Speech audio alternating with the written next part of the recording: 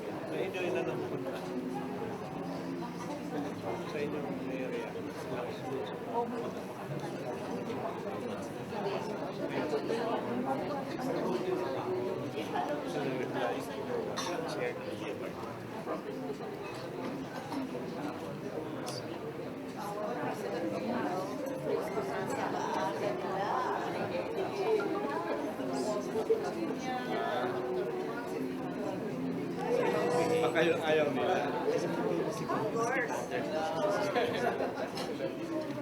So pag naintindihan niya. President.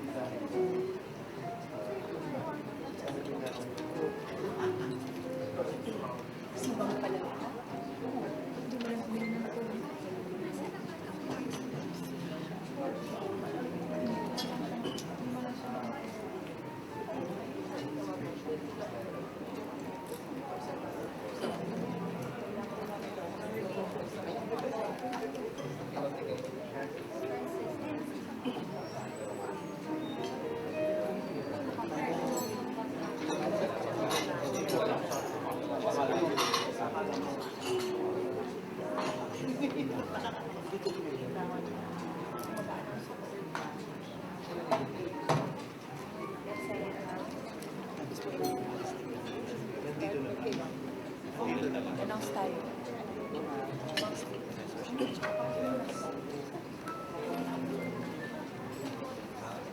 Patuloy naman. Pagtitimit siya.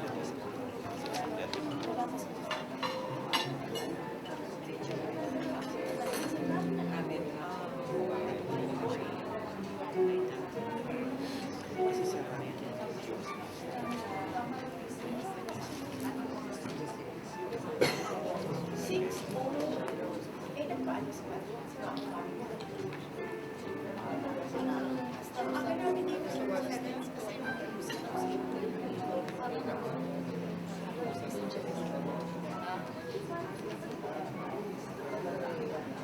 Sabi sila pa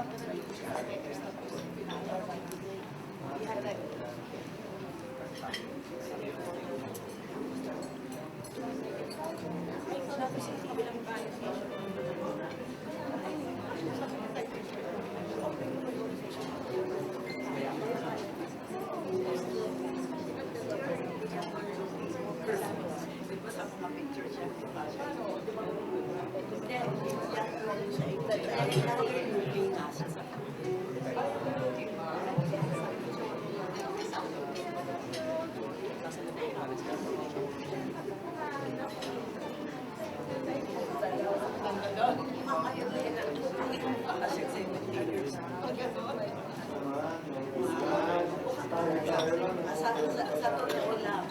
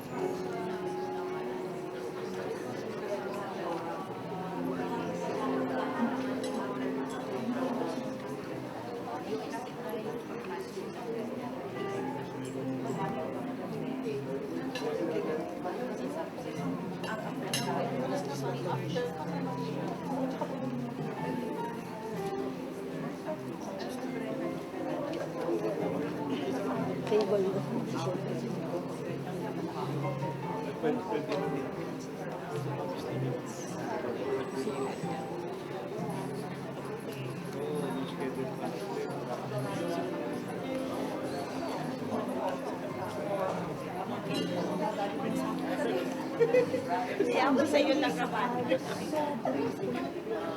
Iyawa sa iyo lang.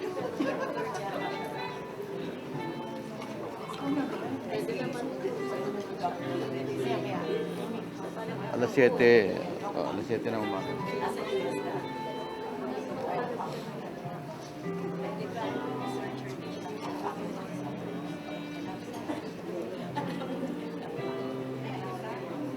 Pupunta ako ng 24/7.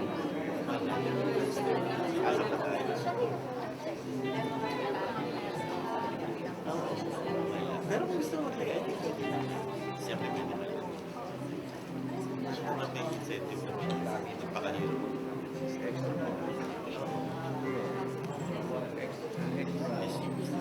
Para sa bilang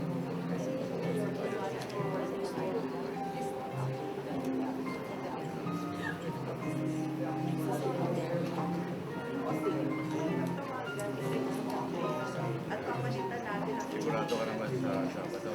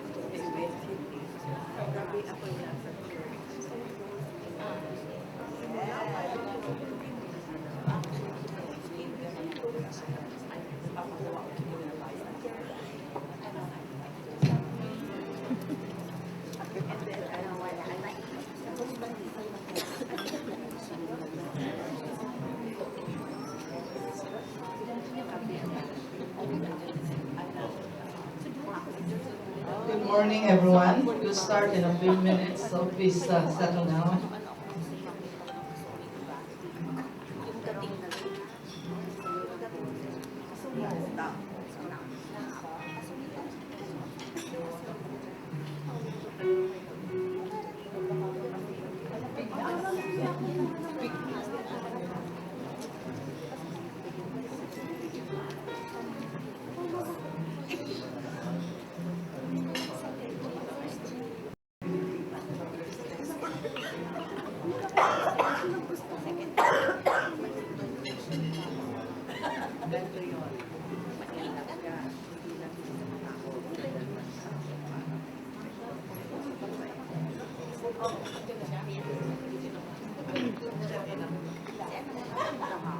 Ma'am, gusto pa. Gusto kayo sa...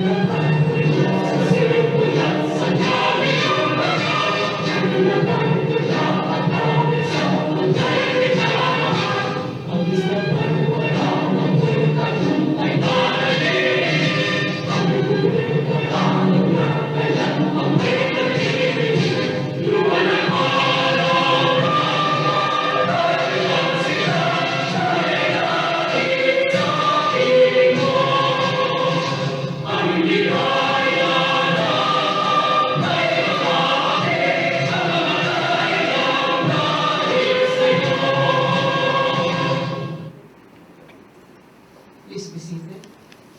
To open our forum, may I call on our President of the National Academy of Science and Technology, Academician Rodora Asanza.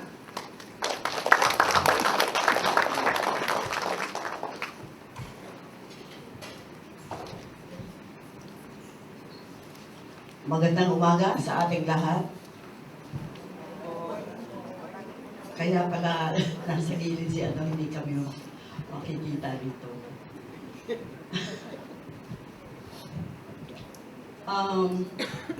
To my fellow academicians, Academician Raimundo, Academician Concepcion, Academician Cuevas is scattered around, to our distinguished guest speaker, Dr. Francis de los Reyes III. Dr. Concepcion is also our speaker, Dr. Conaco, Dr. Leopold Ilag, Dr. Walter Lavinia, and Dr. Doralyn Dalisay. To the Director of DOST Internal Audit Service, Dr. Maria Teresa de Guzman. To the participants from higher educational institutions, government agencies like EMB, PNR, PCARD, the STITBI, CHED, DOST-STII, and BSHERD and the various industries, members of the Philippine Academy for Microbiology, members of the Microbiology Consortium Board, ladies and gentlemen of science, friends from media, magandang umaga ho ulit. On behalf of the National Academy of Science and Technology Philippines, it is my honor and pleasure to welcome you all to this scientific policy forum entitled Microbial Omics for Environmental Protection and Sustainable Development. The DOST-Philippines was mandated to advise the President and his cabinet, as well as the legislative branch of the government, on matters related to science and technology. One important area of concern to the Philippines is the achievement of the United Nations-led Sustainable Development Goals, or SDGs, which are part of a universal call to action to end poverty, protect the planet, and ensure people experience peace and prosperity. I am pleased to report that NAST has been resolute in its initiatives in contributing to nation building through S&T. It is evident how the Academy has been steadfast in providing advice on pressing issues and concerns. Resolutions generated from past advisory-related events had been transmitted to the Office of the President, the Cabinet, and Congress for appropriate action. Just late last year, we have started a project which aims to develop a Philippine science, technology, and innovation foresight, and a 30-year strategic plan. With this endeavor, we want to help address the Philippines' needs and gaps for inclusive growth, sustainability, and competitiveness.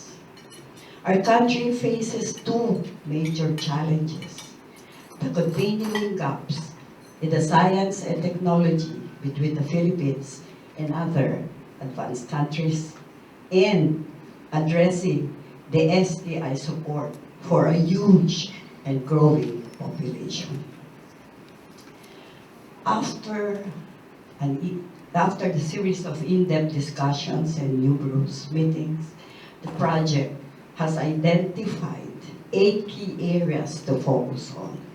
These are food and nutrition, health, energy and water, environment and climate change, transport and other infrastructures, ICT, science education and talent retention, and the blue economy. This policy alone touches on 5 of the 8 areas that I mentioned. And these are, of course, health, food and nutrition, environment and climate change, science education, and the blue economy. This forum will certainly give results that would input into this STI Foresight project of NAST. I will not dwell much on this because Academician Asuncion Raimundo will surely discuss further the significance of this and objectives of this science policy. Thank you for coming, and we look forward to a fruitful discussion this morning and up to the afternoon. Maraming salamat at magandang umaga sa inyo lahat.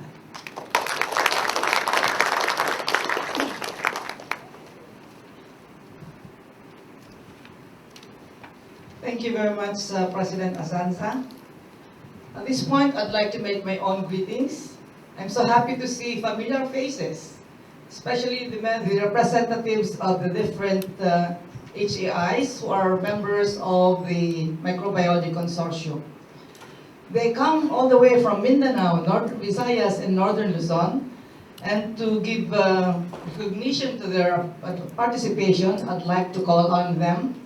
If I call on your HAIs, please stand up to be recognized.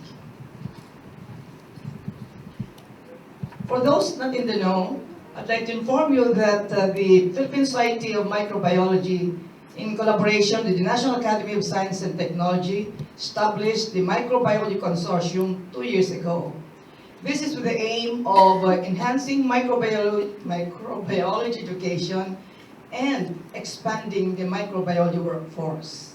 And so far, we've been having a lot of workshops and activities to meet those objectives. So from Mindanao, from Caracas State University, there you go. From Mindanao State University, Marawi. From Mindanao State University, IIT.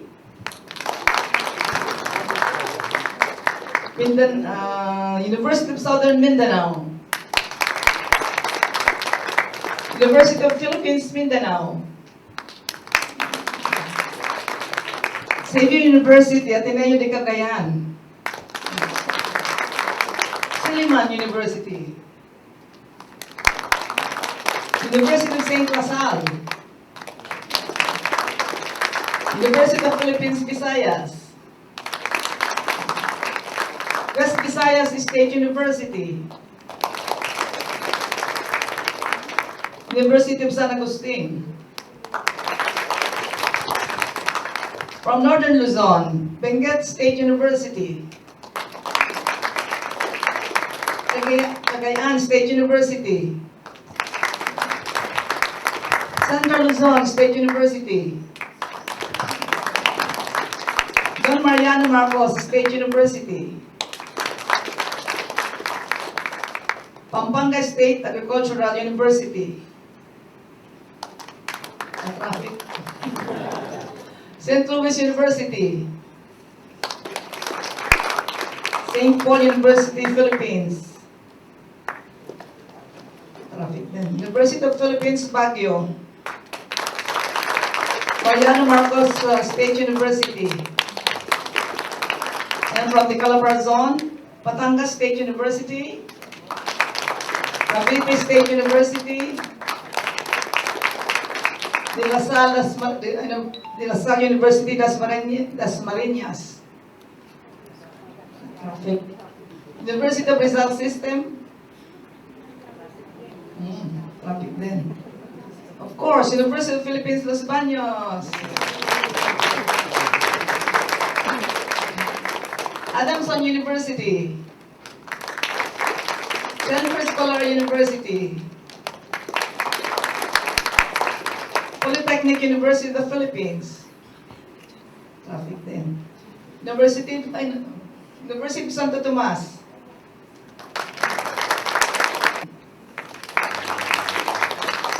Euromed Laboratories. Traffic. Diamed Enterprises.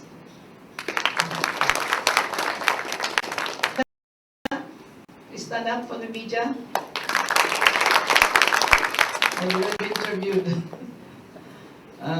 From the different government institutions. Ched. Bernie, where are you? No traffic. From ITDI, Dr. Bicol. From DOST, Dr. De Guzman.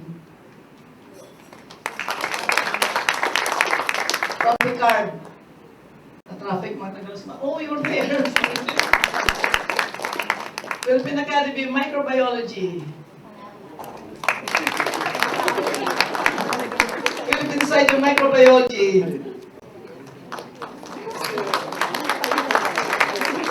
Members of the Microbiology Consortium Board. All present. Of course, I have to introduce also organizing committee. They have been working hard. Dr. Palencia over there. Dr. Lantican. Bonnie. And the last staff of Andy Montesilio.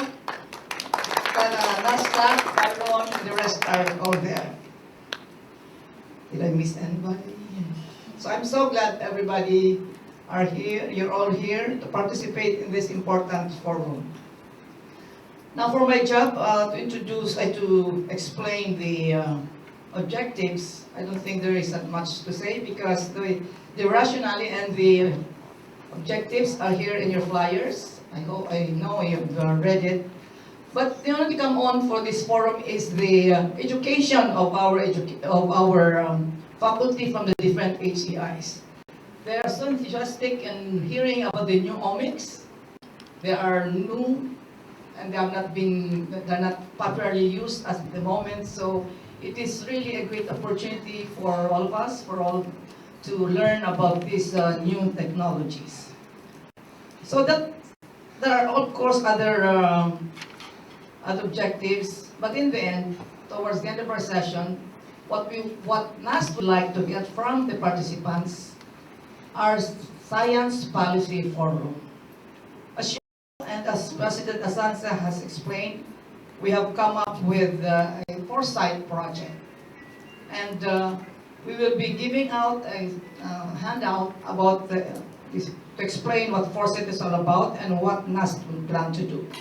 That's why we have organized the participants, grouped them into different categories. You have education, research, industry, and environmental monitoring. And I think you have already seated with your group mates so that it will be easy for you when you group into the different so-called clusters, and you can discuss among yourselves. But of course, if you have vehement objection to your classification, you can speak out and you can be transferred. So the facilitators, I'd like to introduce them at this point. Dr. Tevez for research, Dr. Tevez. Dr. Bernadette Mendoza for education. Dr. Rex Sedaba for environmental monitoring. And Dr. Anna Bernal for the industry. So I hope the speakers could also join the workshops and give your ideas towards the goal of this forum. So we can now proceed to the different lectures. We have an excellent set of speakers. They are all established, well-published, and multi-awarded scientists. So I won't belabor that when I introduce them. But I'll have to say something about them so you will know their current status as scientists. What I'd like to do is to present the first two speakers, and they will present their lecture one after the other, after which we'll have an open forum for 20 minutes or so. So please reserve your questions for the first speaker until the second speaker is done with her presentation. So the first speaker flew all the way from the United States to be with us today. He is an engineer. He graduated with an agricultural engineering degree from UP Los Baños and got his degree, his graduate degree from Iowa University and from Illinois University. But I love to say when I introduce him that he's an engineer who engineered himself to become a microbiologist. So that's why he's joining our forum.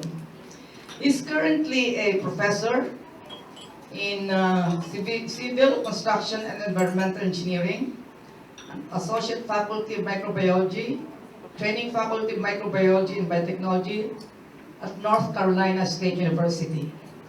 His research focuses on biological processes and combines modeling, bioreactor experiments, and molecular microbiology ecology tools in addressing fundamental and practical issues in environmental biotechnology and environmental engineering.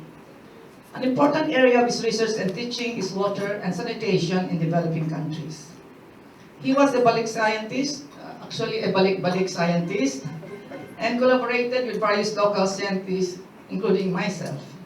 And we have published a number of articles through this collaboration. I have to acknowledge the University of the Philippines for the support for his travel here under the World Lecture Series program. So, Dr. Reyes is our first speaker. I'd like to introduce academician Gisela P. Concepcion. She's from Diliman, where she obtained her degrees. She's a newly retired professor, but I assure you, she's never tired. She still goes around and she's still very able and capable. She's recognized for her contributions in marine natural products, and her research led to discovery of new compounds with anti-cancer, antibacterial, anti-tuberculosis, anti-malaria, and with immunosuppressant properties. Her more recent subject of research which will be her topic 2 in her lecture, is shipworms. If you are interested about shipworms. She also worked on developing targeted drug delivery systems and studies on the biochemistry of cancer and infectious diseases. Despite her previous heavy administrative duties as Vice President for Academic Affairs for 5 years, she continued to pursue her research. She participates in awareness campaigns on the importance of science, technology, research and development to its role on economic development. She is currently the President of the Philippine American Academy of Science and Engineering. Ladies and gentlemen, our first speaker, Dr. Francis Los Reyes III.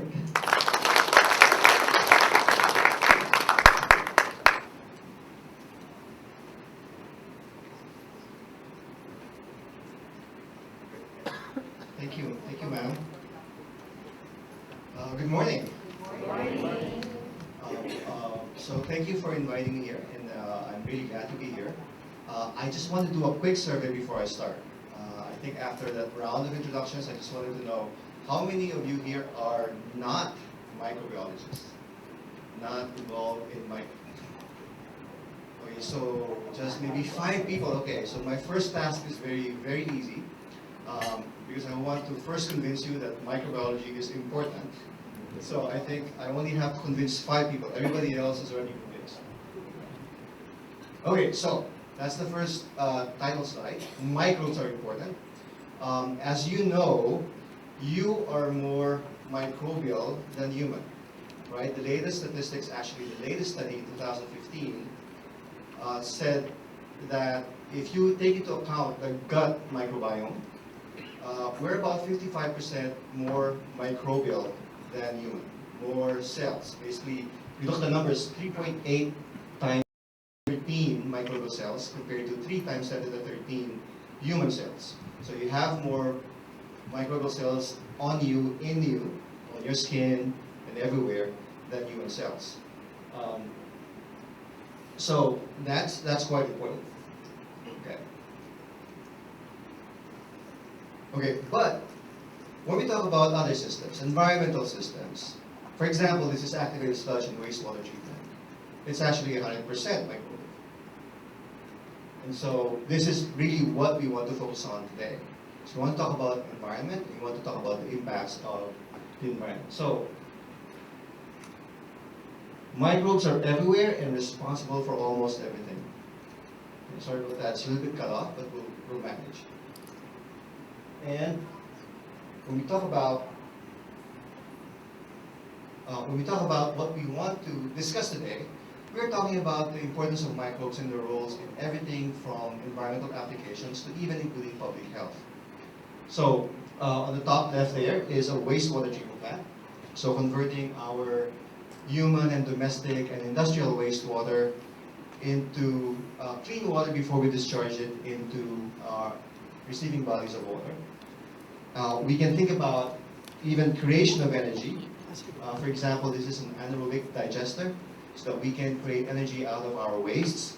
We can think about how do we manage our solid waste. We can think about groundwater pollution. As you know, Metro Manila has, is really subsiding and sinking, and we also have all kinds of groundwater contaminants and pollutants. And we can even think about using microbes, in this case, these are microalgal cells, to produce things like biofuels. So when you think about energy, you think about the environment, you think about environmental protection, you think about converting wastes to useful products and energy. These are all the things that we want to talk about when we talk about the useful microorganisms that we want to harness. Okay, so most questions surrounding the microbiome and understanding microbial community structure in all of these systems fall on what I call the structure-function continuum. Okay, so the structure of the microbial community, or the microbiome, and the function, what they do. Okay, so the very first question is who's there. So for example, we use all of these new omics methods, metagenomics and so on. And the question we're asking is, what microorganisms are in these environments. So, you know, you have your bottle of water, and you're asking what species, what levels, what numbers of organisms are in my water, on my food, in my environment. So that's the very first question. And most studies actually try to answer this question, who's there? So what I want to talk about is to go beyond this, to go beyond just surveying and answering this question. Because in the end, we want to answer other questions. For example, we want to answer what are they doing? What processes, metabolic processes are they doing, so that we can also answer, you know, what's the context of all of these functions? What is the value of all of these interactions and diversity? Because in the end, and this is the engineer in me also, what we want to answer is, can we influence them for beneficial uses? Okay, how do we actually influence the microbial communities? Perhaps we can't really control the microbiome, but how can we harness the microbiome so that we can address all of these questions that we said, environmental protection, improving public health, and so on. So we want to get there, right?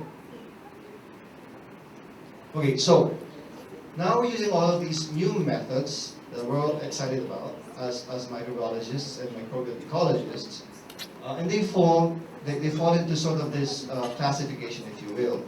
And it follows really going deep into genes and genomes, and then going further than that into messenger RNA and the transcriptome, and then from that the proteins and looking at the proteome, and metabolites and looking at the metabolome. And our speakers today are going to touch on all of these other things. So what I wanted to do was give you a brief overview and a little bit of philosophical underpinning. How do we think about these questions? And what's important if we want to, again, harness these microbiomes? Okay, so in terms of the first level, you know, we can think of this as going from the structure, who's there, how many, to their function, and even into their activity. And I'll focus on the first line here, looking at the structure. And some of the methods that we use, you're all familiar with, are things like qPCR, amplicon sequencing, in particular 16S ribosomal RNA gene amplicon sequencing, and then metagenomics. And I'll try to define some of those things, and I'll leave it up to the other speakers to talk about some of their work in terms of, you know, proteomics and metabolomics. Okay, so let's start with 16S RNA gene sequencing. And most of you are familiar with this. I'm just going to go over. And basically, we're looking at the 16S ribosomal RNA gene. It's about 1,500 bases. And you have these regions, V1, V2, and so on. And some of them are conserved regions. In other words, they're shared by all organisms across the phylogenetic tree. And some of them are highly variable. And we take advantage of this variability so we can target specific species, specific phylogenetic groups. And this is now what we do in terms of amplicon sequencing. So we investigate that. Okay, so here's a little bit of an overview of the method.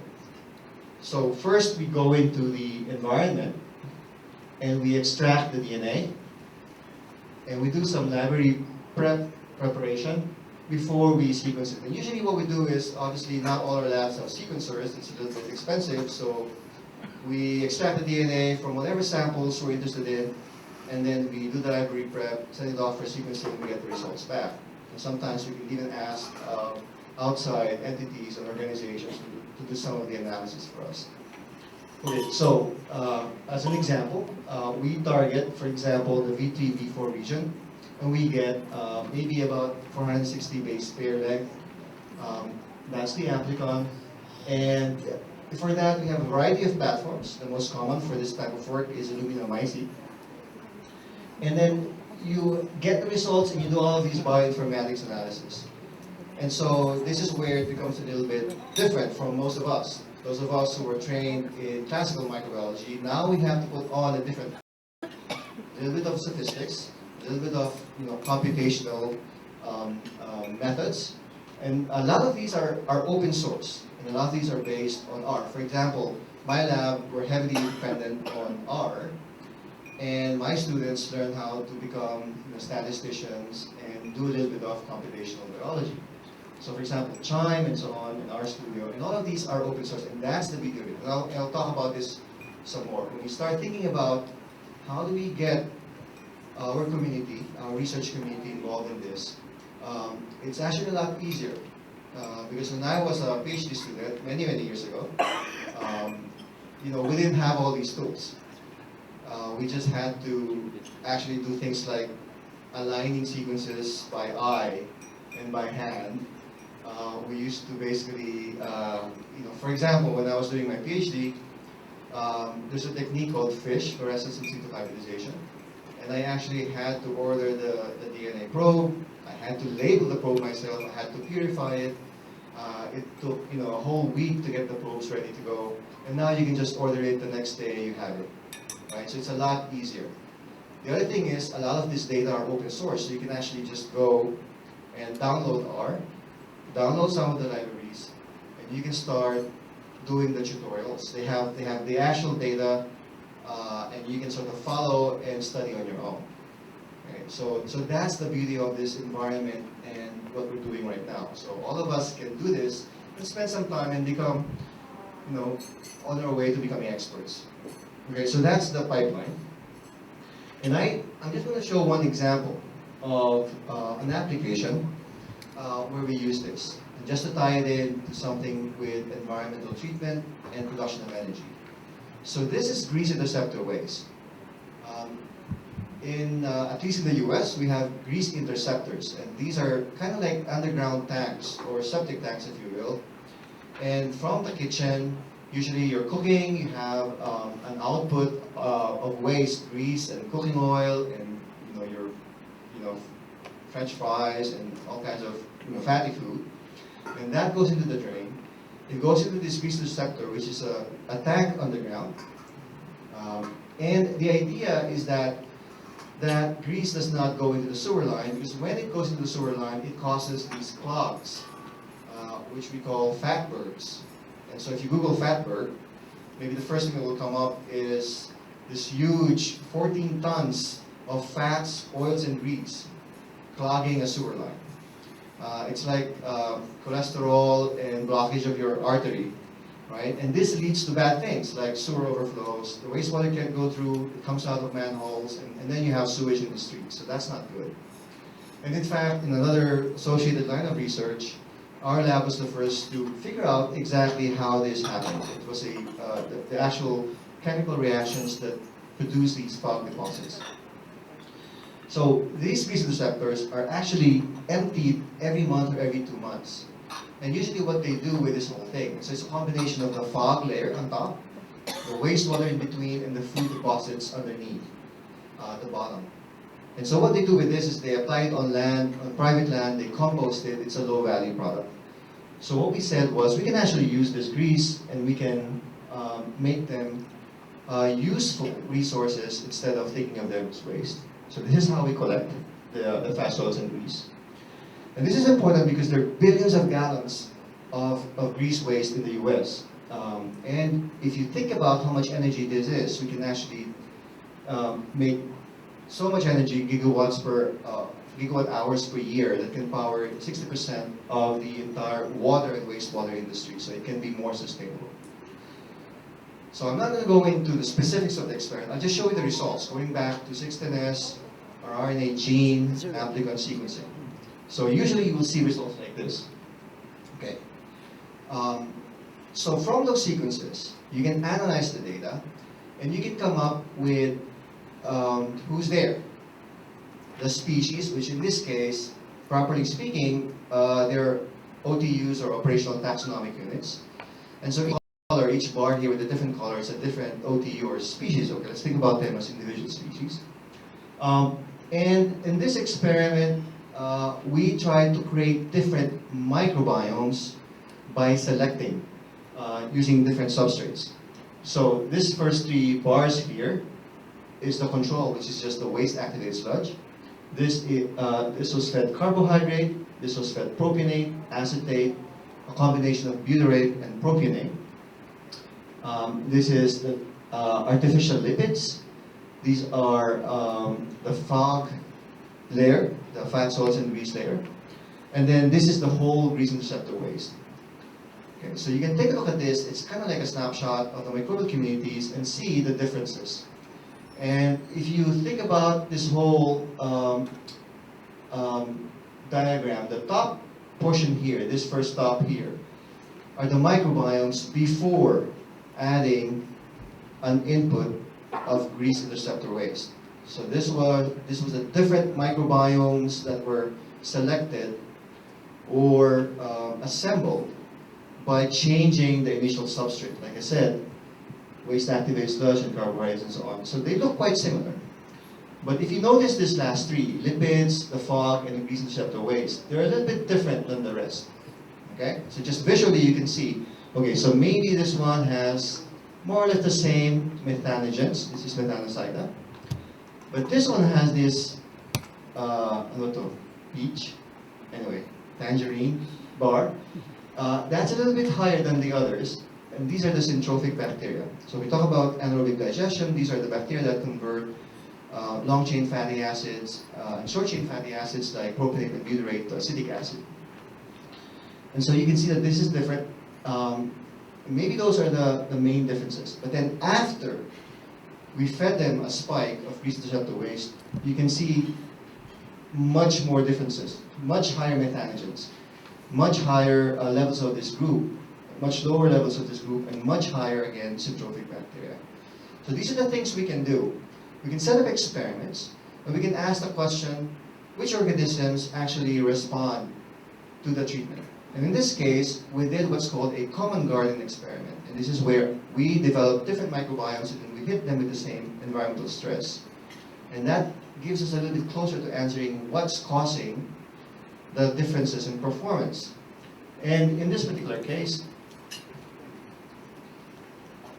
okay, you can actually also analyze the whole microbial community statistically. So in this case, we can plot it on something like a principal component analysis graph. And each of these circles is actually a microbial community.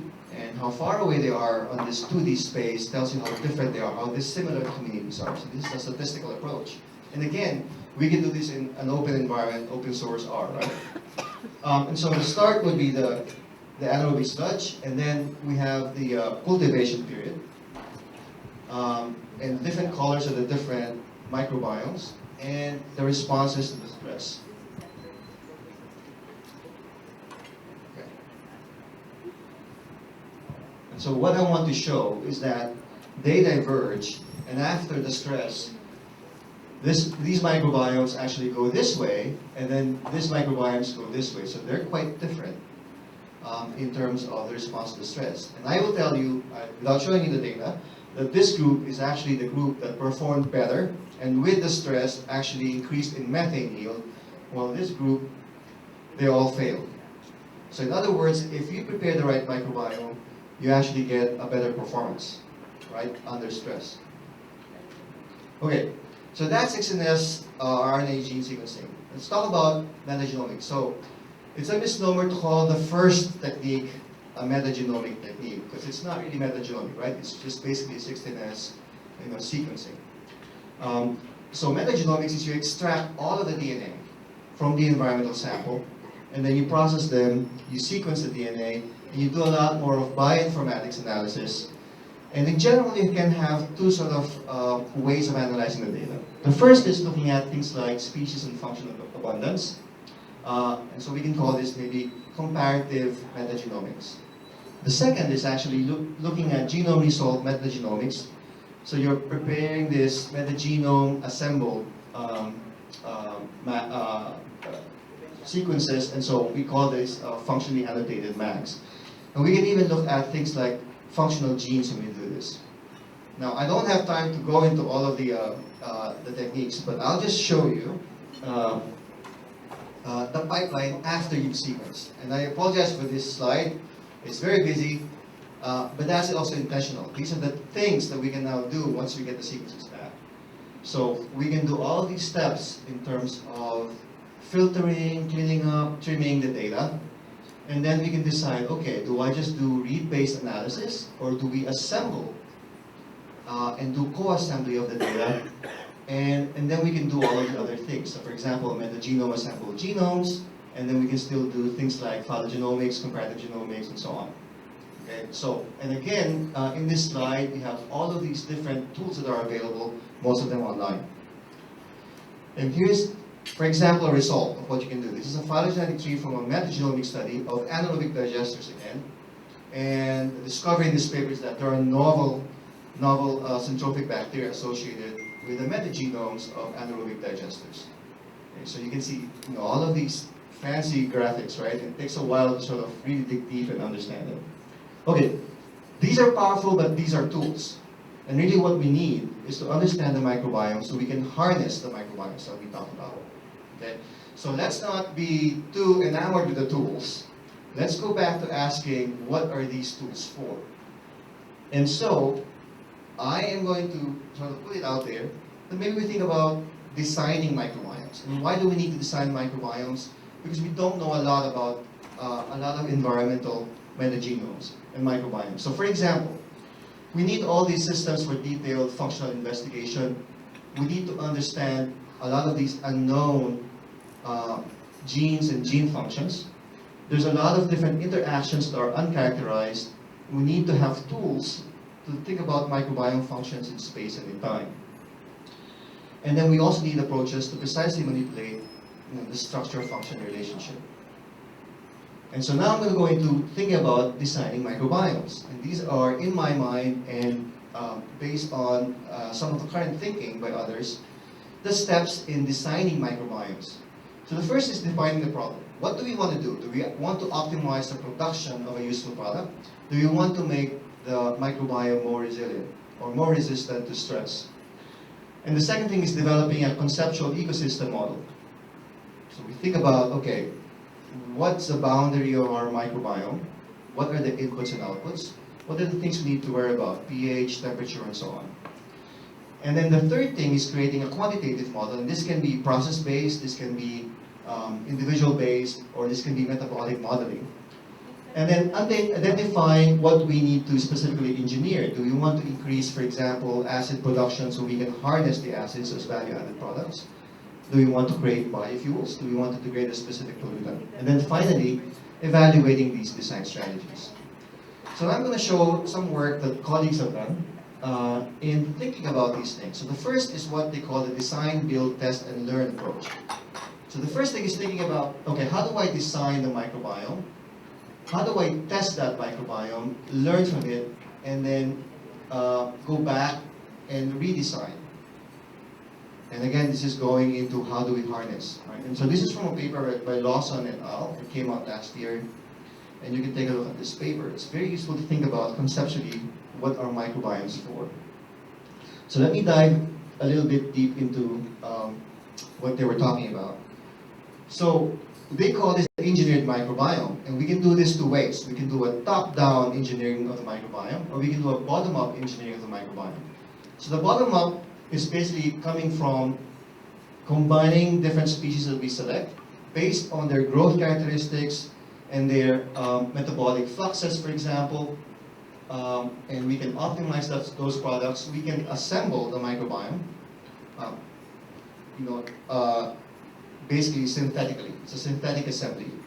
Or what we usually do is we take the current environment and then we select for the microbiome exactly like I told you about earlier, right? We selected, we got the inoculum from anaerobic digester, we fed it different substrates, we didn't add anything, we just selected for it naturally. So it's self-assembly. So that's the top-down approach, and that's based on kinetics, that's based on reactors, and so on. Okay, so other things we can do. This is the synthetic microbiome assembly. We can take advantages of advances in microfluidics, for example, to start choosing, splitting, and recombining, and coming up with the functional guilds that we want to study. Or we can again do this by self-assembly. We can select, okay, based on how we operate the reactors, which organisms respond to pollutants. We can actually sort of design it evolutionarily, we get the best performing microbiome. So for example, this is rhizosphere, microbiome and root-associated organisms. We get the best ones, and then we sort of inoculate new seeds with that, and so we're trying to evolve artificially the best pairing, if you will, between structure and function. Or we can do in situ genome editing, for example, basically putting in plasmids with the capability of degrading our pollutant and so on. So we can do all of these things. And how do we think about this on a scale basis? Well, we can start with controlled experiments and analysis. We can go to our model lab ecosystem before we go to the full-scale ecosystem. We can study things like microbial interaction mechanisms.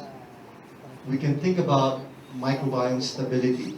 And so here's where the ecological concepts come in. Resilience and resistance. And then we can think about niche modeling and figure out which organisms, which functional guilds respond to different environmental niches. And we can combine metabolic fluxes and also environmental fitness when we do this. So there are different ways that we can think about designing the microbiome. Okay, so for us today, what's the outlook? Okay, so we've got these techniques. We've got our goal, what we want to do. What's the outlook? What's coming for the future? So the first thing is that we need to keep incorporating ecological principles. We just can't ask who's there. We need to take into account what we know from ecology and apply these to microbiomes. And that means that we actually do experiments that are hypothesis-based and that actually try to answer scientific questions, and not just saying, okay, what's in this environment, what's in that environment. We need to be ready with the next generation tools and knowledge. How do we integrate all of these things? Data collection, data sharing, knowledge integration. And today the trend is more for open sharing, collaboration across different disciplines. Having all the data out there, so open access, right? So I was part, for example, of a big wastewater treatment metagenome analysis, and we contributed samples, and they got samples from all over the world. We contributed some analysis, and it was a paper with 100 authors. I was one of 100, and that's the way it's going to go in the future, right? Open collaboration, lots of data from all over the world. We need to think about model lab systems, and again, thinking about experiments that actually answer specific hypotheses. So for the young researchers here, right, the tools are important. Convergence needs deep collaboration. Me understanding your language, you understanding my language, so we have a deep connection, and it's a true collaboration, right? So I need to learn a little about a lot of different things, right, and still keep my expertise. Okay, so a few more things in terms of the outlook, things that we're excited about. One is sequencing in the field. So we now have new technology, so we can actually bring to the field and do it almost, on site. Here's an example, and they have brought this to Antarctica, for example, right? And we can bring this to Africa. We can bring this to sites where there's not a lot of infrastructure. So this is coming. And then going back to our original thinking, right? How do we harness the microbiomes? Okay, so hopefully I have convinced you, one, microbes are important. Okay, that's an easy task. It's the easiest task for this audience. Two, we have all these tools that we can use now, and we need to take advantage of these tools. But three, more importantly, how do we harness microbiomes? And we have to think about maybe designing microbiomes and thinking about interdisciplinary research, thinking about collaborations, deep collaborations and convergence. So hopefully in the discussion this afternoon we'll talk more deeply about all of these things. Thank you very much.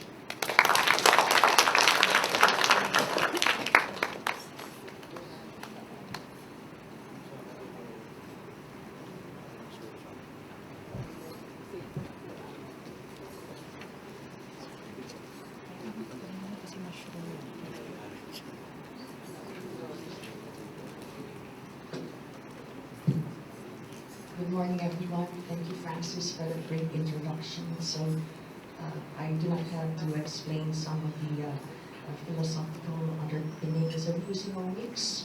Let me just say that when we use Omics, let's not forget bioinformatics. And all of these tools require intensive training. And we're happy to say that in places like the Marine Science Institute and in the Philippine Genome Center, we already have such capabilities, and we can arrange workshops to train the rest of us who are classical microbiologists in these new methods. And we say that the methods we use are holistic. It's so important to be adept in the classical microbial methods, as we would like to demonstrate in this area of research that I am in, with a lot of young Filipino scientists, including the ones who succeed me in the Marine Science Institute, Lilibeth Salvador Reyes and Isadora Yu, our young faculty. And the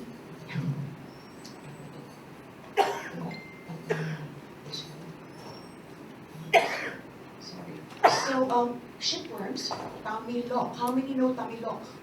It's edible. It's like an oyster, but not as cute as an oyster. Although one that we isolated recently or found in the Abitan River, it's a Littoredo abatania. It's very cute. It's like an oyster. It's so white and translucent, except that it's a gut bacteria that take in methane.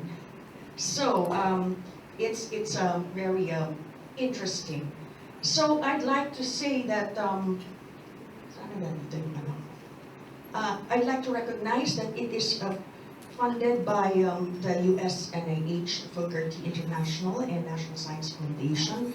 Only these types of funding agencies will support this kind of star-tracking research. And it involves US universities with the Marine Science Institute. And we've learned a lot from them, okay? And so I'd like to reiterate what Francis said: microbes are biological partners of most organisms, and symbiotic microbes can be integral to most processes. I would say we'd like to emphasize that microbes can be good, okay? They benefit us. So if I am in the field of drug discovery, I'd have to think of microbes that might produce compounds that may not be bad or so toxic to the host, a macro host like a human. And on the right, you see a figure from the publication by Blum on the human microbiome, and it's telling you what Francis said. In every part of your body, there's all these kinds of microbes. They have been classified. Okay, so there, the human body cartoon, and then at the bottom, you can't read it, but in the intestinal flora, there is already comparison of the healthy control and the patient for inflammatory bowel disease. We know that's important, related to, am I right, diverticulitis, and then to type 2 diabetes, and then to, what they call this, necrotizing enterocolitis. So it's telling you that the microbes become different in these conditions, disease conditions. And I'm naturally interested in this because I'm in the drug discovery field. But on the left side, you'll see the sponges with their microbiomes. That will be the subject of Dr. Cecilia Conanto's talk later. And that's really where it all started in the marine environment, where sponges, which are the prolific producers of bioactive compounds, found to be full of microbes. Microbes coming in and out. Those drugs, those compounds, have the microbial origin. Thing is, some of the microbes are specialists. They have like one dominant bacterium, and others have many bacteria. And they're very important recent publications on these two types of sponges. But we're on shipworms today, and they're very important because they're mostly found in mangroves, and in fact they have an economic and an environmental function. So this is not just about drugs. It was our great hypothesis to think they could be useful source of drugs, but in reality what shipworms are known for is their major role in transferring energy from the terrestrial environment to the marine environment, back to the marine environment. Why? Because they have in their gills cellulitic bacteria. They have bacteria that produce a suite of celluloses or cazymes. And that's because, well, they break down wood. They live in wood, in mangrove wood. And so, well, we know that terrestrial has probably more, energy sources from the sun, from photosynthesis. And we know that the environment is generally energy and nutrient limited. And so there is a way for these tamilocks and their bacteria to break down the cellulose, bring glucose back to the marine life, and create niches or little habitats for marine organisms to thrive. So important. Another economic importance of tamilocks, it's devastation. Billions of dollars worth of wharves, of piers that are broken down, ships, wooden boats that are broken down with holes because of the tamilocks. Okay? But then we look at the good part of tamilocks. And so let's just take a look at all shipworms, gilled with abundant bacteria, shown by those circles. Generally, this is the anatomy of the shipworm, depending on where it specializes or how it specializes. Some have like a vestigial cecum. What's a cecum? It's like your GIT, the large intestine. Okay? And can you imagine in this wood-consuming shipworms, you have cecum, but in the kufus, which I will tell you about later, which is like this unusual, scary, elusive giant shipworm, it's vestigial. So it's reduced. Okay? And it's a cecum, large intestine, but it is quasi-sterile. Isn't that crazy? Large intestine, but quasi-sterile. No other bacteria except, well, a few. Okay, mangrove specialists, they have an anal canal, and there is secondary waste process. It's a very efficient animal. And we look from the right to the left, you have the input of food in the mouth. You have the water coming in, and then waste coming out. Then you have the anal canal. So it's a very, very neat animal, and highly successful as well. So what are they? They are not worms. They are bivalves. They're like oysters and clams. And they have degenerate shells. So they're very unusual, and they adapted to their environment. On the left side is the giant, elusive shipworm, never before found. Centuries of mysterious shipworm, now cellulite. And that's so important to us. But on the left side, we got a compound that we're now testing. We filed a patent application for it, Mindapirose, because it came from Mindanao, and it came from a bacterium from the kufus. Very important. It's only one of the compounds that we have been working on, okay? And this is work by my RA, who's now going for his PhD abroad. Okay, now, just to show you, we have to do the phylogenetics. So before you do genomics or metagenomics, make sure you know how to do phylogenetics. So you know how to culture bacteria, purify it, and then do DNA extraction and do your 16S. So there you have the new bacterium, which is a sulfur oxidizer. That is coded 2141P, and there is the phylogeny on the bottom of the Kufus polyphenolics. And there has to be a connect, some kind of connect.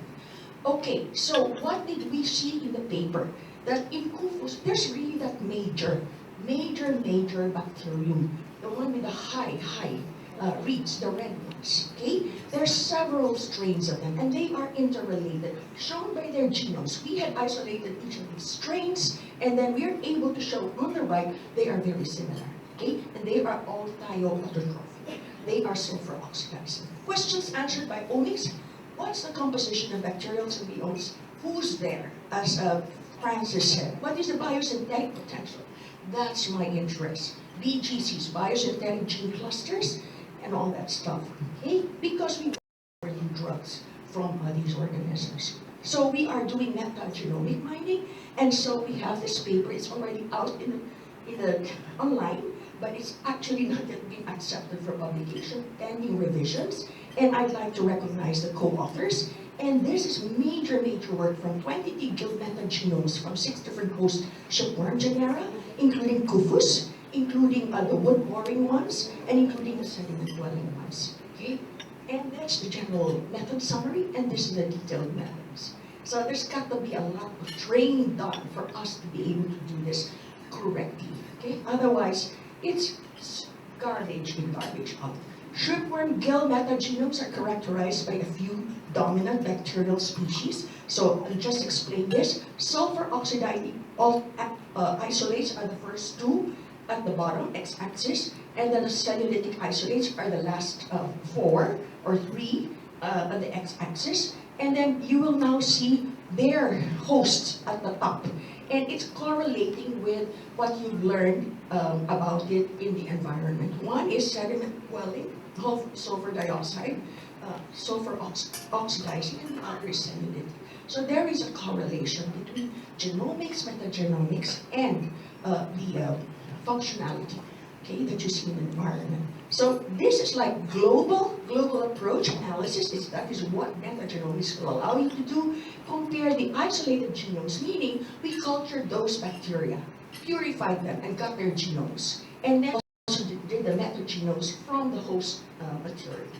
And so you're able to show that together, you know, this is a rich resource of compounds, because we are focused here on those genes that encode for the production of secondary metabolites. And you will see that there are unique ones, but there are also common ones. It's telling you that in the marine environment, there are many common strategies taken by all of these organisms that produce the same compounds, but there are also those that are specialists.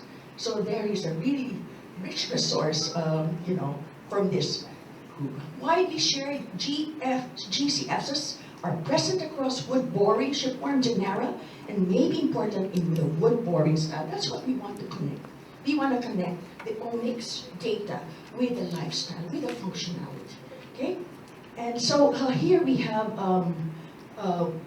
things that pertain to secondary metabolism. Conclusions: shipworm microbiomes are rich sources of novel secondary metabolites. Widespread gene cluster families are potentially important to the shipworm. Wood-boring lifestyle are present and are currently priority targets for compound isolation and characterization.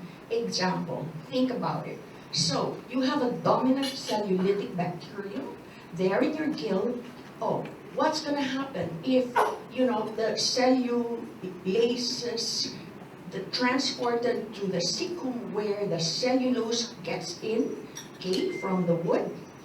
What if other bacteria, you know, will compete for the food, for the glucose? So there must be bacteria that can produce antimicrobials, right?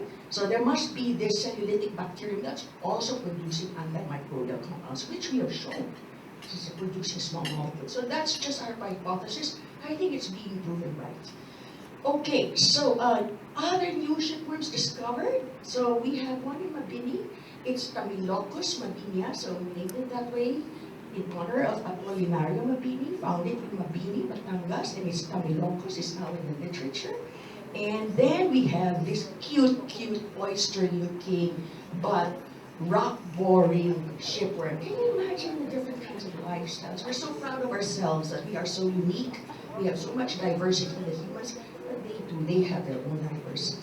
Okay? So, ongoing analysis, functional analysis of these new, very curious shipworms, and we also want to do viral analysis. Future work, metagenomes in the surrounding environment. We have a UPV master student of Michelle Malay who wants to look at the bacteria in Sultan Kudarat, the sulfidic environment. Culturable microbes in the surrounding environment. She's going to try to do that. Tough luck.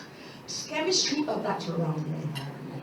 But in light of the SNT foresight goals of the past, I think this is so important. Basic research is so important. It has impact on the environment.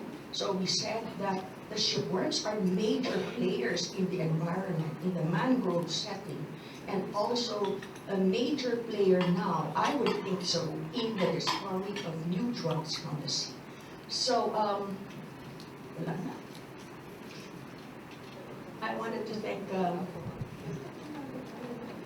relevant literature, published literature.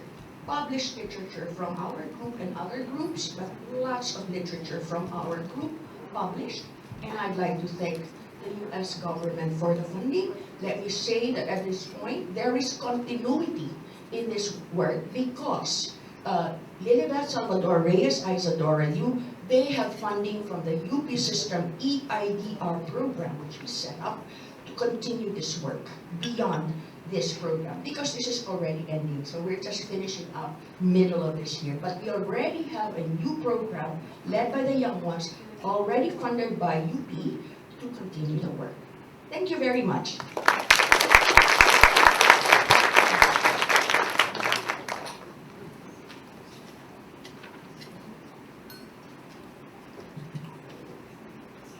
Thank you very much, Dr.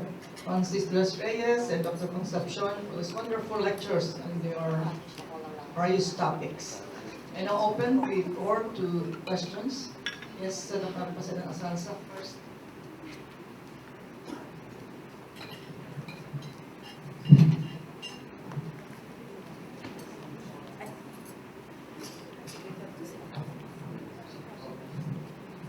Thank you very much to our two excellent speakers. We are indeed very lucky that we had two excellent speakers. You gave several pointers, not only for the work that we can do at present, but also the work that we can do in the future. So I really like the outlook that you have given and all the other recommendations that Academician Concepcion has given. Now, I'd like to open up another area for discussion, and this is pollution. A very important concern. I just had, I went to a legislative forum. Actually, it was a hearing, and Senator Villar was the one heading it. So, well, she was a bit, how do you call this, pleasant. She's pleasant, actually. And she recognizes the help that the science and technology people can give the legislators and managers of pollution. Now, let me also point out that the marine environment, especially in our case, is a big portion of our territory. It's 70% of our territory. We're only 30% land. And most of this pollution are going into the sea. Now, can you come up with a convergent, transdisciplinary, interdisciplinary, in fact, it can be multidisciplinary approach to the pollution problem? I think that would be a very important how do you call this, S&T and even innovation concern. So that's my, and can you give some comments on that? Thank you. Thank you for the question. Okay, once you start talking about environmental pollution, I can stay here for a whole day, maybe more, because that's really my area. So I'm an environmental engineer and a microbiologist, and really combine those two fields, and that's exactly what we're trying to answer. So in terms of marine pollution, we can think about human waste is one thing. A lot of our small islands, where the sewage goes, and that's not just us. I was a consultant for U.S. State Department for Montenegro, which is a country in the Baltic area, and they don't really have a lot of wastewater treatment plants. And a lot of the waste basically go out, you have, a few kilometers of pipe that goes, basically to the sea. And essentially, they're basically saying, it's dilution, right? Dilution is the solution to their pollution. And still, a lot of our waste, if you think about all of the resort islands and so on, if they don't have proper treatment systems, they don't have proper wastewater treatment plants or septic tanks, and even septic tanks, they're not fully treating the waste. So for example, in Metro Manila, about 20% of Metro Manila is sewer. In other words, when you flush the toilet, it goes into a sewer line, and that's only 20% of Metro Manila. The other 80%, actually, some of that goes to septic tanks, that these are not really properly designed septic tanks. They are really just settling chambers for the solid waste. And the liquid goes out and it goes into drainage canals, eventually into the Pasig River or Marikina River, and goes to the bay. And so eventually it does all go into the sea. It's marine pollution. So in terms of that pollution, we can think about things like BOD, biochemically, oxygen demand, biochemical oxygen demands, organics that are there. You can think about pathogens that are there. And you can think about maybe all of these other things that we flush down the toilet. What are these other things? Well, we have these emerging contaminants. There's always emerging contaminants, right? For example, in the US now, we're worried about perfluorinated substances, PFAS, PFOA, because they seem to be always there and forever chemicals. You might hear that term now. They're always there. It seems to be very hard to degrade, and you can find them anywhere. And these are originally from things like production of Teflon, DuPont, all of the additives and stuff that we put on our clothing and products. These are the we only have 20% in Metro Manila, and 80% would be septic tanks or even untreated wastes. So we have to do a better job in terms of controlling and treating what we can collect and treat, so industrial wastewater. We just have to implement inside of it. And the second thing is coming up with new treatment technologies and pathways. I talked about organics, but nitrogen and phosphorus, nutrients are a big thing, right? Because that leads to eutrophication and so on. And where do these come from? Well, again, point sources, and also non-point sources, runoff and so on. Big issue also in the US, the Bay, the Gulf of Mexico is really, it's turning anoxic. Well, it's been anoxic for a while, but huge area. Lack of DO, dissolved oxygen, because of nitrogen and phosphorus contamination. And in the Philippines, same thing. We're damaging our very beautiful coasts and our very beautiful marine life. So what do we do with non-point source pollution? Well, okay, that again comes to thinking about where does the runoff come from? What do we put out into the environment? In terms of what we can do as microbiologists, I think we have to do a better job of pointing out to policymakers, to government officials. You mentioned one who I heard was a little bit skeptical of research and science. Not anymore, okay.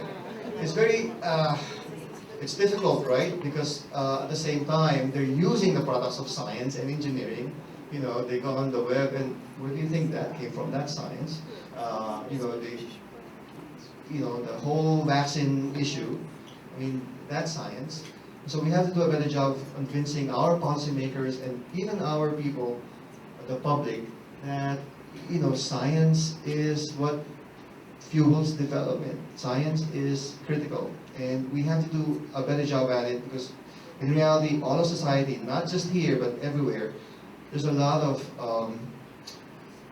skepticism, and unfortunately, I guess the education of the public, this fake news thing is really harmful. And so we have to do a better job of communicating what we do, how it actually leads to development, how it protects the public. And that's an ongoing process. That's very hard. That we're just not after the research, that we're really after development, and it can be translated into practice. And obviously, what's happening with DOST and the national government, we're all trying to do the same things. So unfortunately, that still is the case. There is a lot we can do. I think in the Philippines, we have a lot of potential. We have a lot of the same problems. We're thinking of these unique ways, drug discoveries, for example, in shipworms, and we have all of these diversity. We had a project in Mount Makiling, just looking at the diversity and what we can do with thermophiles and enzymes and so on. So it's possible for us to have a niche, again, a competitive advantage in the world. And again, the excellent scientists, Academician Concepcion is one of those, right? And you can see leading edge publications. So we're there, we're doing really good stuff. And unfortunately, we just have to convince policymakers and the funders and in the public that you know what we do can be translated. So on my end, sorry, sabi sa inyo buong araw ko pwede magsalita dito. Okay. Wrap up. I think in terms of convergence, Mommy asked about convergence. So I think it's important to think about the interfaces, and I speak from experience. And I was trained as an engineer, and now I do a lot of microbiology. And when I'm in front of microbiologists, I speak like an engineer, and when I'm in front of engineers, I speak like a microbiologist. So nobody can say that I'm, not pretty good. But that's important to have people who are trained deep in one area, but then also understand what's going on in adjacent fields and even other fields, because that's where we will get the innovation.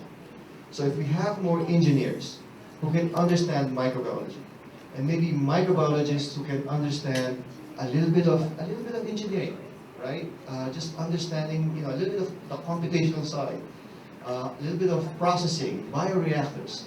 How can we scale these things up? I think that will go a long way. So for us, we look at education, and I think there's a whole group on education, right? You can think of it, we say T-shaped, right? Deep and broad, right? And it's at the interfaces that we actually can get a lot of these advances. And if we do that, we talk amongst ourselves, not just amongst microbiologists, but we involve some of the engineers, we involve some of the other allied professions, and we partner with everyone, and we solve these problems interdisciplinarily. I think we will have more impact. But obviously, a lot of it is really just also implementation, and for that we need funding. We need funding on the implementation side, we need funding on the research side. So I think with Ma'am Giselle, they were able to have these collaborations and get funding from other countries, right? And also from UP, and so that's what we have to do is almost be creative about how we do these things. And if we convince the policymakers, I think we have people from DOST, si Ma'am Matet is here, and they understand these things, and hopefully we get a lot more people into it, a lot more research, and a lot more translational research, and unti-unti. It's not overnight, but we're doing really good work. So, and sorry, I'll end there. I hope I answered your question.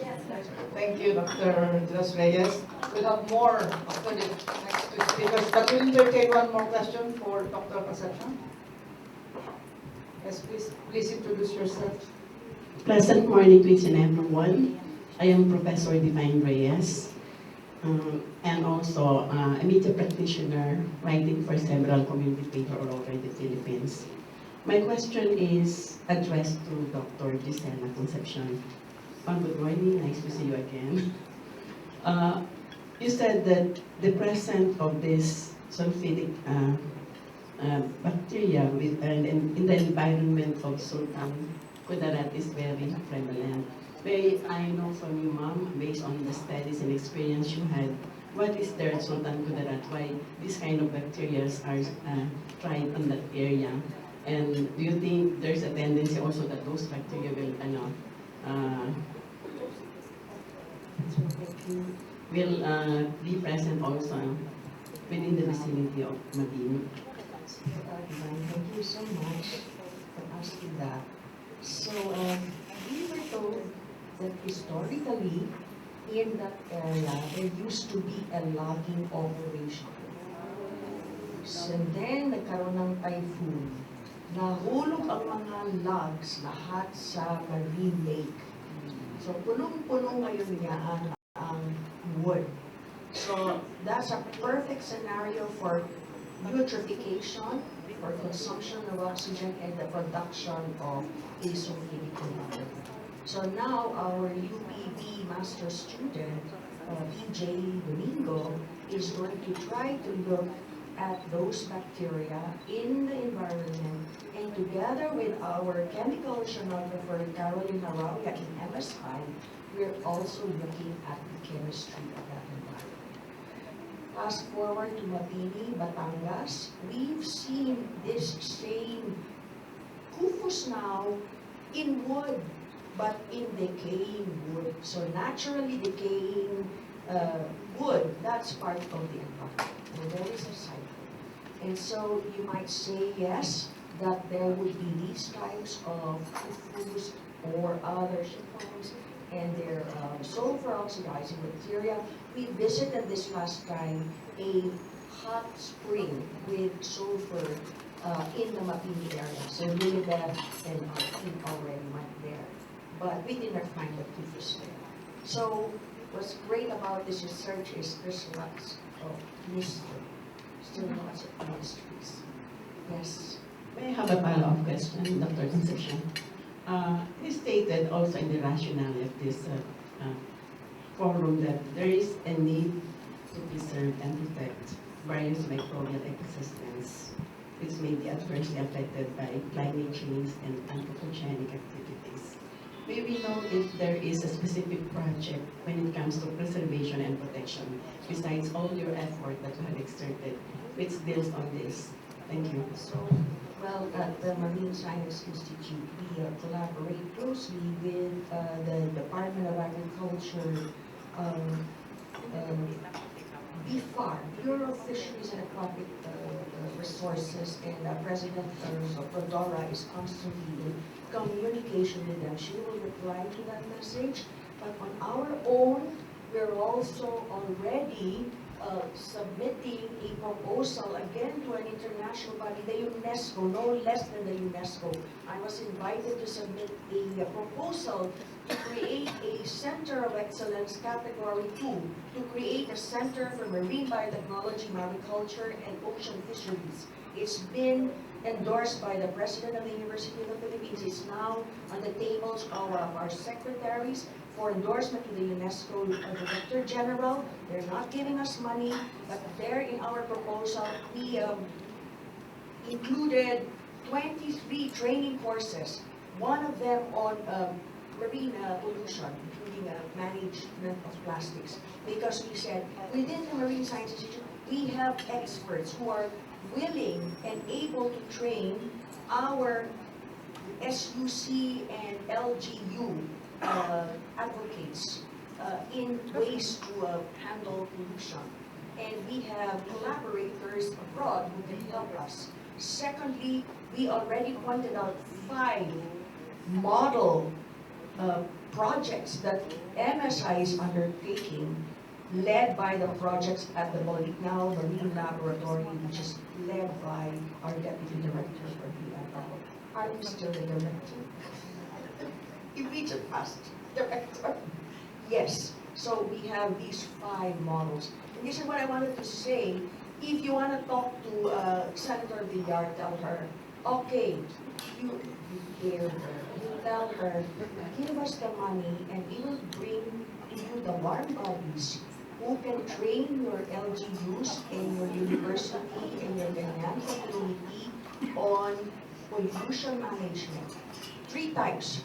I always remember what academician Virgie Cuevas said on social innovation. In the forum on social innovation, she said, the poorest of the poor, the communities, the coconut farmers, the abaca farmers who are up to now earning only 4,000 to 5,000 a month, and now the rice farmers.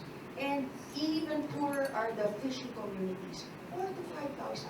So let us see, is there a mayor there who is cooperative? You need a cooperative LGU.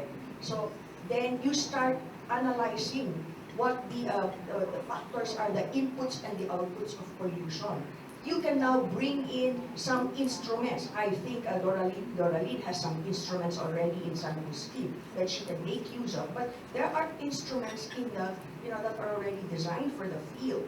Most important is the scientists must have the right sampling design, must ask the right questions.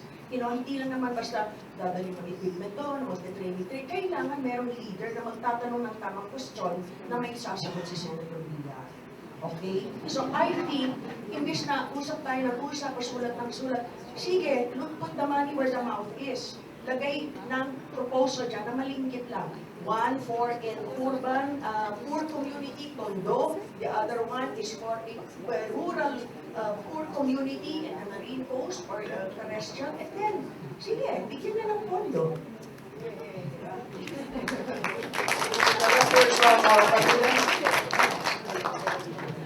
In the interest of time, I'm going to be very brief. Okay, brief naman ako palagi.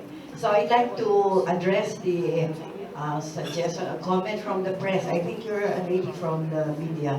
Okay, familiar yung face mo. Okay. So the matter of protecting and conserving or preserving the environment is not the concern alone of the scientists and the managers. It's a concern of everyone. So I think all, if not almost all of the projects of the government and the NGOs, and there are a lot of them, no? Ang dami, no? Siguro yung iba may convergence, may divergence, and so on. So, I think, yung palagi namin sinasabi, ang tao, talagang siguro hindi pa naiintindihan talaga kung ano yung environment, no? So, yung media actually, kailangan tumulong dyan na lagi kong sinasabi, ang paborito kong channel ay NHK World of Japan.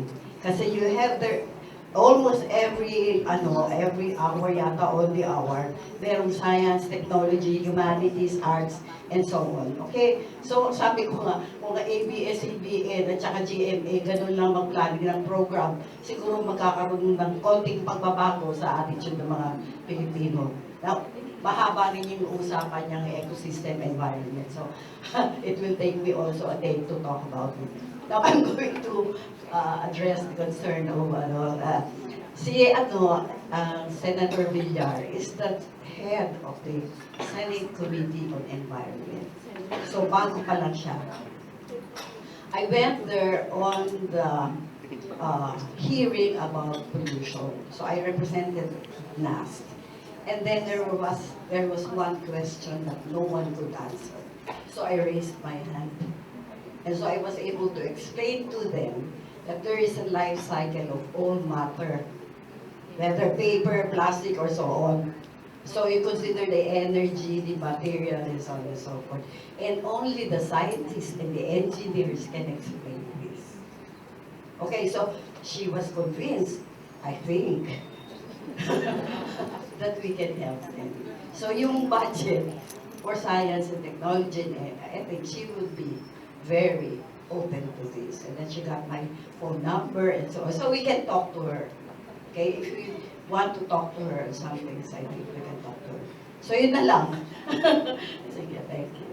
She was a balik scientist in 2013, and for the good of Philippine science, she stayed for good. Fascinated by neuronal development and early animal evolution. She's also interested in regulatory networks that control gene expression dynamics, underlying the ability of many marine organisms to rapidly respond and adapt to their environment. So, she'll speak on sponge microbiome dynamics under stress. Dr. Conaco. The next speaker is Dr. Leopold L. Gila. He also flew all the way from Sweden to be with us today, despite his fear of coronavirus and everything. Although his mom said, "Don't worry, you'll be okay."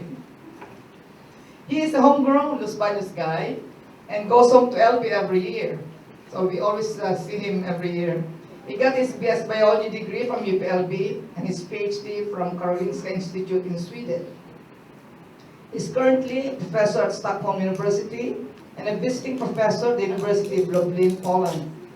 His research interests are on Omics, membrane protein biochemistry, structural biology, and bioanalytical chemistry. His specialties find applications in research with interest in the development and application of new mass spectrometric methods to address problems in the life sciences. Has been involved in the characterization of macromolecular complexes such as RNA polymerase, degradosomes, and ribosomes, as well as membrane proteins. He's also a balik scientist, and we also have collaborations with him. He has established a private company which will produce and market his products, and so his private company funded his travel all the way to the Philippines. So may I call now Dr. Konako for the first lecture and the second set of speakers.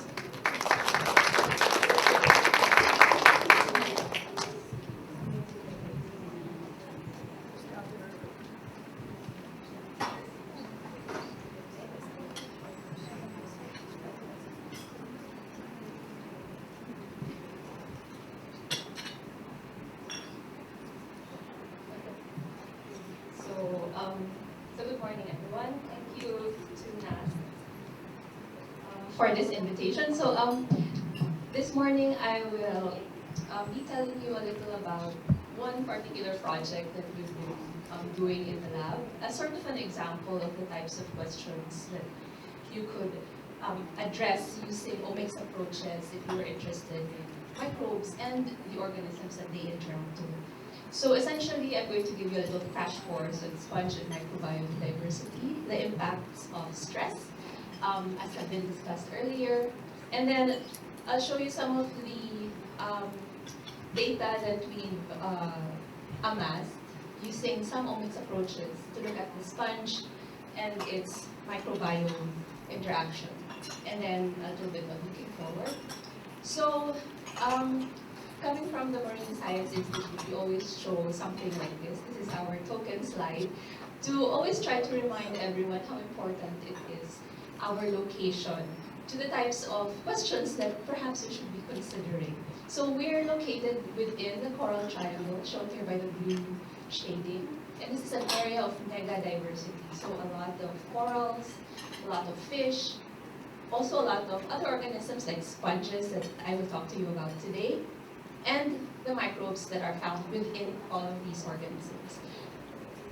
So sponges, which are some of my favorite organisms, are animals, and they are some of the most early diverging sister groups of the other animals. So about 600 million years ago, the sponge group exploded, and there's such a high diversity of sponges all throughout.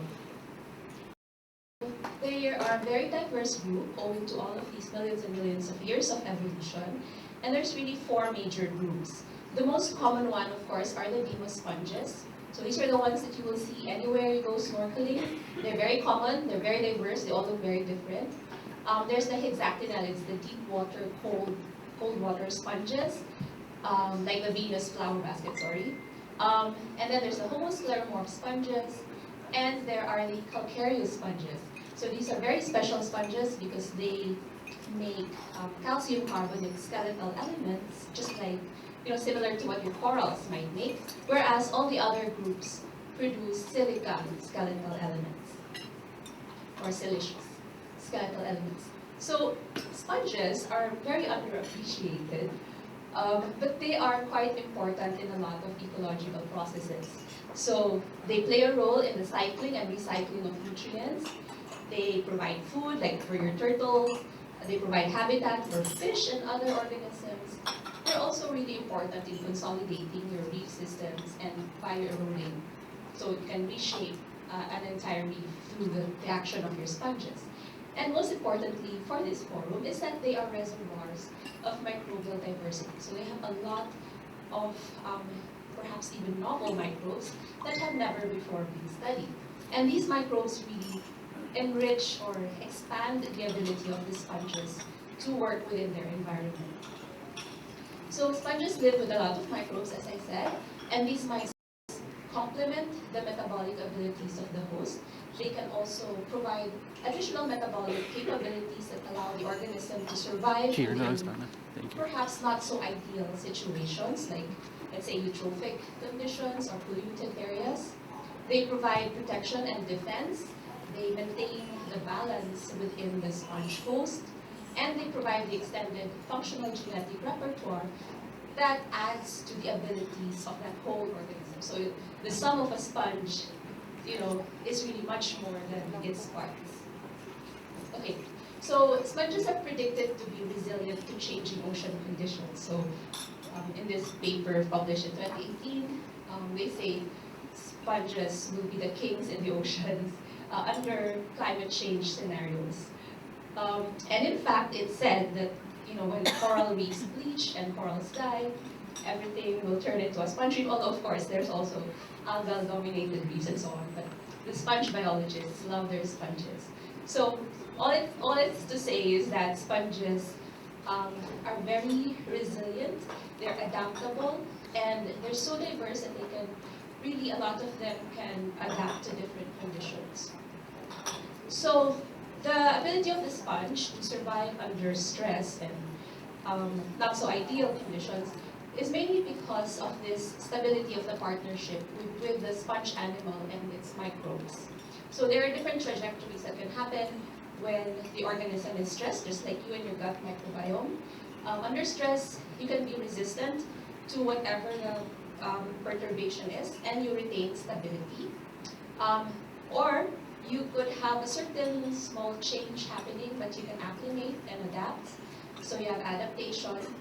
On the negative side, if the change in your holobiont, your change in your relationship becomes unbalanced, you can have something that's called dysbiosis, and this can lead to disease. So essentially, it's an imbalance within the host and within the microbiome. So the question that we wanted to ask is, how would different sponge types respond to future ocean conditions? So as I mentioned, sponges are not so well studied, so we wanted to sort of look at two different groups of sponges. One is an example of a siliceous demo sponge. So this yellow guy here is Neopetrosia compacta. And down here is an example of a calcium carbonate calcareous sponge called Lysetta chagosensis. So they're both sort of yellowish. The characteristics of these two sponges is that one has a lot of microbes, it's high microbial abundance. The other is low microbial abundance.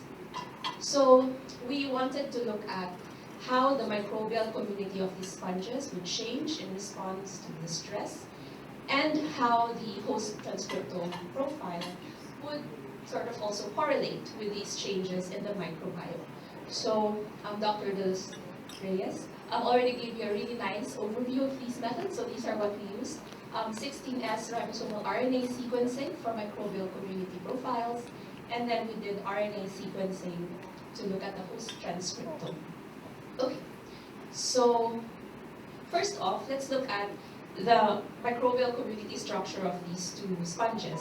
So here I'm showing you relative abundance plots of the distribution of the microbes within each of these sponges. So you don't need to know what any of these things here are, but just you can clearly see, right, there's more colors for the siliceous sponge compared to the calcareous sponge, and that means that the calcareous sponge has a lot more different types of microbes. Each of the colors represents a different group. So from this particular figure, we can already tell that the siliceous sponge is taxonomically more diverse and potentially more functionally diverse as well as compared to the other sponge. We then stressed these sponges out. We put them into these different conditions shown here. Present-day conditions as a control, and then we had acidification, we had warming treatments, and then we had combination treatments based on the predictions of the IPCC. So these were simple experiments just exposing sponges to different conditions. So this is what happened to the siliceous sponge. Over the different treatments, you see it looks pretty happy. Oh, we tinuhog namin siya. Anyway, that's how we set them up in the experiment. So the siliceous sponge was happy, but the calcareous sponge in some of the treatments started to show some necrosis of its tissues. So right away we can see that at the very initial sort of assessment, the calcareous sponge is more susceptible to the stress. So the calcareous sponge, in fact, exhibited 75% mortality at the highest, most stressful condition, whereas the siliceous sponge only showed something like 3% mortality. It was so robust. When we looked at the microbiomes of these sponges under the treatments, we found, as expected, that the siliceous sponge did not change much. So this is the microbiome structure for the siliceous sponge, present day, acidified warming, and then the RCP conditions. You'll notice that the patterns are almost similar across. Very few bacterial taxa actually change in abundance. Not much happened here. But when we look at the calcareous sponge community, we found slight changes. Like in the warming, you had an increase in Vibrios, also in RCP6, and then at RCP8, where you had the most extreme stress, you had a lot more other types of microbes suddenly became detectable within the microbiome. We looked at some of the species or the taxa that were present, and some of these were opportunistic and potentially pathogenic. So right away you can see that under stress, holobiont, the sponge holobiont, could potentially have an imbalance in its microbiome, and this could contribute to what we saw as mortality in the sponge. So the next thing we wanted to see was whether the sponge is also trying to compensate or for this change in its microbiome, or whether something was happening within the host sponge that resulted in the change in the microbiome. And so we applied the RNA sequencing method here with transcriptomics. And this graph simply shows you the number of differentially expressed genes in the siliceous sponge on the left side and the calcareous sponge on the right side. So you'll notice there's so much more differentially expressed genes in the calcareous sponge. It seemed more reactive to the stress. The siliceous sponge, of course, also had a lot more differentially expressed at the most stressful conditions. So they were reacting, but in slightly different ways. We then tried to look at the functions that were represented in these different genes that were changing in abundance in the sponges. So since we didn't have too many genes in the siliceous sponge that changed, we could not really analyze, or I'm not going to show you the analysis for functions, but for the calcareous sponge, this is what we found. So this heat map here essentially shows you the functions which are listed here and how abundant or enriched they are in each of these different treatments, which are color-coded here. So for example, protein folding, which is involved in helping your proteins renature if they are denatured under high heat, is actually quite enriched in the warming treatment and in the other treatments with elevated temperature, which is as expected. We also saw other stress response pathways that were being enriched in some of the treatments. We saw immune-related pathways, and then tissue maintenance pathways like your collagen metabolic process, cell-cell adhesion, cell communication, were also becoming enriched under certain treatments. What we noticed though is that the most robust or the most extreme stress condition also resulted in sort of the most enrichment for certain types of cellular functions, whereas acidification didn't seem to, well, there was some change in transcription and how it seemed to be more, less stressful, I would say, to the sponge. So overall, we can see that different functions are affected by exposure to different conditions, and we can see this at the level of the transcriptome.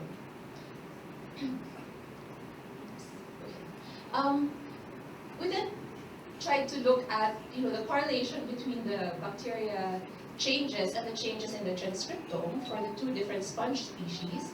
And what we found is that for the siliceous sponge, the correlation was not so good, but for the calcareous sponge, as I think you've already seen from the previous slides, the correlation between the number of differentially expressed genes and the number of the differentially abundant OTUs or taxa was pretty high. So we were thinking, what could have possibly caused this, apart from all of the other changes that we saw in the sponge host. So it's already known that the sponges actually have a way of sensing bacteria in their environment. They have receptors, just like we do. And they use these receptors to sort of detect whether they want this bacteria as a symbiont, or whether this is a food bacteria, or whether this is a foreign bacteria and we should get rid of it. So we looked at some surface receptors. There's a whole bunch of them, but I'm only showing you a few examples. So the extracellular SRCRs, or scavenger receptors, are known to be important for sensing bacteria within the environment and for discriminating between food and symbiotic bacteria. And then the G protein coupled receptors, which are also really common receptors for sensing external, the external environment. So for the siliceous sponge, what these graphs are showing you anyway is the relative expression patterns of the different receptors in the present day treatment, all the way up to the most stressful condition. So what you'll notice is for the siliceous sponge, the SRCR genes tended to stay sort of similarly expressed all throughout the different treatments. The patterns remain similar. Same thing with the G protein coupled receptors. They also stay more or less similar. But when you look in the calcareous sponge, for the SRCRs, there were some genes that actually changed in expression pattern. Some were more low expressed, some were more high expressed under the warming condition, the yellow hills here, and in the most extreme stress condition, the red hills up here. The G protein coupled receptors also showed a slight change, but not as obvious as the one we saw for the SRCRs. So this points out a potential way in which that might explain how the sponge microbial community actually suddenly changed under the stressors. It's because perhaps something within the host also changed, which disabled its ability to detect foreign versus food versus symbiotic bacteria. So some type of control mechanism that was lost. Obviously, these are all hypotheses that need to be further tested and to be further looked into. But these types of methods actually just sort of help you point the way to other areas that you might later on explore further. So this is the summary that we now have, our working summary. So these two different sponges under stress conditions react differently. The siliceous sponge maintains a very stable transcriptome profile. It expresses heat shock proteins for protection. It expresses antioxidants. And as such, it's able to maintain stability of its microbiome. Although we saw a few changes, eventually I think it was still able to acclimatize to the stress conditions and was able to survive the treatment. On the other hand, our calcareous sponge up here had differential regulation of stress and immune response functions, as we saw from the transcriptome. There was also some changes in its surface receptors.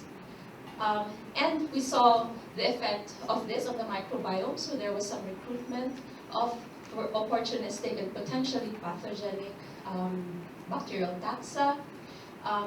This would lead to dysbiosis and imbalance within the community, and as we saw with our own two eyes, some tissue necrosis and mortality occurred.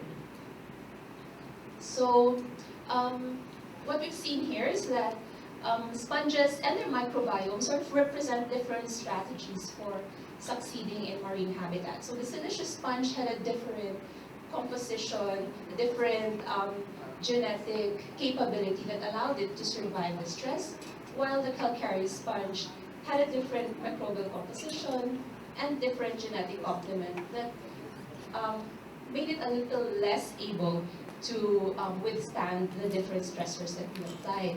But what's important to note is that both the host and its microbial symbionts must contribute to the functional response to a changing environment, which makes it really important to look not just at actions. So all of these different sponges have evolved many millions of years, and they're so well suited to whatever habitats they encounter that I think this is something that people should, or something that people can actually look at, not just in sponges, of course, but also in other organisms. They're really interesting relationships that are so underexplored at this point. Okay. And so finally, I would like to thank this project was a small study within the PICARD-funded coastal acidification program. All the work was done at the Bolinao Marine Laboratory, and most of the work that I showed you today is the work of my master's student, Nino Posadas, with the help of Mike and Jake. So very young students can do this type of work. I'm sure we all can, with a little bit of sort of trying to learn the methods and learning from others. So it's really I think it's one of those areas where interdisciplinary collaboration helps, because people who know the ecology of the organism, the biology of the organism, really enrich the types of questions and the types of approaches that we as microbiologists and molecular biologists, which I am, can use. So thank you very much for your attention.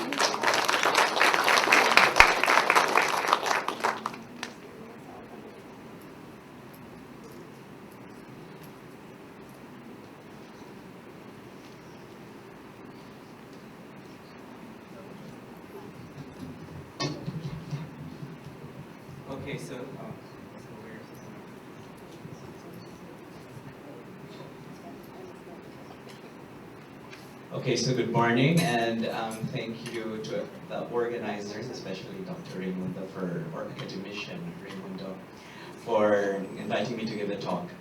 I feel so at home with this audience because there are so many familiar faces, and it's just a joy to be actually in this community. Also because I realize it's a kind of a joint event with the Microbial Society of the Philippines, and I recall that my mom was a founding member of that, so I'm happy to contribute to this activity.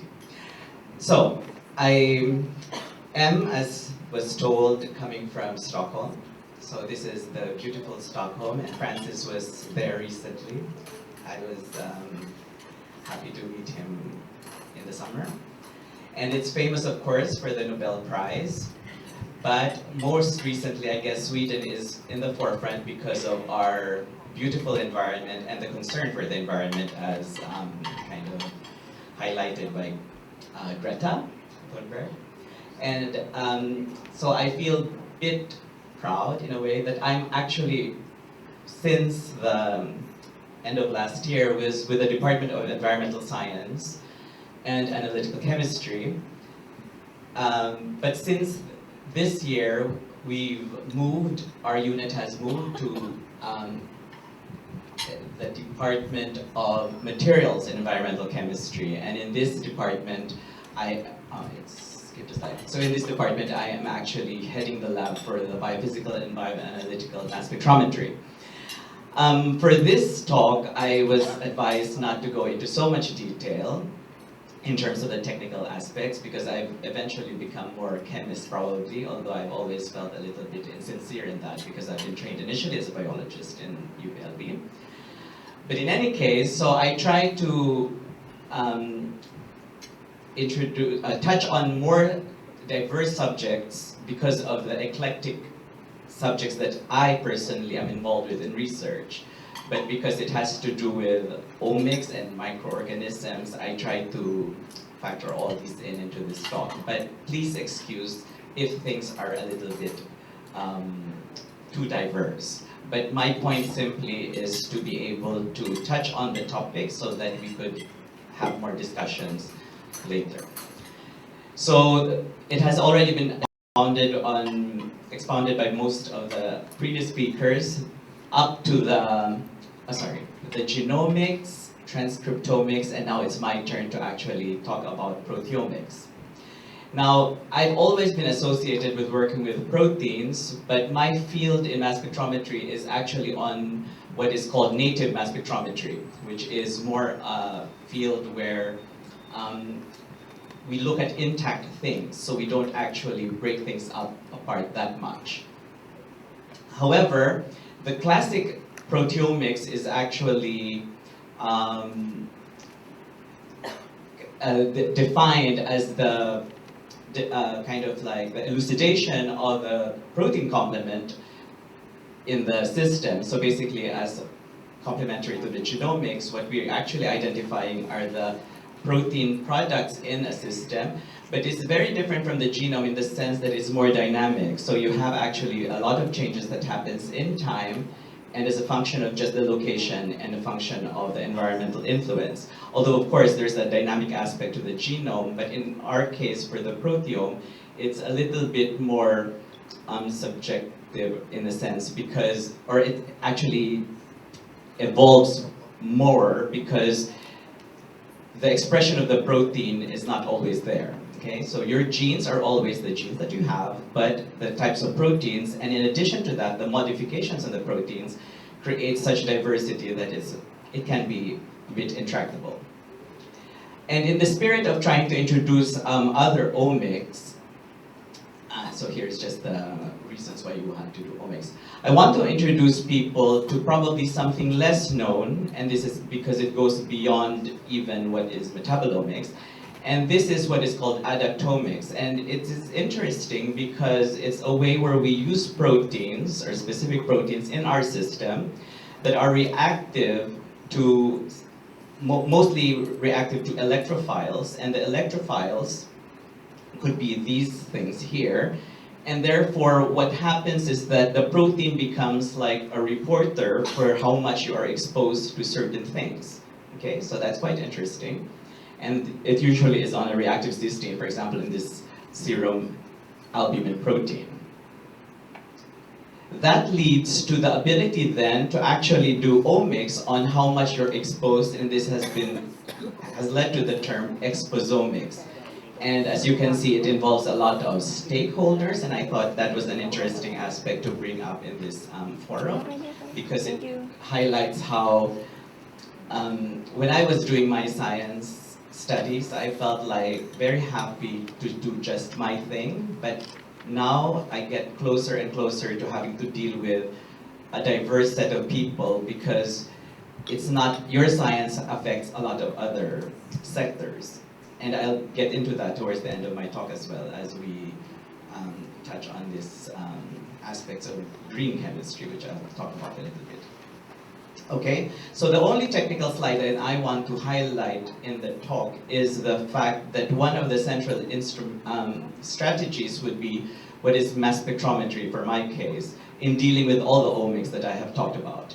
And in principle, this is actually easy to summarize simply by being able to put in any kind of biomolecule, or any molecule for that matter, as much as you could fractionate or separate into different subfractions, so to say, just to simplify the complexity of the system, and process it into sizes enough for the mass spectrometer to analyze.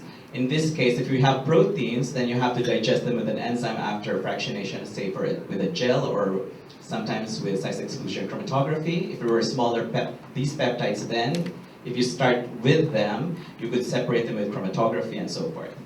And then these mixtures that you generate should be introduced into the mass spec, and there is a system of further separation, in this case it's also liquid chromatography. And then the analytes that you produce here are ionized. And this is the crucial aspect when it comes to mass spectrometry, because you can only work with charged analytes. But regardless of where it came from, a solid, liquid, or gas, it's possible to work with as long as it's charged, either negative or positive. Okay, and then here is the mass spectrometer, where upon ionization, which is the front end of the instrument, and so this spectrum that you see here is simply a representation of what analytes were generated from the fragments, and if it were a peptide, for example, each peak here is identifying a particular fragment, and if you piece together all these fragments, you will be able to read out the sequence. Okay, so if you were reading RNA, DNA sequences by using sequencers, then the mass spec is doing basically the same thing for peptides and proteins. And for small molecules, you can reconstruct structures just by knowing the fragments. Okay, so so this is the heart of the instrumentation, or the approach that I'm expert in. Okay, So the next omics that I wish to then introduce as a result of this is the environmental omics, and because it was so basically environmental proteomics is what I'm most interested in, but all these aspects of the previous omics that were touched on factors in this, and I'd like to highlight the application on ecological functions in this regard to talk about the, or just highlight one of the things I've been involved with, and Andrew here, Andy Montecillo, and which is a follow-up, actually, a follow-up study to what Francis, I believe, with Dr. Lantican and Andy as well have worked on, which was more a genomics approach, but then we actually moved into doing the proteomics, because again, the idea is that if you do proteomics, you see what are really expressed there, not simply what is up or down regulated from the gene level. Okay? And so what is interesting from this work is because but Andy mainly, of course, worked with cellulose-enriched environments for the isolation of the, for the analysis of the metaproteome of the mud spring environment, okay? But enriching it so that you would get more what the microbial community are that would have cellulase activity. And this is very important that I'll touch on again later because of the importance of cellulose or lignocellulosic material when it comes again to green chemistry. So I brought up green chemistry again, which is going to be clearer later. Okay, and here is again just to show you the kind of workflow that he works with, or he worked with, or that we implemented, because this was actually a service that was done at the Karolinska Institute in Sweden. But what I would like to highlight here is the aspect that you use advanced instrumentation, but also the importance of doing computational analysis, as Francis also mentioned earlier. So these are the conclusions from his study, and what I would just like to highlight from this is that there is a limitation in the aspect of the sample preparation that has gone into the work, and this has kind of limited a little bit the extraction of what real results we could have ideally gotten. But that highlights the fact that the analytical process is quite important. Okay, so that just gives us that introduction. But now I shift gears to the work we have on toxins, and this is also something that gets elucidated further on with proteomics. But just to give you a quick overview in the few minutes I have. So this is an amino acid, a non-protein amino acid. That means it's not encoded by any, it's not incorporated into proteins through the normal gene. So you have, this is beta-methyl amino L-alanine. It's a neurotoxic protein amino acid, but it is actually something that was detected from the cases of ALS in the Chamorro, among the Chamorro people in the 1950s. And in the investigation of how it could have been caused, people have postulated it was because of the cycad seeds that were taken or eaten by these indigenous people from making flour from the cycad seeds. And this plant actually has symbiotic cyanobacteria in the roots. And these cyanobacteria were identified to actually have this toxic compound, but by analytics it was shown that the quantity that could be derived from here was not enough for the toxicity that was happening to the people. And therefore later they realized that because the flying foxes were part of the food chain, part of is a delicacy of the native people, there was a proven biomagnification, or maybe not proven, but it was postulated, a kind of like conjectured and a little bit supported, the idea that the fruit bat actually eating the seeds bioaccumulated the toxin, and it was this biomagnification that was responsible for the increased amount of the ingested toxin. Now, because I'm a bioanalytical chemist, what I was interested in was to actually investigate the accuracy of all these data that people were getting. And we were very much involved in these aspects of the analytical chain.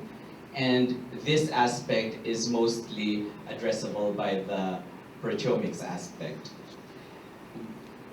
And we were able, but these still require a little bit of, in the later part, the omics aspect still is ongoing for the determination of the mechanism of the disease. So basically what we have done is we've set up the methods that allow us to identify this is the BMAA, and all the isomers, we were able to separate them and identify them and quantify them. So that was a big advance. So we were the first ones to give the accurate amounts of these compounds. However, the interesting thing here is the analysis of how it can be neurotoxic, and it is believed that it is actually misincorporating into protein. So what happens is, instead of, for example, here a serine tRNA, instead of being charged with serine, is actually charged with BMAA. So this is a way that the amino acid is misincorporated, and the misincorporation could lead to protein misfolding. And of course, protein misfolding is a well-known mechanism for neurodegenerative disorders, so that correlates well with the ALS. And in this case, we are actually interested in the analysis of this water flea, Daphnia, which is a sentinel organism, which is a model microorganism for ecotoxicogenomics. And so we study these animals for how the misincorporation could happen. And so, as I told you before, with this mass spec method, we would be able to analyze structures of proteins. When we fragment or sequence them, then we will also know if there is the proper misincorporation. No one has shown the direct misincorporation. Okay. Yes, and so this was the work of my PhD student from some time ago, and it's been followed up by, so here's the isomer study, and then we found that the BMAA was not only found in the cyanobacteria, but also in diatoms. And then we have the also the studies in rats and how it could really be involved in as a environmental neurotoxin. And then by improving methods for the detection, by using permanent charges, we were able to also get the ability to actually detect BMAA where conventional methods would not have been able to. Okay, and then we have, so in summary, we have been able to use our bioanalytical approaches to identify all the producers and then the sources of these, where you could accumulate the produced BMAA and as it reaches us humans, the consumers. And yeah, so the idea is that we could do the basic science and trying to understand how it leads to neurodegeneration, but also it is important that our methods are in place for actual environmental monitoring, not only in the actual physical environment, but also in the, even in food, okay? So one thing that, as I wrap up, one thing that is sometimes missed when it comes to proteomics is that people think that once you've identified the proteins, then that's something that is the end in itself. But it's actually important to also see where they are in the organism, and this is where imaging comes in. And one of my former PhD students, who's now an established scientist in Uppsala University, has developed from our earlier work on permanent charges, has developed or has used an existing permanently charged reagent, a beryllium ion, which he could use to label some of these amine compounds. And for the neurotransmitters, for example, that he could really show that you could do imaging on the brain tissues. And this is very exciting because for the first time, this is using multi-imaging, for the first time it's possible to actually simultaneously measure all the neurotransmitters. And so he's started up a company himself based on this strategy. Okay, and in the last minute, I just want to highlight the future trajectory of this particular work. And we're trying to do the imaging on this Daptia model again. And there is a microbial, it's the microbiome, there's a suspicion that the microbiome of this organism allows it to tolerate toxins. Okay, so the investigation of this kind of ability of, or to identify what is in the microbiome, what is produced by the microbiome that allows it to survive. Exposure to toxic substances is one interesting aspect. And then we also work with further analysis of the food chain in the Baltic Sea. And most interesting for us now is actually to understand the aerosol transmission of BMAA. And this is just the instrumentation that we use. I won't go into the detail there, but this was starting to be explored from the thesis of my former student. And these are two other former students who, just to show you that we have advanced into also looking at, for example, amino acids in the environment, in the atmosphere, and we actually look at the contributions of biomolecules in aerosol formation, and this leads to implications on climate change as well. And finally, I want to say that all of these kinds of advances require a feedback on the improvement of methods. So I hope you appreciate that it's one thing to have a goal, of course, to do something, but you have to know how to do it carefully, and sometimes that would require also the development of new methods. Okay, so with that, and I've run out of time, so I thank you, and I'm looking forward to your questions.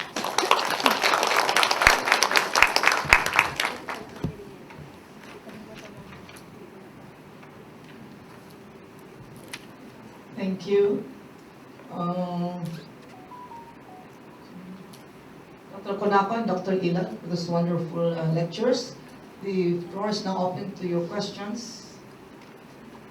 Yes, Divine.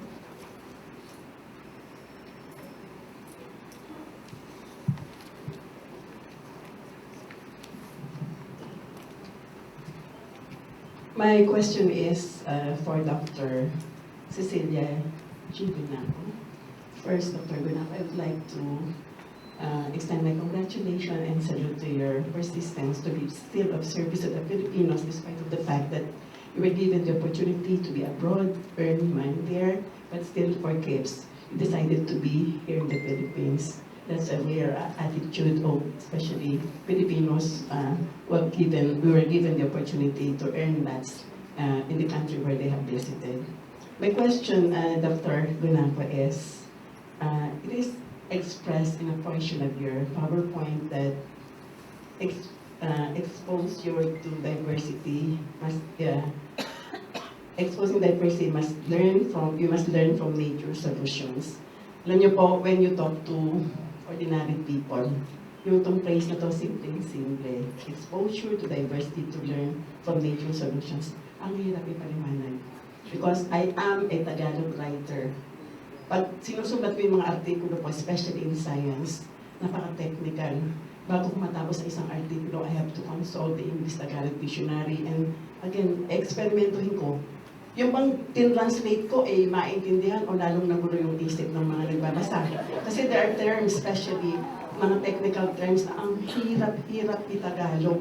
That's why lalagay ko na lang siya as is, then later, bigyan ko ng konting paliwanag. But to you, paano niyo po ipapaliwanag itong phrase na ito, Dr. Gunapo? Kasi po, talagang, kaya na pa ako nag-iisip, paano ko taturbahuin itong mga sinasabi po ninyo. Salamat po. Yeah, thank you for that question.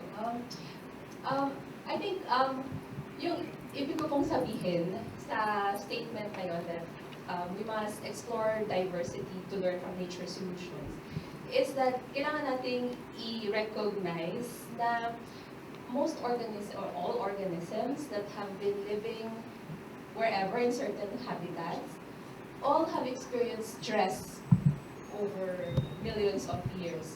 So kung ano yung itsura nila ngayon, that's a product of all of that history, right?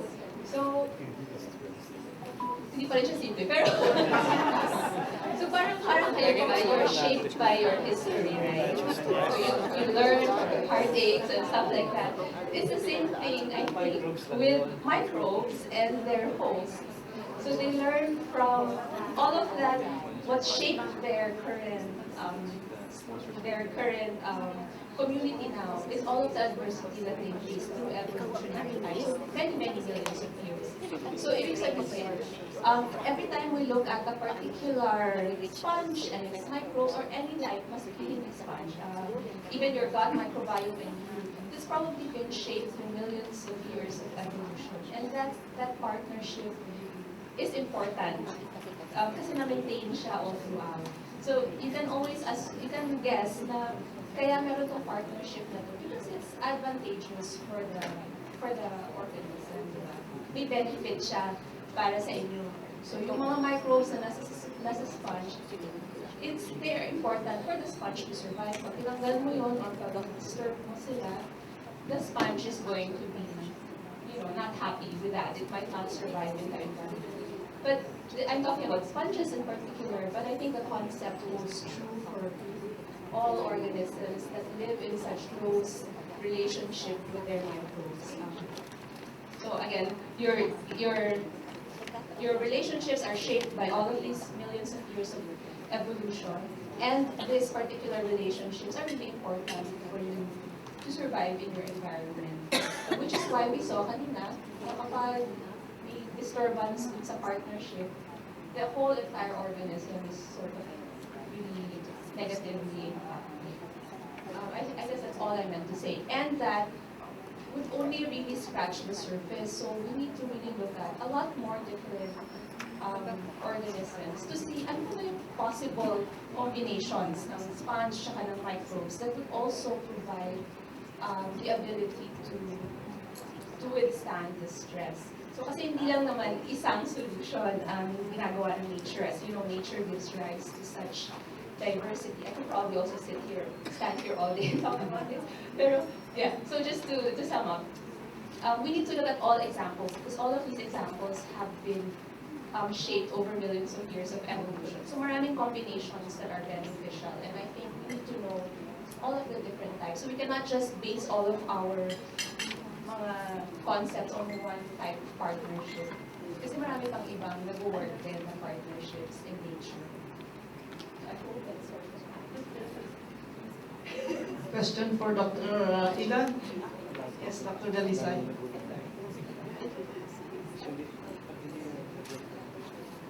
Good morning po, Dr. Ilan. Congratulations on your talk. This is more of a comment rather than a question. So, I am very happy to inform you that the Philippines is advancing in mass spectrometry, and we will be getting the first multi-imaging mass spectrometry in the country. So, meron po tayo, advanced na po tayo sa when it comes to mass spectrometry. So, the lab will be located at University of San Agustin, and it will be inaugurated by Secretary De La Peña on April 20. So, first in the Philippines and third in the ASEAN region, magkakaroon po tayo ng multi-imaging mass spectrometry looking at different distribution of whatever substances and compounds na nakita nyo kanina, looking at where are those BMAA makikita, for example, sa brain, things like that. So, we could collaborate perhaps in the future on that aspect. Yeah, so that's very exciting actually, but one precaution, so for example, there are a lot of mass spectrometers around and a lot of universities that have mass spectrometers. One difficulty is that mass spectrometry is a very dynamic field, so in the, let's say, first world countries, every 3 to 5 years, your mass spec is kind of old.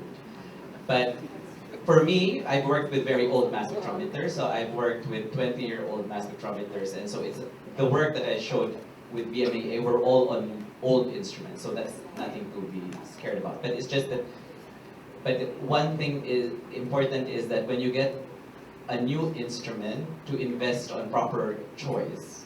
But since you're already receiving it, then because it's not the first time that the Philippines receives these big grants or whatever to get mass spectrometers.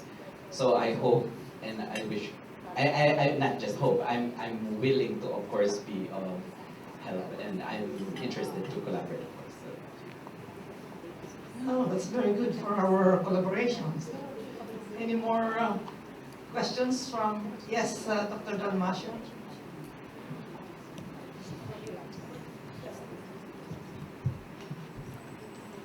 Morning. Thank you to our previous two speakers for the great talk. My question is for Dr. Conejo. So I would just like to ask if you have also explored the transcriptome of the microbes per se in the sponge, because while it is important to know the transcriptome profile of the sponge in response to environmental stress, it's also important to know the transcriptome profile of the microbes, because we want to know for the microbes who are remaining in the sponge, how are they helping or not helping the sponge cope with the stress in the environment? Thank you for that question. The brief answer is no, we have not looked at the transcriptome of the bacteria yet, but that is definitely a direction to go. I think the only reason we haven't done it is technical and funding. But you know, it's something to look at. We haven't also looked at the metagenome of that community, the full metagenome. So marami pang questions that are open, and I hope people will be interested enough to look. We can also open the questioning to the first two speakers, Dr. De Los Reyes and Dr. Concepcion. One more question? Okay. I have a question also to Dr. De Los Reyes. Sir, my question is, how do you know if CHIME is enough? Because CHIME is limited to the OTUs in the database. But sometimes you don't get the identities and you get OTUs as high as phyla, which is not really a relevant information if you just get phylum information. So if you get like very broad information after doing CHIME, so do you pick particular microorganisms and find their identities in other relevant databases? Yeah, thanks for that question. So, methods question. So actually, Les, meron ng bagong database in Data2, which is actually a little bit deeper and wider in terms of the database. So what that means is there's always progress in the methods, like Paul said.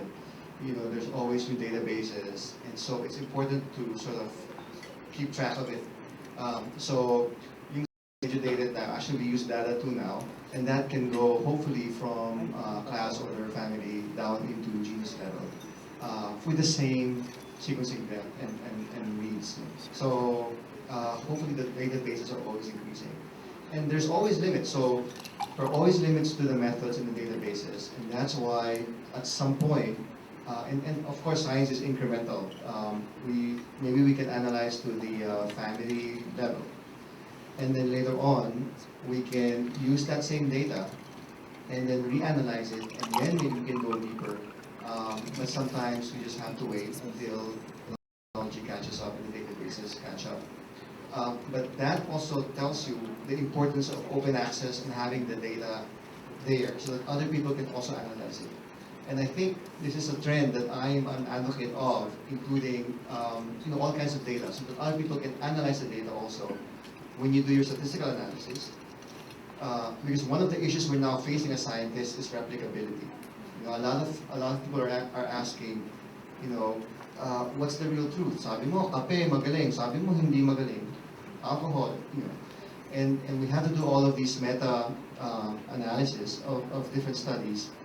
But if the data is there, then somebody can say, yeah, I can analyze the data myself using the latest statistical methods. So it's the same with the databases. So every time we publish, we have to submit the sequences. But beyond that, if we can archive our data then we can come back to it too. And it's okay to say, I'm not sure. You know, at this point, we can analyze only up to this level. We think this is what's happening, and that's fine. We can stop there. And it's important not to over-interpret the data also, right? So as scientists, we want to be able to link it to our hypothesis, but it's also important not to over-interpret and say this is also what we can do. Hopefully that's the answer. I also want to touch base on yung paano explain ng scientific concepts, for example, in Tagalog. My experience is it always works, and this was really illustrated when Cecil talked, right? It always works when you think about analogies. You know, paano may explain sa lay people? Yung analysis ni Cecil, it's about stress and humans, right? So, mas madaling maintindihan. And I don't know if you noticed it, but there was a buzz in the room when she started talking about stress and your life history, and love life maybe, or, you know, she talked about that, and it's now becoming relatable. So, mas madaling ma-explain kung initially, maybe not very deep, kasi yung analogy will always fail, right? And hindi mo nakaka-capture yung subtleties. Pero, if you start with, you know, stress in the environment, it's like stress in humans. And that leads to resilience and resistance and all of these things. So, as an entry point for discussion, most people will be able to identify with that and will be able to think in those terms as an entry point. Obviously, maraming subtleties na hindi exactly pareho. The other thought that came to mind with that question is the question of mimicry, right? Like Cecil said, billions of years of evolution. And so, as an engineer, I always think about mimicry. How do I, you know, nature has already, you know, test-proven a lot of these solutions over time. And so, how do I copy that? So, maraming examples in engineering. You know, the most efficient pumps are shaped like, you know, lotus leaves. You know, the most efficient patterns are patterns found in nature. You know, fractal designs, they're patterns found in nature. You know, so many examples. Yung termite mounds, yung anay na punso, diba? Those structures can be mimicked to have very efficient ventilation systems in buildings. Marami examples. And so, mimicry, you know, in engineering, we always think about mimicking nature. Because again, you know, we don't need to do all the prototyping if nature has already done it for billions of years, among the universe of solutions. Anyway, sorry, nakikisabat dun sa question. That's fine. Will you give me the chance to talk? Okay. I have so many questions in mind, but I'd like to address 2 points. Kasi baka hindi lang kami magkita ulit ni Professor Ilang. And then I can always talk to Dr. Gonaco. I think you wrote me one time regarding my organism. I don't know. I think I saw your name one time. Yeah. Okay, what was your organism? The organism is Pyrodinium. It's a dinoflagellate. Yes. Yeah, but I was not able to really discuss this further with you. But anyway, I have some collaborators at the University of Uppsala. Yeah, Dr. Granelli.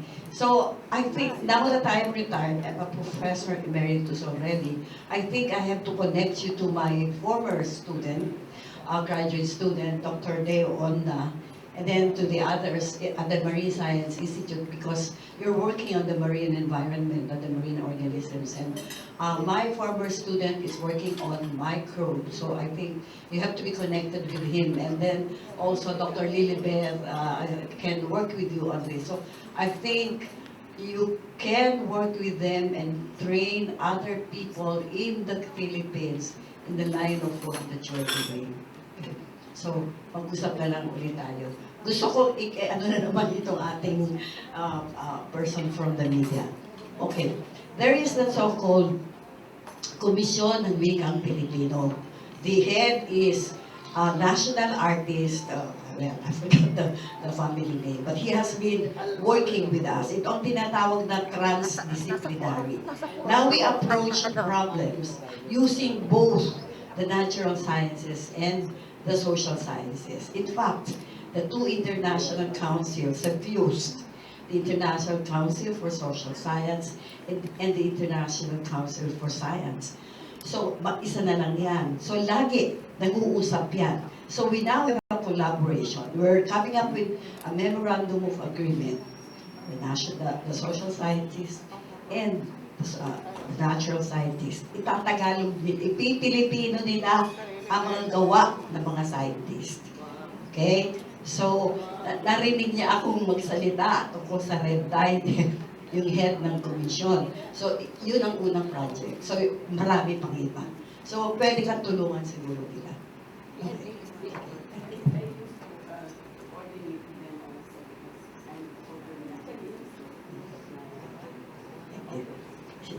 Maraming salamat, President. Ako'y sa substitute for admission AKR. So I think it's an amazing gathering of minds. And we have our media champion here and mine. So any more questions? Yes, may I ask you a question? How about on your part? Can you talk about this? Several times in forum also. And you happen to deal with the marginal sectors of our society. How do you really try your best to commune with them and explain fully yung essential ng inyong mga dinidiscuss, which are most of the time highly technical po? Alam po ninyo sa aming research, kami po'y kailangan humingi ng permiso sa mga communities, fishing communities. Required po yun in the Wildlife Act, which is a law. So meron po kami sinasabi prior informed consent from the community surrounding the biodiversity where we collect samples. So meron kaming primer, meron kaming meeting sa barangay, pwedeng Pilipino, Taglish, Oman, Ilonggo. Tapos, we work with the fisher folk. Kasi you'd be surprised na meron talagang alam yung mga fisher folk na hindi natin alam. Yung isa pang research ko, nauukol naman doon sa mollusk na mas alam natin, yung conoidean mollusk, yung conus. Pero kami, inaaral na rin namin yung mga pinsan na mga conus na tawag ay turid. So, mas malalim ang kanilang atirahan. But anyway, meron kaming paraan para kuhanin yung mga ganong klaseng samples dahil yung mga fishermen naandun sa Mactan at Bohol, they cater to tourists, Japanese tourists, who like to get these tiny shells. So meron silang mga old nets na kinukumpul-kumpul nila at iniiwan nila doon sa dagat, certain depth. Tapos biglang ecologically, nagagalit together yung mga mollusks. Ngayon, meron pang ibang paraan na naglalagay ng bait para makakuha na ang wood bait para makuha ng mga kandok. Yan po nasa knowledge ng mga communities, ng mga fisher folk. So, I think it's important to engage them by showing that they are part of the research, they are part of the value chain, and they are the stewards of the biodiversity. Kaya, pag kami mangyari na talagang nagkaroon ng parang drug prospect, meron tayong agreement with them na sila ay merong share. So, I think that's an incentive for them. But, on the other hand, tama yung sinasabi ni Cecilia, sabi ni Ma'am Rod, na kailangan gawing analogy or allegory yung mga ating research natin. Pero sa totohanan, hindi man lang yung analogy yung sa sponge. I used to start my talks before saying that the sponge is my ancestor, so I bow to the sponge. Because the sponge is also something I studied for many years. Ang dami-daming compounds dyan. You know, yung transcriptome na pinakita ni Cecilia doon na nagbabago yung response. Yung mga proteins, yung mga molecules na nagre-respond, yung mga genes na nagre-respond on encoding for the proteins, they're very similar to the human genes and proteins, cell-cell adhesion, saan si Leslie, cell-cell adhesion na pa yung mga iba, yung mga immune complement activation. Can you imagine? Ang sponge meron complement activation. Parang tao. So, totoo lang. Bakit maraming anti-cancer sponges compounds? Kasi nga, yung sponges, maraming regulatory mechanism similar to humans. okay, to control cell proliferation. So, mga ganong mga examples, magandang to educate the public. Kasi, totoo lang, yung scientific literacy sa bansa, medyo may resistance na dito. Nakatapusan, magpakanin natin sa third. Can we hear from the educators from the other institutions? Tagapagbigyan muna natin. Dr. Pebes, please. Good morning, Farco Teves from Mindanao State University, IGAN, Institute of Technology. I'd like to address this question to Dr. Polanco. Simulation experiments are very important, especially for environmental studies and probably for the survival of species in the future. But I would like to ask if the simulations that you have used are based on model, and what do you think could be other factors that should be included there, because there are only two, I think, temperature and pH, but changes in dissolved gases, for example, as a result of increased temperature, and then plus the melting of the ice caps, about salinity, will it not also impact on the interaction between the sponges and the microorganisms?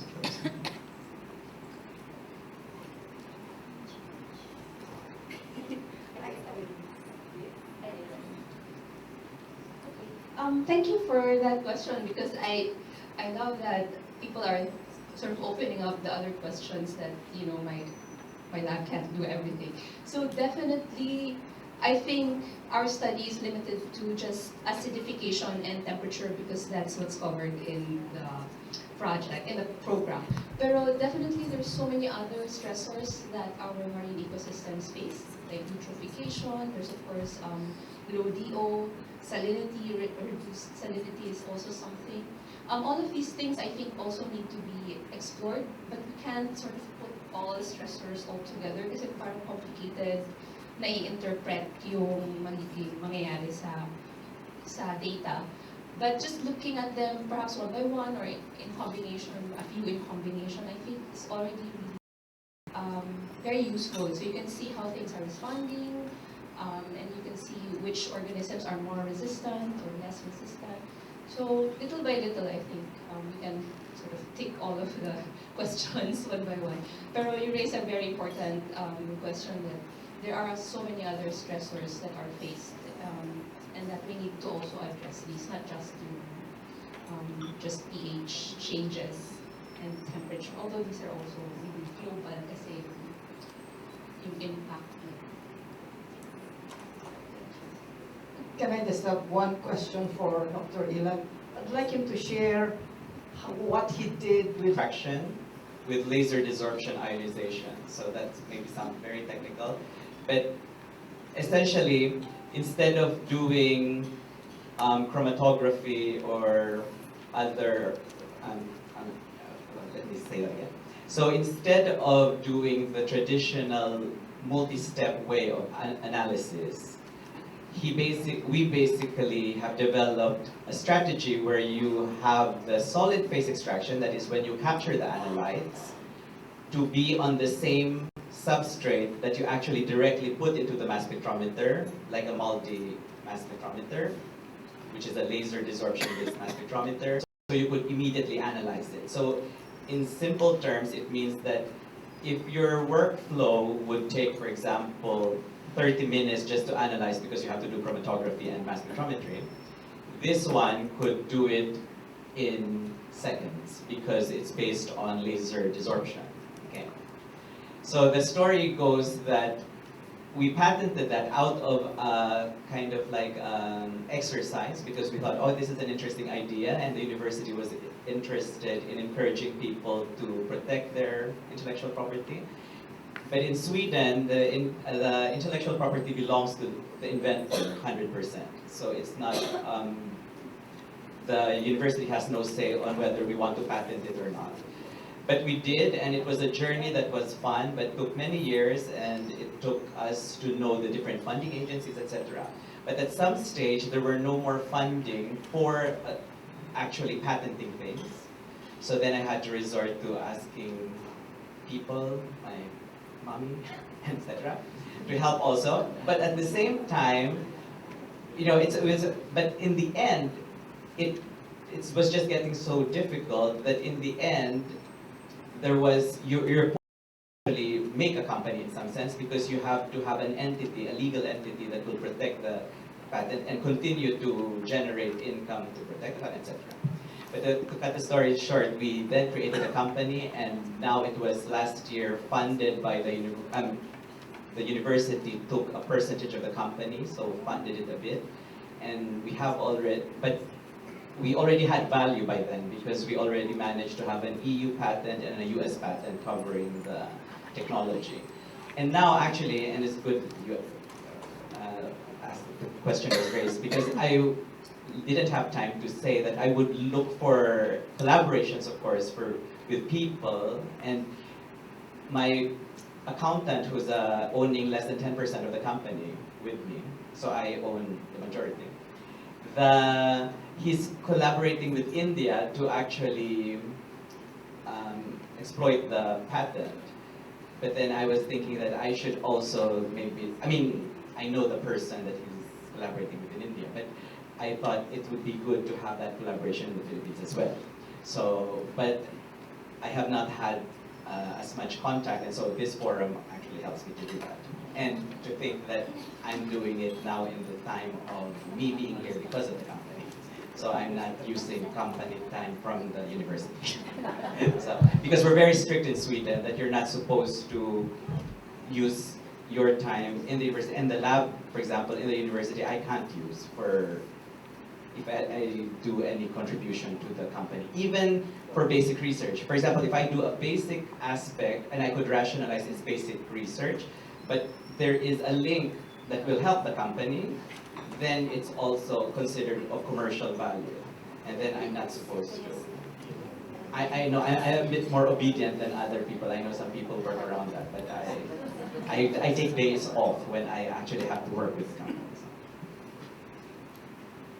Thank you, Dr. Ilan. I hope some of our young scientists will be inspired to be entrepreneurs too.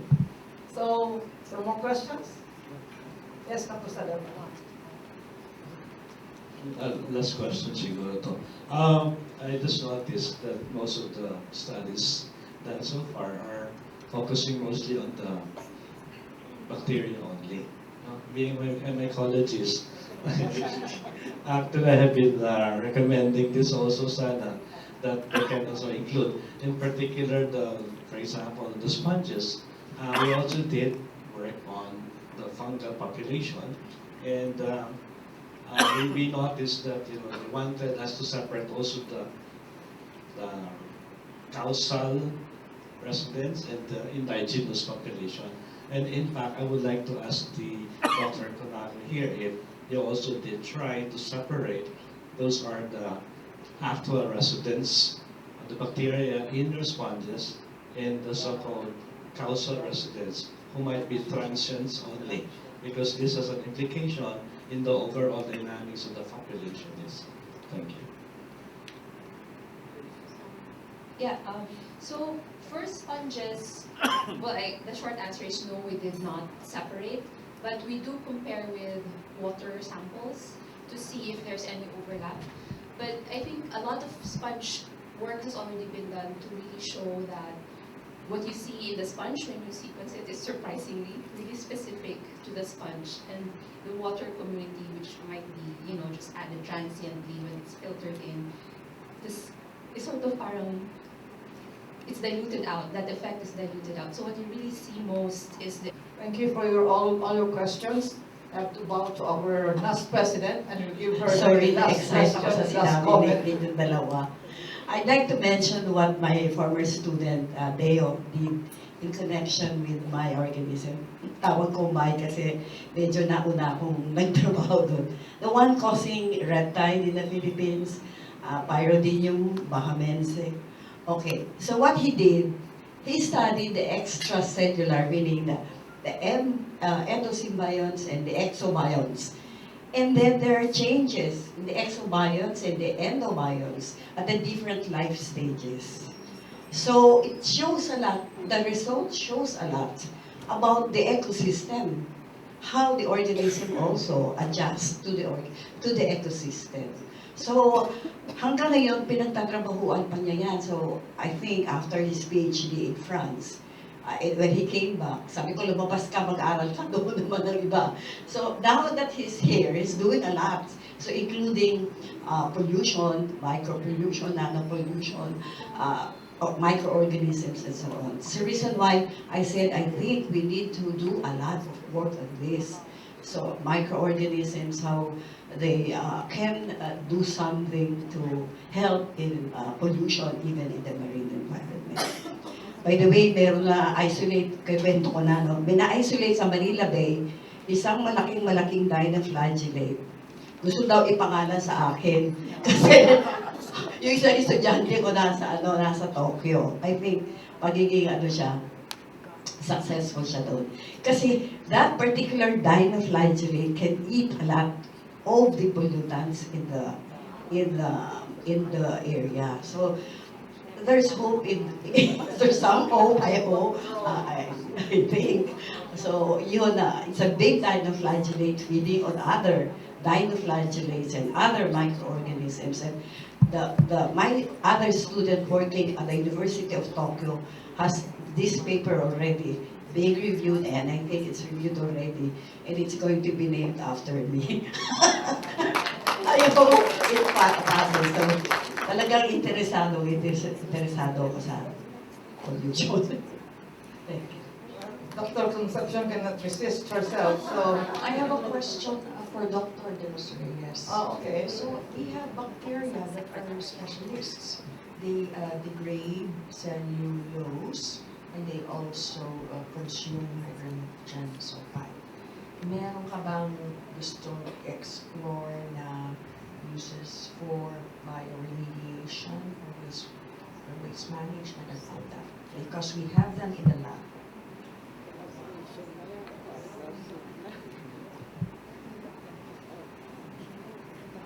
So thank you for the question. Kasi meron din akong answer dun sa isang question. Sorry. So a big issue is cellulolytics, because a lot of solid waste, for example, right? Landfills. In fact, we have research and papers in landfill microbiology. And in fact, in Hawaii, they now have these hot landfills, elevated in temperatures landfills, and it's both metabolic as well as siguro may volcanic activity then. But in those areas, maybe merong sulfolobus or other organisms that are cellulose degrading, as well as sulfide oxidizing. So that's one issue. When you think about waste, a lot of it is cellulolytic, including for biofuels. We have enzymes, cheap cellulases. We can get biomass. When I say biomass now, I mean agricultural biomass, and convert that to biofuels more easily. Because one of the most expensive things are the cellulases conversion. You first hydrolysis step. Once it's solubilized, the whole thing fermentation is a little bit easier. So yes, I think there are ways of thinking about it. There's a big company that's based in Sweden, I think, or no, Denmark, Novozymes, right? They're all about enzymes and they're all about microorganisms. And so this is a big potential for commercialization potential. I had a quick, and I didn't have time to talk about all of the things that we do, but one of the things that we study fundamentally is what we call microbial community assembly processes, and it's a whole field. So, saan galing yung mga microorganisms? Yun yung tanong, right? And it can be, and how do they assemble? It can be deterministic, in other words, they evolve and they respond to stresses and environmental factors, and that's what shapes the microbiome. Or they can come from other processes that are more stochastic. In other words, medyo random depending on what's happening. So if I operate 2 reactors at the same time, I control everything. Environment, pH, temperature, everything. When I look at the microbiomes, they're not going to be exactly the same. In other words, there's something a little bit random about the process. So this is called stochastic. And now there are ways of modeling these things and figuring out how much percentage is stochastic and how much is deterministic. And in fact, in another talk tomorrow, I'll talk about some of that. How do you mathematically approach that so that you can say X% is stochastic and X% is deterministic? In the anaerobic digesters I had shown earlier, the data, it's mostly deterministic. But there are other systems, depending on the function, that are more stochastic. So this is really basic microbial ecological theory. But once we understand some of that, like you said, we can think about causality, which is another topic that I'm really interested in, which is the talk of my topic of my talk tomorrow. No, yeah, afternoon at UP Diliman is causality. So there are lots of interesting questions, and there are ways now of simulating and mathematically modeling these things. And that's the beauty of thinking about it in a different way. You can make it a little bit more quantitative, and yung naman yung engineering hat. So there are all of these advances that are really, really exciting. So I can't resist to say, yeah, we're working on some of those issues too. I think that's a good end to our morning session. Thank you, everyone. And lunch is ready. We'll resume at 1 o'clock. Thank you.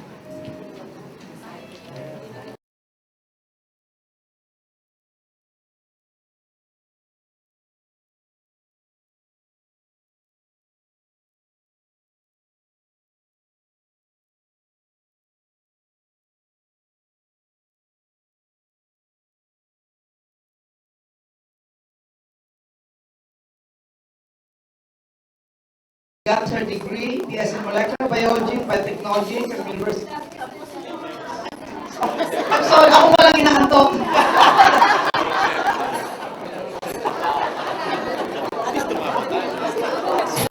Wrong page of my script. Embarrassing. Anyway, the first speaker is Dr. Walter A. Lavinia. He is an associate professor at the University of the Philippines, Los Baños. He graduated from University of the Philippines, Los Baños, with bachelor's degree in biology and master's degree in microbiology.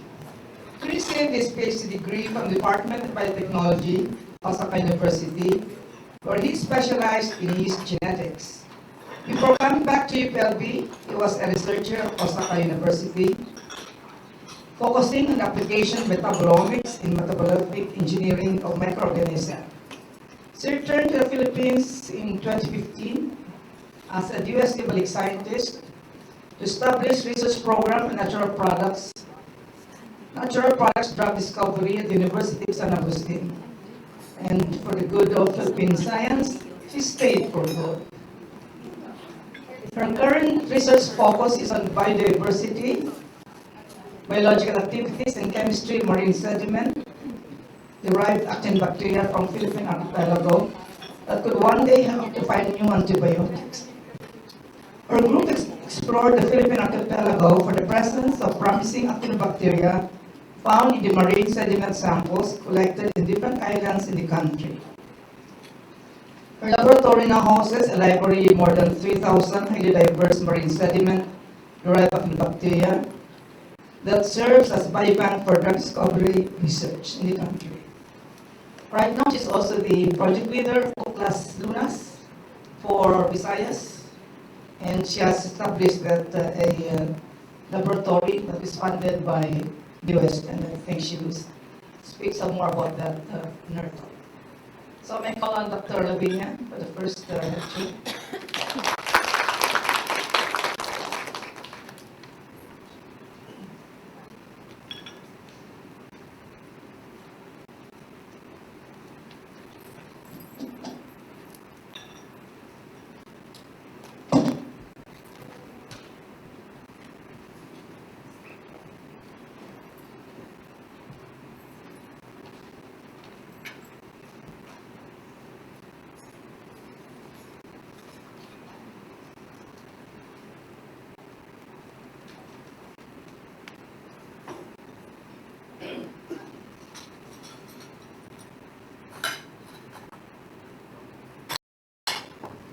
Okay, good afternoon, everyone.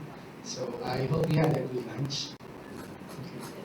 Okay. So, thank you very much, Dr. Emilio, for that very kind introduction. And thank you to Steve for inviting me. Okay, so this will be the outline of my talk for today. So I guess everybody will be in agreement to say that global warming is one of the most important problems or concerns in the world.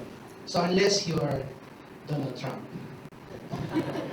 So emission of greenhouse gases by humans such as carbon dioxide, nitrous oxide, or methane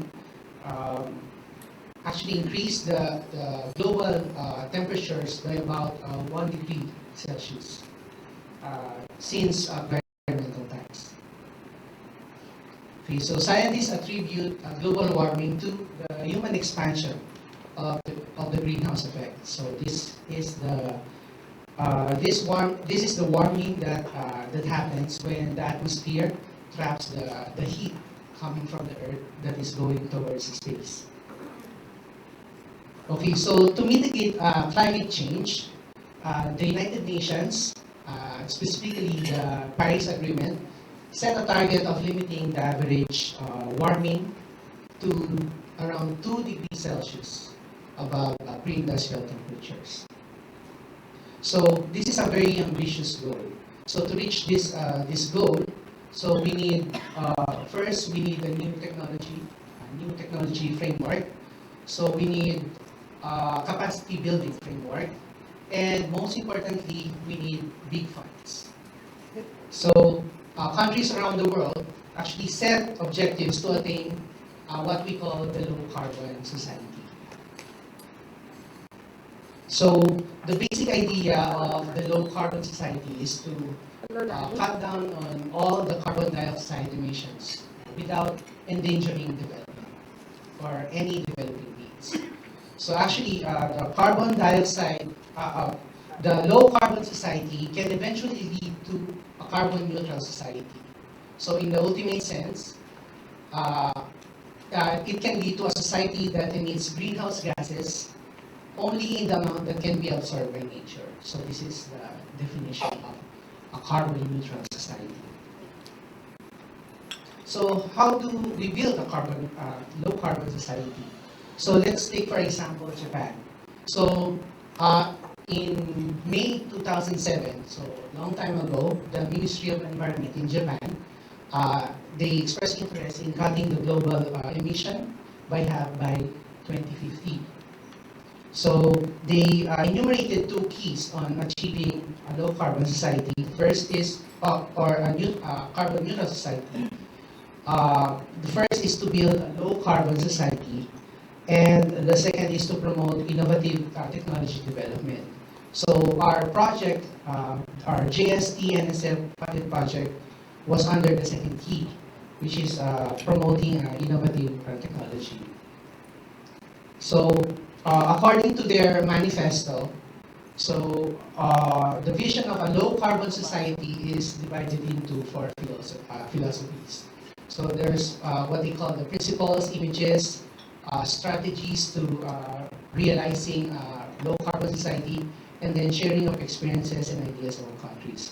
So under these philosophies, this starts with the person. So it starts from the person, the family, the community, and until the whole world. So our project is under images, under forest and agriculture, and particularly the production of a promising biofuel, which is one ethanol. So biofuel is considered as an important alternative to petroleum fuels. So since biofuel is made through biological process, it can help attain okay, so this is our project. So I was lucky enough to be part of this project. This is a US-Japan joint research project. So under the funding of the NSF, the National Science Foundation of the United States, and the JST, or the Japan Science and Technology Agency of Japan. So our research field is under under this title, Metabolomics for a Low Carbon Society. And so specifically, we were tasked to produce 1-butanol using microorganisms. So we developed a novel metabolomics analysis system for 1-butanol production. So there were so many people who were involved in this project. So that's the Japan team led by Professor Ichiro Fukusaki of Osaka University. That's me with the black hair. And that is the USA team under NSF, led by Professor James Liao of UCLA. Okay, so this program started with the construction of a 1-butanol producing E. coli strain. So 1-butanol is native in Clostridium. So under anaerobic conditions, so NAD plus is regenerated via the formation of fermentation end products like succinate, lactate, and ethanol. Now, so we introduce a modified Clostridial 1-butanol pathway in E. coli. So this pathway consumes NADH2, the same with the fermentation pathways. So what we did is we delete all these fermentation pathways, and so that 1-butanol pathway will act as the sole electron sink. So hence we were able to produce a 1-butanol producing E. coli strain. So this is under anaerobic condition. So under anaerobic condition growth, it's coupled with 1-butanol production. So however, this microorganism or this transgenic E. coli was beset with several problems. So first, if you look at the obvious strain improvement strategies, the pathway is optimized, and all the obvious competing pathways have been deleted. So second, it only produces 1-butanol in rich medium. So third, the high titer production was already close to the toxicity level of 1-butanol. So that's the third one. And the fourth one, the E. coli production pathway still uses glucose as carbon source. So those are the four problems. So since rational metabolic engineering targets have been exhausted, so we have to come up with an alternative approach to identify new targets. So this is where metabolomics comes in. So metabolomics is the comprehensive analysis of metabolites and other small molecules in biological samples. So this is an emerging field in omics research. So for metabolomics, we can use a wide variety of biological samples from plants, animals, cells. We can analyze food, even other chemicals for pharmaceuticals. So for metabolomics, we use various instruments and techniques ranging from chromatography, mass spectrometry, and data analysis tools.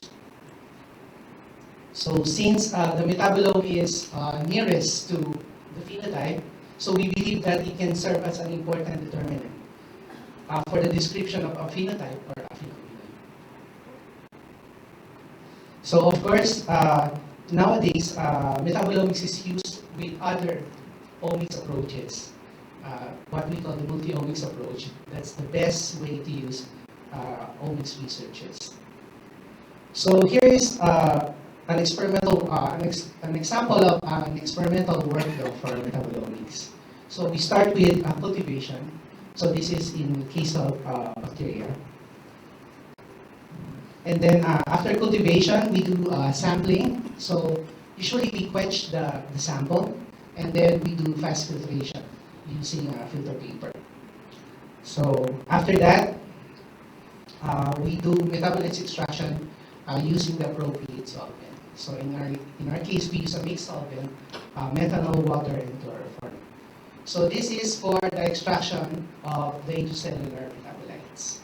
Now for the case of the extracellular metabolites, so we just centrifuge, we just harvest the cells, and then we collect the supernatant. And then the supernatant will be the one that will be analyzed. So after that, we do extracellular analysis using GCFID for determination of organic acids and alcohols. And then for the intracellular analysis, we use the ion pair LCMS. So after that, we have the data. In the data, we clean them. We make the proper matrix and then do multivariate analysis. So that's the experimental workflow for metabolomics. So in the engineered E. coli for 1-butanol production, so we created two driving forces. So the first one is the NADH driving force. So we created this by deleting the NADH consuming pathways, the succinate, lactate, and ethanol production, and then introduce an NADH producing pathway, which is the formation of formate, the conversion of formate to CO2. And the second one is the creation of an acetyl-CoA driving force. So this one was created by deleting the formation of acetate from acetyl-CoA. So this strategy assumes that all the acetyl-CoA will be funneled to 1-butanol production. So here, all the obvious gene targets for strain improvement have been exhausted. So when we look at the 1-butanol production for this strain, we found out that it's still low if you compare it to the production of ethanol or isopropanol in the same organism, E. coli. So what we did is to do comparative metabolomics of the 1-butanol producing strains. So we have two strains, the low producer and the high producer. The only difference between the two is the PTA deletion. So the PTA is the one that causes the acetyl-CoA driving force. So we did this comparative metabolomics analysis to search for non-obvious gene targets for strain improvement.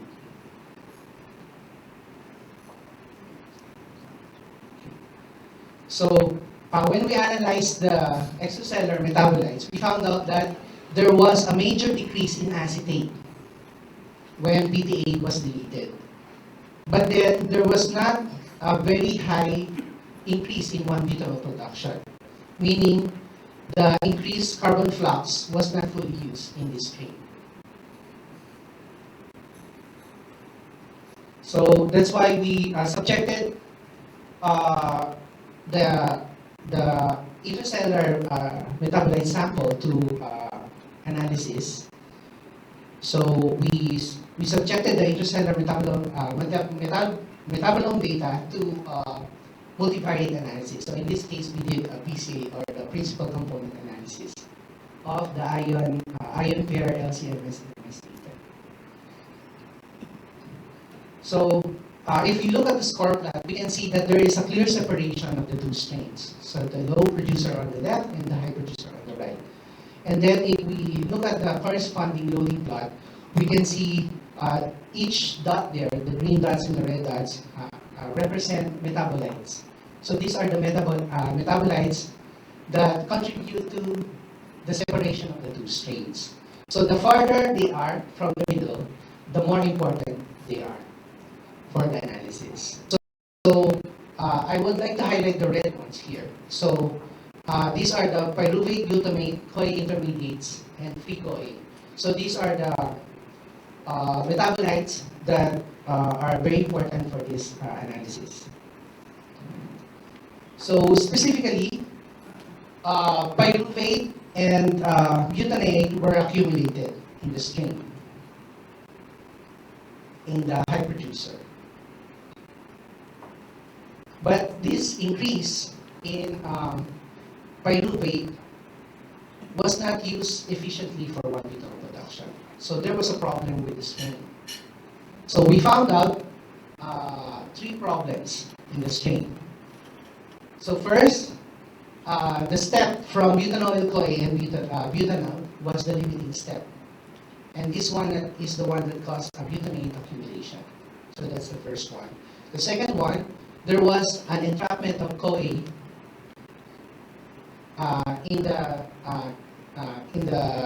the cells as CoA intermediates. So because of this, there is a shortage of CoA, and this causes pyruvate accumulation. So these are the three problems that beset this particular strain. So all these observations were not obvious without the metabolomics data. So using this data, we came up with a strategy to optimize the ATHE2 expression level. So it's here.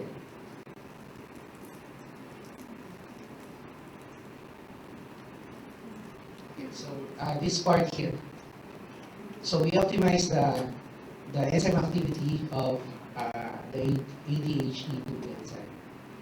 And interestingly enough, we found a corresponding increase in 1-butanol production after optimization of the ADHD expression level. So, so the metabolome data gave us a clear picture on how to approach the strain improvement strategy for high production of 1-butanol in E. coli. Okay, so in the future, the goal is essentially to reduce the carbon footprint and establish a carbon neutral society. So the next step was for us to embark on a photosynthetic bioproduction system using cyanobacteria. So this is very attractive because it enables the conversion of CO2 to fuels and chemicals. So this has been done by many scientists already using different cyanobacterial species. So the use of cyanobacteria is very attractive because first, they grow relatively faster than plants. And then they will also avoid conflict with food and land. Okay, so we put the same 1-butanol biosynthetic pathway in cyanobacteria, but we found out that it doesn't produce much 1-butanol. So what we did is to replace some of the steps here. So the first one is to replace the acetyl-CoA driving force with an ATP-driven malonyl-CoA mediated reaction. And then replace the NADH dependent reactions with NADPH dependent reactions. And then lastly, we replace the oxygen sensitive BLDH enzyme with an oxygen tolerant enzyme PDUP. So all these steps resulted in a high 1-butanol production, or a high 1-butanol phenotype. Okay. So, but if you compare this with E. coli can produce 30 grams per liter in 7 days. The S. elongatus can only produce 0.3 in 12 days. So, we also did metabolomics analysis of the indigenous cyanobacteria. So we increased the 1-butanol titer by 74%. So we do this cycle over and over until we get a very high 1-butanol production. So the next step for this is to improve the activity of the ACC-ABC enzyme to convert acetyl-CoA directly to malonyl-CoA so that it doesn't go to the TCA cycle. Okay, so I would just like to wrap up the presentation. So for metabolomics, for the use of metabolomics, we can use it for the study of microbiomes to characterize biological pathways and functional roles of microbes. We can investigate the response of microorganisms to various environmental stressors and to discover novel metabolites for innovative applications. And also we can use it for biomarker discovery. So this one, we use metabolomics as a tool to achieve these goals. So, okay. So the future plan is to establish a metabolomics laboratory similar to the one with Dr. Delisay, and also to use this for functional genomics and biomarker discovery. So thank you very much.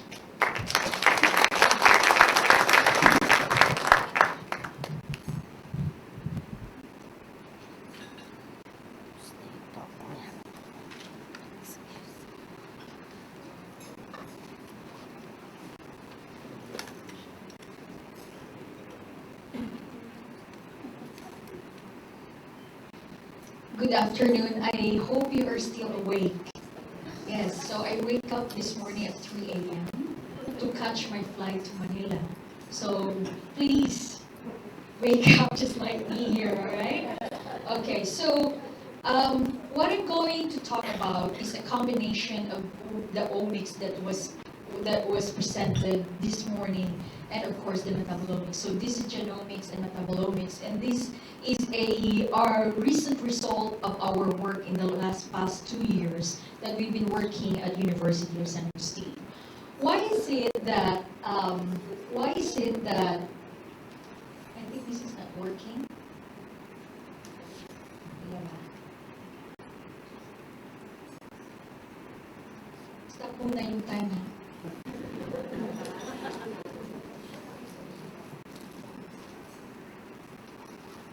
Wala rin.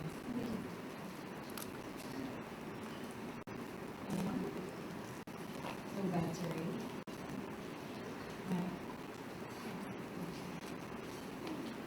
Okay, so why do we need antibiotics more than ever? It is not a cliche, it's always there, just like coronavirus, but it is not being hyped by the media. But you can see here that it is globally important because of this multi-drug resistant, there is no drug right now, or the drug is limited to cure them. And so, this the war against these microbes is because of the strains of bacteria we call as superbugs that are clinically resistant to several available antibiotics. And if you look at by 2050, more than 10 million people will die because of multi-drug resistant pathogens. And what's surprising here is in Asia alone, there are about 5 million of this death that is being predicted because of multi-drug resistant bacteria. And so therefore, there is a void in looking for a drug against this multi-drug resistant bacteria. So I am a pharmacist by profession, and so therefore I'm very interested at looking for new antibiotics.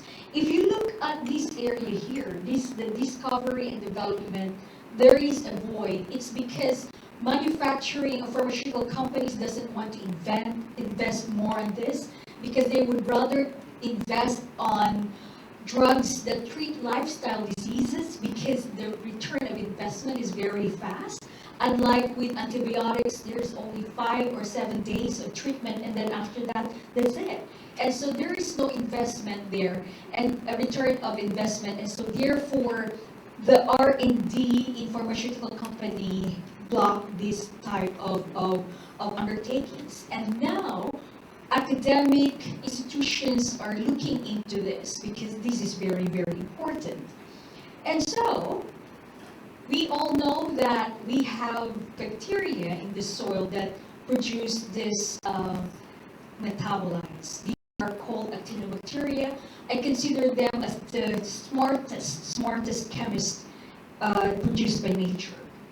They are very small, but they are incredible because they are producing this biosynthetic machinery that we could engineer later on to produce these different types of compounds. And looking back at the history, actinobacteria produces these popular antibiotics. Erythromycin, for example, rifamycin, vancomycin, they all came from soil actinobacteria. And in fact, if you look into erythromycin, the history of this started in Iloilo City. it is the soil from Iloilo that they got this bacteria that produced this erythromycin.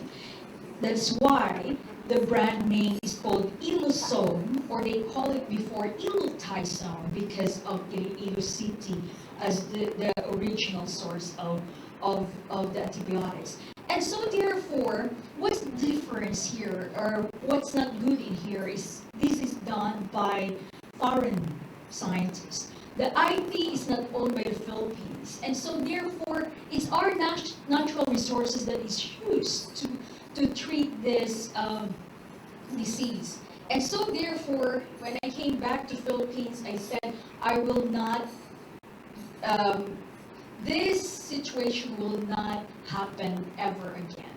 Because we will look at it in a way that discovery uses the Philippine resources at the same time done by Filipino scientists. And so therefore, I'm looking right now at another niche, which is the marine environment.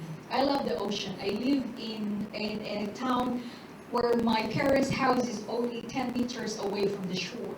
And I always love that. And so I'm always fascinated by the ocean. And I'm looking at this time the sediments from the ocean. If back 50 years ago, they're looking at the terrestrial soil, I'm now mining the marine sediments. So if you look at the marine sediments, there's always a delay here. Okay, so the marine life is very abundant with diversity. And if you look at 1 ml of water, it contains about 1 million microorganisms. But if you look at the sediments, there's about 1 billion of these cells per gram of the sediment. We thought that sediment is there's no life in there, but actually there's life. So they are there because they have surfaces that these bacteria can attach. But the next. Okay, so marine sediments is a promising niche for drug discovery. It's salty, and it's cold, it's dark, and it is very diverse in microbial community. I'm not looking into the microbiome of the sediment. My work is more targeted approach. I'm interested in only one type of bacteria, family of bacteria, and nothing else. That's why our method is very selective, because I'm particularly interested in one type of bacteria, and also it is culture dependent. So if you look at this, it looks like a rock, right? But actually this is not a rock. This is a grain of sand, a scanning electron microscope. But if you look at that area and then expand it 50,000 times, you will see life. There's life in that one grain of sand. There's spores and filaments of this bacteria that adheres on the surface, and this is something that we could exploit in our work in finding new drugs. So these are examples of the antibiotics that we isolated from different types of bacteria, isolated from marine sediments all over the world. This one is from the Pacific Northwest sediment. Another one is an antibiotic from Papua New Guinea. We call this pedanamide. It's a very nice short tetrapeptide. We continue our work. When I say continue, we are husband and wife team. We are doing drug discovery program, and we are looking into marine microbiology, plants, marine invertebrates, and uses these different strategies to find that compound that can cure different types of diseases. So we looked into, can you go back? So we have this metabolomics, and we have also this genomics. So for the last 2 years, we had the opportunity to explore the States of America, but the University of San Agustin is a small university, Catholic private university, and this is our Center for Chemical Biology and Biotechnology. Is only 1 year old. And now I'm going to take you to the famous Tubataha Reef in Palawan. So my team went to Tubataha National Reef. It's one of the best opportunity I had. So we were aboard a MY Palau Sport. This is our research vessel. So I'm the only woman in the team, and we among the men. So we were there for 7 days, and back in the States, we are using an automatic robotic system as a core sampler. Here in the Philippines, I can do that. So I sketch and let somebody did it for us, backyard na gumagawa, fabricated for us, and then boom, we have this. So there is already a utility model. So we have 1 meter of that core, and so therefore, we got that core sampler and then bring that to the lab. So in 2017, we were able to go to different islands in the Visayas area, Western and then Central Visayas. In Negros Oriental, in Apo Island, one in Bohol, Bagbatang Island in Antique. In this part, we also have in Crocodile Island, Aklan near Boracay Island. We have in the Nugan Island in Negros Occidental. We also have one in Antique, in Mararison Island, and also Nongas Island in the tip of here, fronting the Sulu Sea, and Capiz, and also we have Antique. During this time, I'm going to tell you, this is one of the best part of research, right? But the most difficult part of research is to get the prior informed consent. It took me 6 months to get a prior informed consent talking to the barangay, the LGU unit. And this is one thing that I think NAST should help the researchers to get this prior informed consent so that their research will be there will be no delay. So this is the second year we went up to Batanes Island, Occidental Mindoro, Camarines Norte. So there were about 23 sites all over the Philippines. And this was in 2018 to 2019. So, next slide please. So we have this about more than 3,000 of these diverse bacteria, actinobacteria. I haven't seen that diversity when I work with microorganisms from Bahamas or Papua New Guinea. These are entirely different types of bacteria, and so the diversity there is very, very high. And so this is considered as a drug discovery biobank of the Philippines. Anyone can collaborate with me. I'm very open. So as long as we look into new drugs and for the treatment of antibiotics. So we have 3,371 of this. The most prevalent actinobacteria are from Negros Occidental Island, followed by the Southern Antique, and then followed by the Sulu Sea. So this is how we did our approach to find a new metabolite. So we did our in vitro bioassay, we did the genomics, and then did the metabolomics. So our target is not just an ordinary clinically available pathogens, but these are multi-drug resistant pathogens called ESCAPE. And these are all in here. So ESCAPE. So you have to remember that microbiologist tayo, kailangan natin yan malaman, right? And so therefore, we have different types of screening for platforms. We have initial screening, secondary screening, and then we have the confirmatory screening.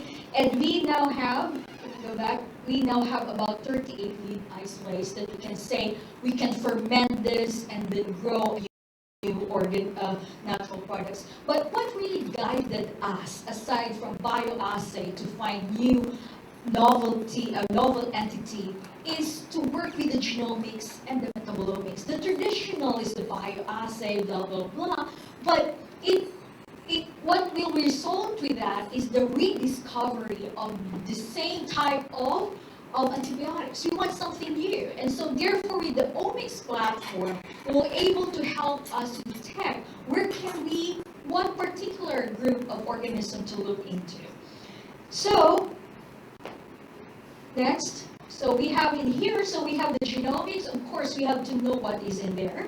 So we did the phylogenetic gene marker, but we also are interested with the biosynthetic gene clusters because I'm interested on the machinery of how these antibiotics are produced so that we can engineer it in the next phase of our project to provide more amount of this material.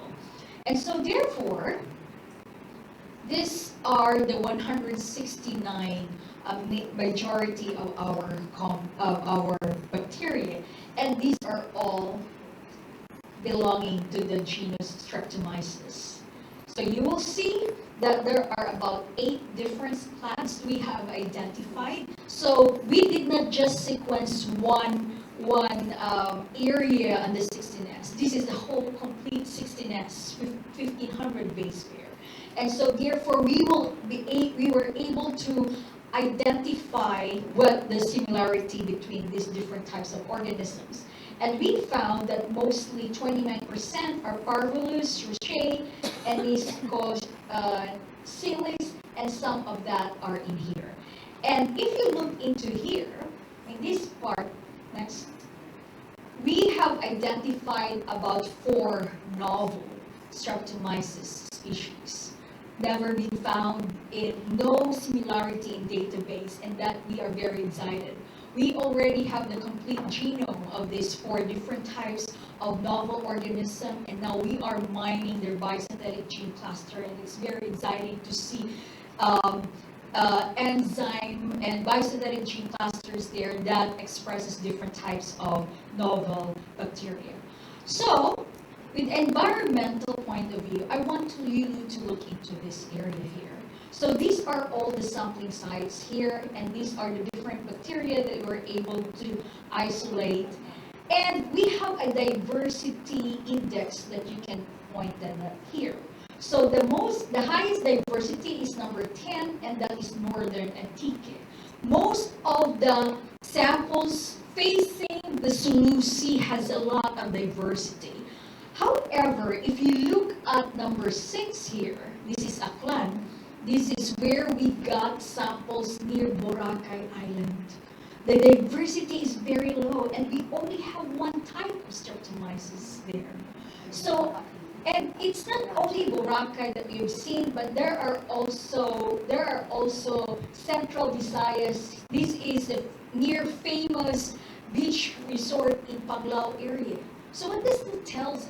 It's more of the anthropogenic activities that dictates the diversity of these different types of Streptomyces. So we have 8 lead actinobacteria, and we have found kung saan sila makikita. In Tumataha, this is in Western Antique, Northeastern, dito sa Negros Occidental. This is in Apo Island, and then this is in Camarines. So it's very exciting, and I am not going to disclose what are these different types of Streptomyces.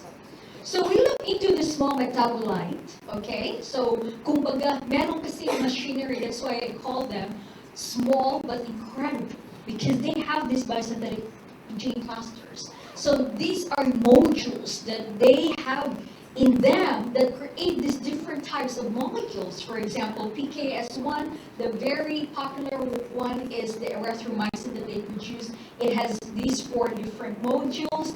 Another one is PKS2. These are the typical common antibiotics that are produced by PKS2, tetracycline, and the anti-cancer doxorubicin. And so therefore, we sequence and amplify this biosynthetic gene cluster, and we found that most of them has the PKS1 module and also the PKS2 module. But look at this one here. There's only one type of PKS present there, and most of them also have the NRPS or the non-ribosomal gene cluster.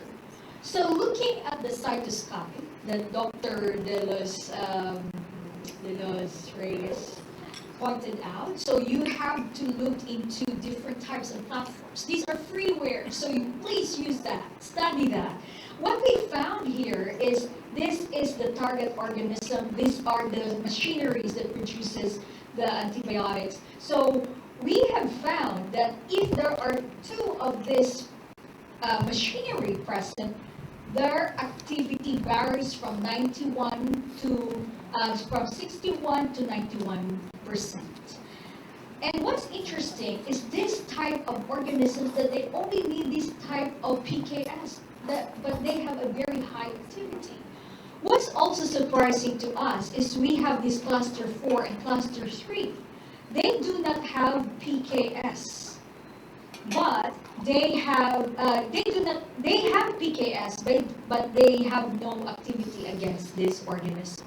So meaning, even though they have machinery to produce this very elaborative chemical entity, the compound does not target the SRUs.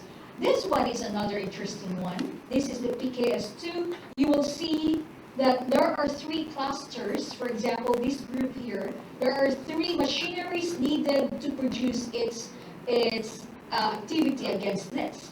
But this cluster has only 2 of the machinery. This one have 1 machinery needed to target this. But how about this? This is very interesting because they don't have the machinery just like this, but they are very active. So we're looking at that right now. Could this be something new or something different? So then we go to the metabolomics. The metabolomics uses LCMS.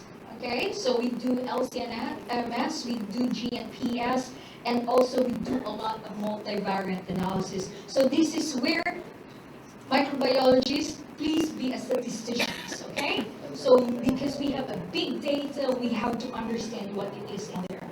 So if we are looking at this area here, the 16SS, isang tubog lang sila. But actually the metabolomics says it's different because this is how they look like in the metabolomics. They are so diverse. But here, another one. So you will see that these are how their dendrograms is different.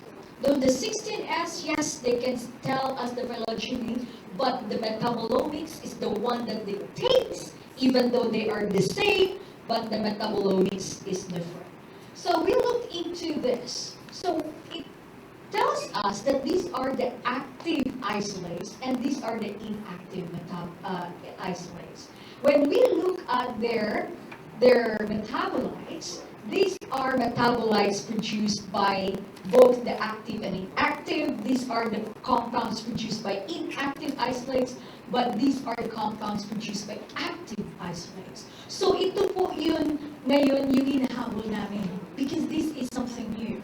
Alright? So this is a ongoing work in our lab.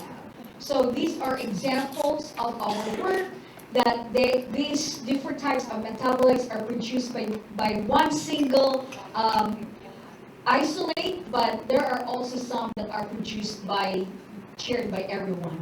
So what do we do here is we do MSMS analysis, and we found that, for example, can you go next? These are the compounds that we produced. The metabolomics can identify what are the compounds that these isolates are produced. Another one, for example, we have these different types of compounds, so we do the MSMS analysis. These are known. That's why I'm very happy to share it with you, because the unknown, I'm not going to share it with you, or something new. So these are all known compounds that are produced by the different types of bacteria.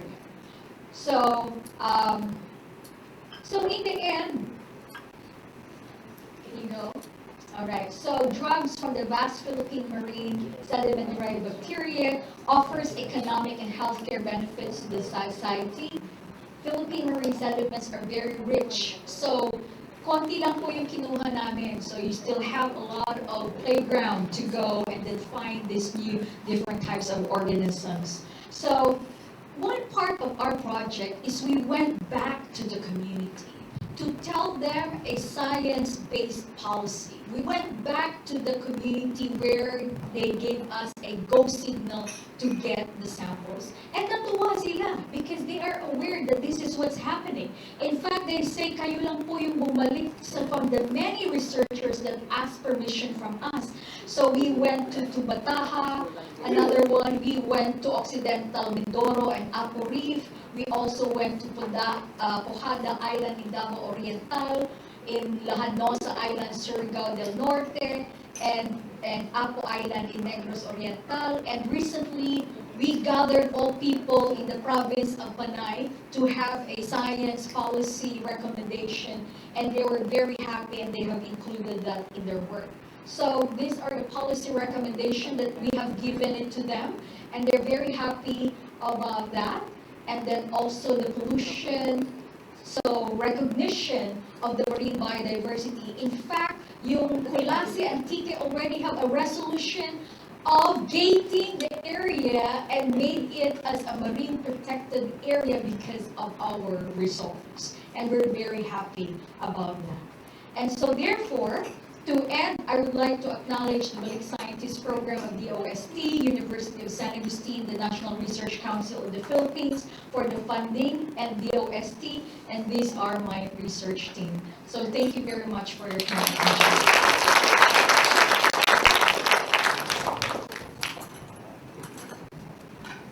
Thank you very much, Dr. Lavinia and Dr. Dalisay.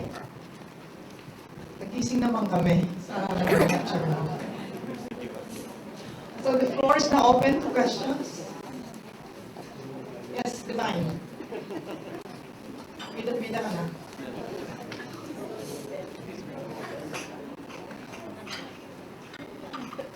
Dr. Dalisay, magandang hapon po. I was so amazed with the background that you have related pertaining to your early childhood na nakatira lang sa bahay na ilang metro na ang layo sa dagat. Yung po bang inspirasyon na yun ng inyong kabataan, pati na po ng inyong biological background has been highly contributory and instrumental for you to pursue this kind of studies at how do you encourage po yung mga kababayan nyo na makikollaborate sa inyo? Salamat po. Yes, so my childhood was the one that it takes me to love marine science. So, kaya nga, I was bullied when I was in high school dahil ang itim-itim ko. Dahil I was always in the ocean. Itim ko daw. So, and anywhere I go, yung one requirements ng university is malapit sa dagat. I went to UNSW sa Sydney, malapit yan sa Pacific Ocean. And the University of California in San Diego, malapit din sa ocean, and British Columbia, University of British Columbia, malapit din sa ocean. So when it comes to collaboration, lahat tayo dito microbiologists. If you have an interest, for example, ano lang kaya ng lab namin are antibiotics, looking for antibiotics and anti-cancers. If your lab is capable of have a platform of assays looking at, for example, leptospirosis, malaria, virus assays. So I can, yes, in different, but kahit sa mga tanim, because these are highly saline na organisms.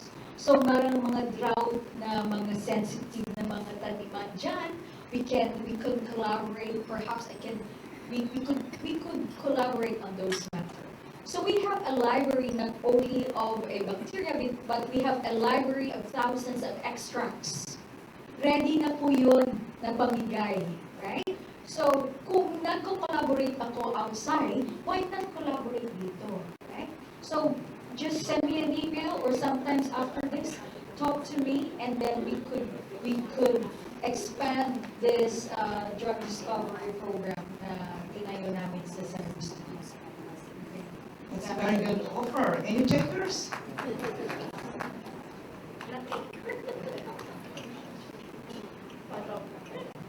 Okay, Dr. Concepcion.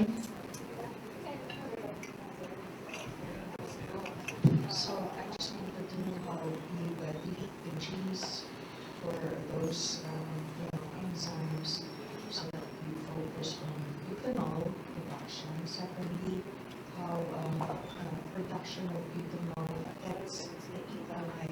Is it toxic to the E. coli? So is your culture design such that you are able to remove butanol? So is it a bioreactor? Can you tell us a bit more about the engineering part of it?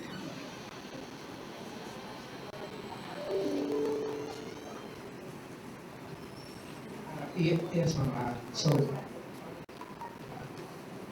See, you have something.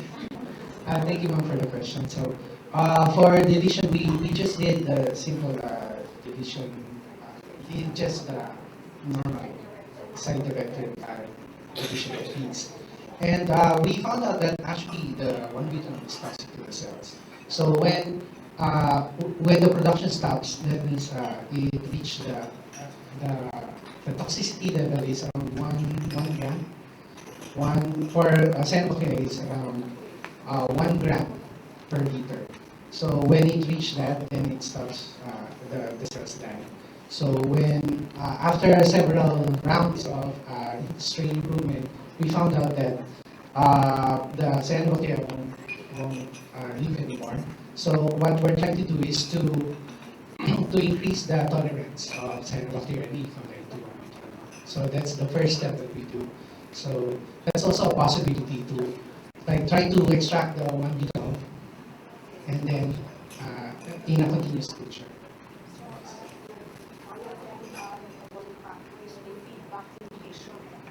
So at some point, the butanol might serve as an inhibitor, okay, in the genetic enzyme level. So I'm just curious whether that happens. Okay, I'm just asking a question to Doralyn because we also have 4,000 bacteria, so we should collaborate. Yes, I know the two of you should collaborate. One is in marine sediment, one in the water. We invited her to be a faculty in MSI, but no, she has to build USA out of the USA. So she's doing a great job. So you were talking about antimicrobial resistance, and that's really a major problem. So we actually have compounds already patented that are antibiotics to MRSA, and also now to gram positive, and then gram negative, Pseudomonas aeruginosa. So published and then patented both. Okay, so also from bacteria. Now, thing is, we have to understand the mechanisms of antimicrobial resistance. Why? Why is it now resistant? For example, MRSA. Okay, the model for SA actually is S. epidermidis also. And one major mechanism of resistance is the formation of a biofilm. So it really, learns how to become not a unicellular but a multicellular organism as a kind of a shield. No? So you form a biofilm and it becomes like an endozoa. Anyway, do you have assays that measure inhibition of biofilm in your Staph aureus, or is it escape as planktonic types? Because we also run escape routinely. So a very nice question. Yes. So we do not have an assay for antibiotic. I will send it to you definitely. Yeah. So the extract and some of the pure compounds that we can check. May I recognize the lady over there?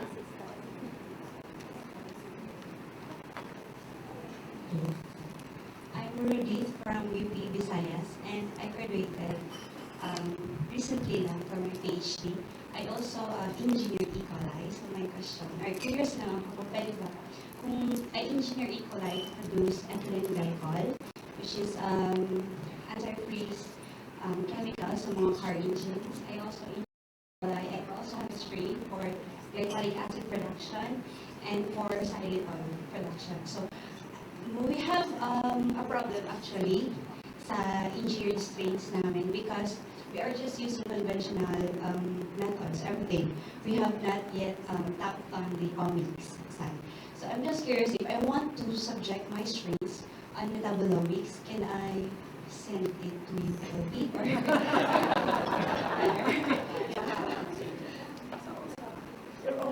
You're here.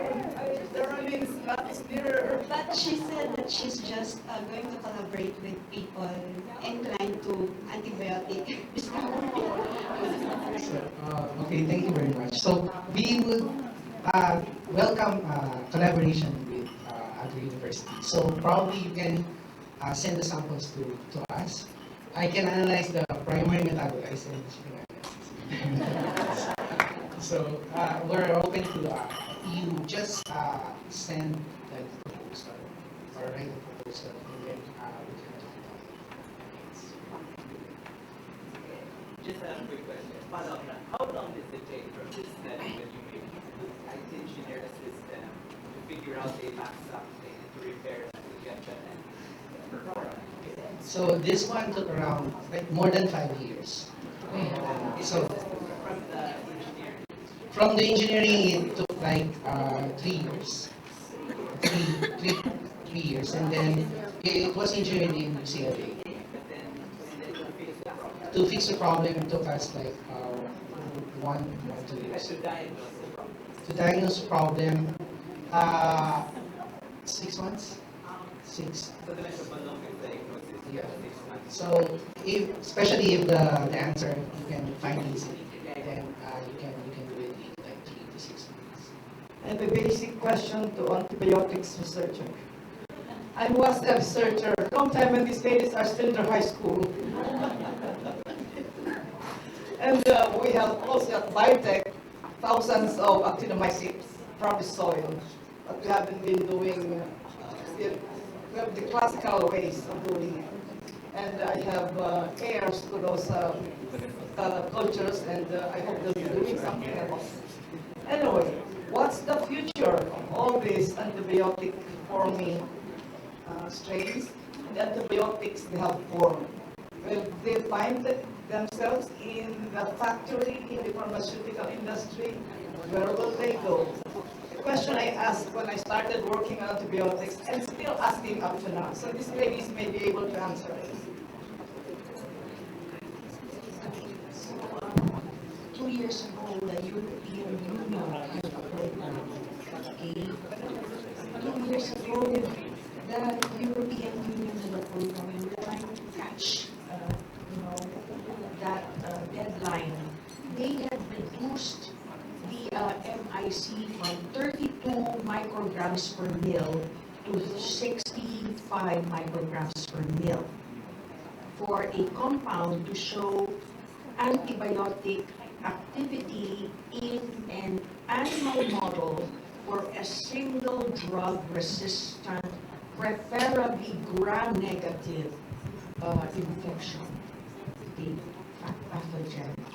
So right now, our compounds are in that stage where we're producing milligram quantities of it, okay, in culture in our lab, and we're doing animal model for this, okay? So we have the bacterial pathogens that we are injecting into the leg or the foot of the mouse, and this is our major priority now in our lab. So our lab in the University of San Agustin is not only capable of isolating these new antibiotics, but we are also at the same time doing toxicity testing, because we rather fail now than fail later. Meaning, hindi namin gusto na i-advance ito an animal model or a human trial without identifying whether this is toxic in the liver cells, kidney cells, and cardiac cells. So, the end product namin sa University of San Agustin have an antibiotic that we know that it's active against the target cell, and we know that it is safe in vitro sa liver cells, kidney cells, and then the heart cells. We cannot manufacture it just like the manufacturing pharmaceuticals. But what we hope is that we could license it, that we could patent it, and let these big big pharmaceuticals buy the license to us. Anyway, yun naman yung nahanap nila eh. They scout for startup companies, and then once there is something that is already in the pipeline, they buy the company and then develop it in individual. So we are hoping na yung erythromycin story will not happen again. And so therefore, yun nga, the community is very excited about our work dahil sabi nila, this can really help us here in case na merong antibiotic na makukuha from the organism na kuha namin sa kanila community.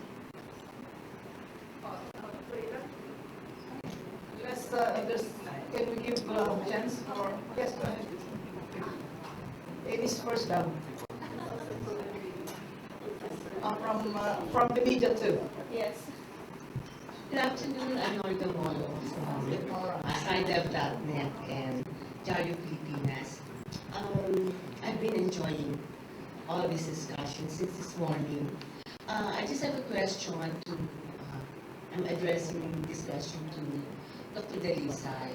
Aside from the antibiotics that your group is, antibiotic research that your group is trying to delve into, I'm also wondering if your group is also interested in exploring treatment from marine sediments for other non-pathogen caused diseases like cancers, diabetes, and I'm a diabetic myself, cardiovascular problems.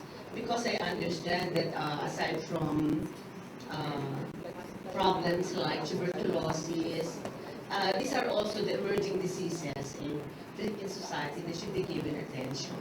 Thank you.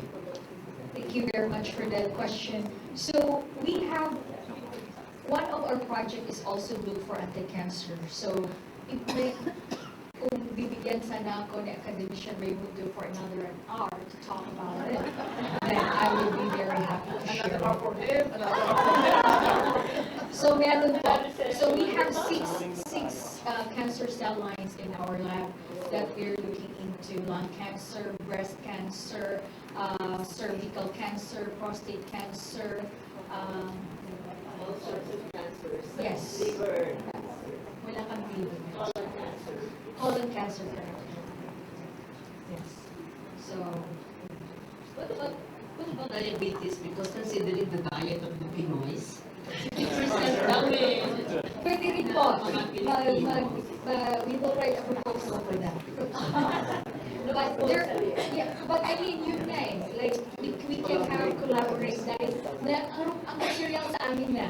So we can collaborate for anyone who have a very good platform for diabetes, for cholesterol, for so we're gonna pass it. With that note, can we close the session? Just one more question. This is not really on diseases, but I couldn't help but wonder if your group or actually this is also a question that I should also address to the other speakers. I wonder if you're not exploring bioremediation in your researches. That was our research, and also Dr. Reyes, or it was Reyes. We have been doing that for several years, but of course I'm retired. I turn it on, pass it on to other researchers. But there are, Dr. Cuevas is doing actively work on bioremediation using trichoderma. That's another topic for another session. But be rest assured, there are scientists doing that. With that note, can we close the session and move on to the workshop proper? The tables are labels where you should go. Actually, I think you already situated the right tables. The leaders may just move to the tables where they belong, and the speakers may join any of those topics that they are interested in.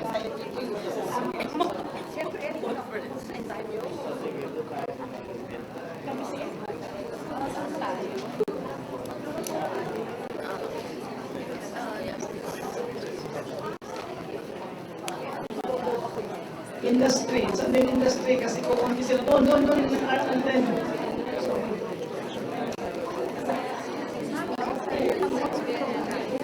education, doctor,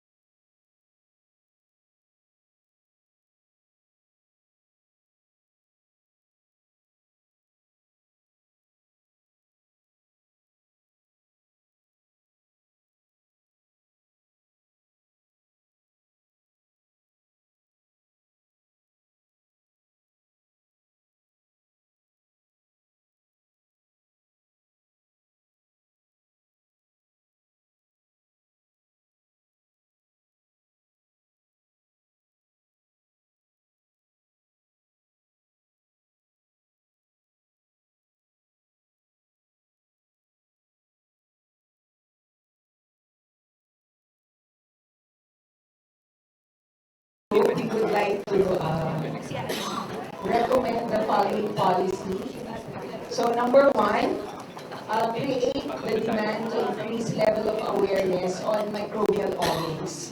So we did a survey from the group to determine whether we have low, medium, or high awareness in terms of microbial omics. And the consensus of the group, we have low level of awareness. So that's the reason why we came up with the first recommendation. Okay. For the second recommendation, develop partnerships between all interested parties, government, industry, and the academe. And another one, strengthen food safety and food security monitoring and control. Since the industry sector is more on quality control for food safety testing, we would like to strengthen that area of the application of microbial omics. And also for food security, this is the use of microorganisms for bioproduction. And the last recommendation, create an infrastructure for science and technology working on microbial omics. We would like to make it mandatory. We don't know yet how to make it mandatory, but I think it's very powerful if there will be a policy or part of the infrastructure wherein there's a group under science and technology who's going to regulate the application, monitoring, and control of microbial omics. So that's all for the industry. Do you have any questions?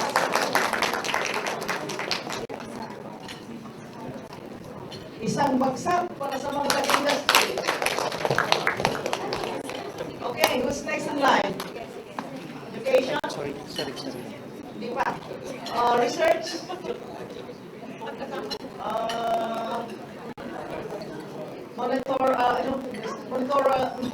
Governmental monitoring group? Okay, Dr. Lucille Villegas will be the reporter. This was facilitated by Dr. Rex Alaba, the regional coordinator for Visayas in the Microbiology Consortium. Dr. Villegas is a professor from UPLB and secretary of the Philippine Academy of Microbiology Accreditation Board. Tayo kayo maging automatic na attend, plug-in, being a registered microbiologist for those with PhDs, with 24 units of microbiology, you can apply to an RM without an examination. Kasi kung mag-exam kayo, baka kayo lalagpak, kaya kayo sa estudyante nyo. Mag-apply na kayo na walang exam. Good afternoon po. So during the discussion, unang discuss was there should be like government agencies who will be doing environmental monitoring. But then, sabi nung isa, they are not able to do that. So the academy should be doing it. And so with that, ano ang kailangan to be able to actually do this? So ito yung napag-usapan. So number one, if the academy will be doing it, there should be what we call human capacity building. So the first thing that can be done is to identify what are the institutions that can actually train, like persons from different HEIs, to do the monitoring. And also, number two, so trainings that can be done. One, yung muna daw mura, like train these key people on how to isolate from the field, preservations, phenotypic characterizations, identifications, and then you go to 16S, yun naman ang standard protocols, and then validations through Omics. So one. Number two, when you are trained, you now know what are the equipment needed, then we can do infrastructure and equipment development. So there are HPIs na meron na, so pwede upgrading, yung wala, acquisition. So infrastructure and equipment. And then the standardization of protocols. So samplings, proper samplings, identification in the field, validation through Omics. And then the last would be to be able to get funds. So proposals or projects should be problem-based. For example, if you are from saan pa? Mindanao, what is your problem in there? Environmental problem. And then, how can Omics be utilized to solve the problem? So this is the problem-based projects for the utilization of Omics.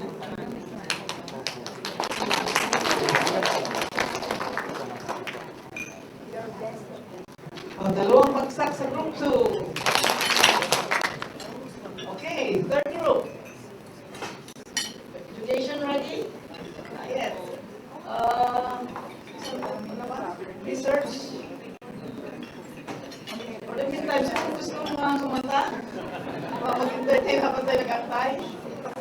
Sino pang tegas daw? Hindi mo gusto daw. O plug-in, mga from inside of microbiology.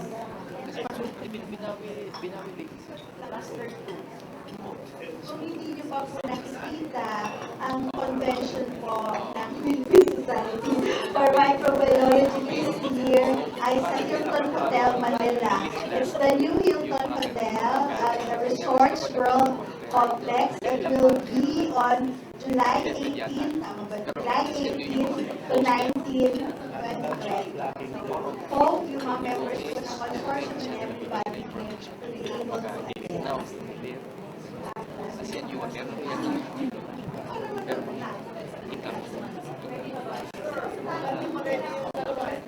So the Cluster 2 of the Philippine Society for Microbiology is also inviting everyone to please attend our forthcoming symposium on March 21 at DLSU Manila. So you can check our website, asm.org.ph for more details. Likewise, on behalf of the National Training Center for Biosafety and Biosecurity, issue natin yan sa research. So we would like to inform everyone na na-move po yung aming international conference from this coming sana March. But because of COVID, we have to postpone it to June 15 to 19. So, I hope yung mga nandito po ay makadalo at makasama po namin during.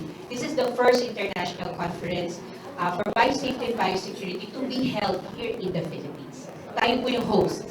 So, sana po makatid po kayo. Thank you, ma'am. Evening plug. Plug in for Microbial Consortium representatives. Save these dates. April 17, workshop on Archaea. You know, Archaea is the least studied, the least known among all the microbial domains. So, an expert from the University of Florida will be coming over. I hope she not be scheduled with COVID, the ENCO. But as far as yesterday, she confirmed she's coming.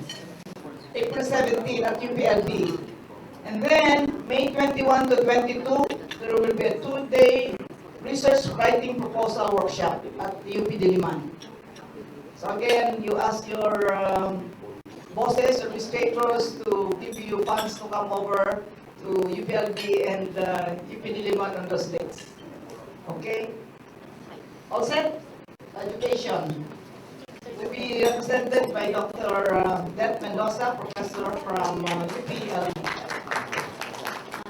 So good afternoon. First, while it's being set up, may I call on our colleagues in the education cluster or group this afternoon to please rise for acknowledgement. Okay, so each one, generally, majority participated in the discussion.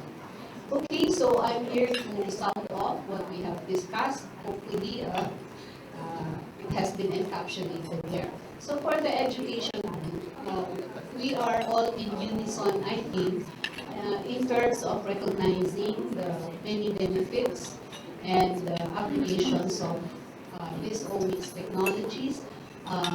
So much information that we have gathered today.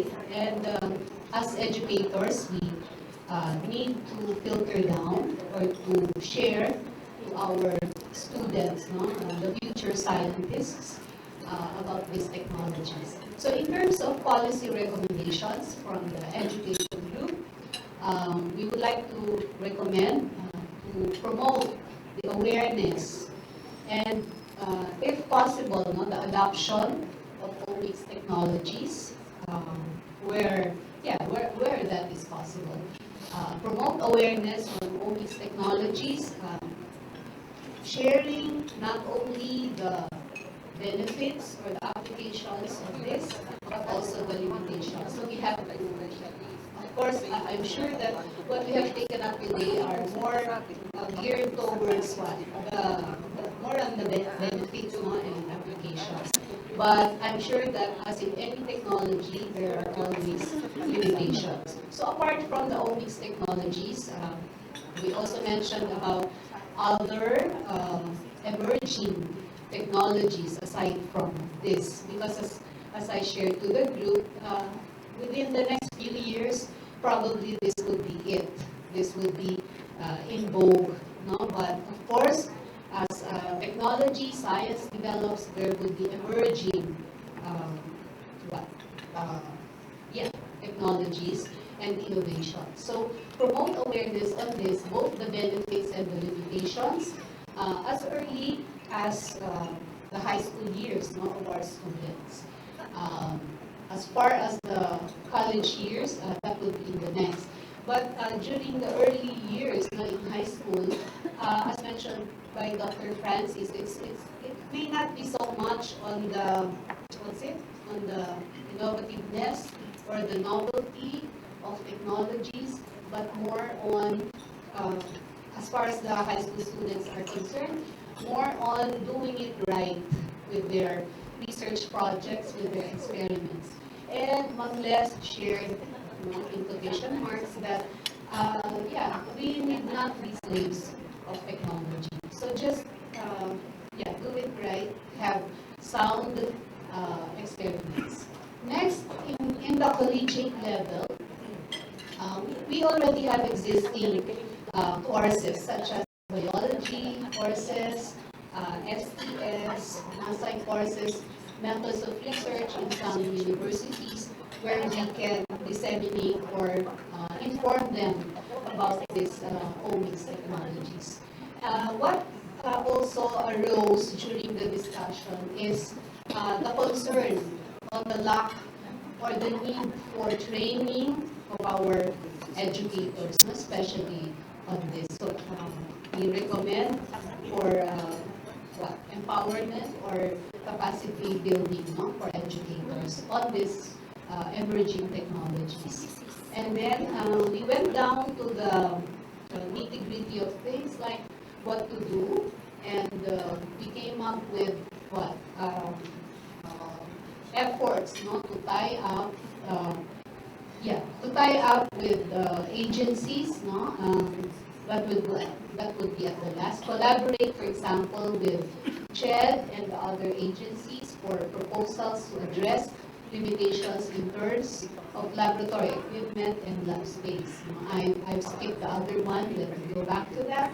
So tie up the program outcomes of CHED to the national agenda, also for inclusive growth. We also had the discussion on what do we want our students, or what qualities or what skills we want our students to have. So some of those which were mentioned were what? Like having communication skills, better communication skills, being able to collaborate, thinking out of the box, going beyond the border. So yun yung mga program outcomes. So we have to get down to the ground level and then also check with what is in the national agenda. And also for applications of this to filter down to the people. So that's all that I can share for education.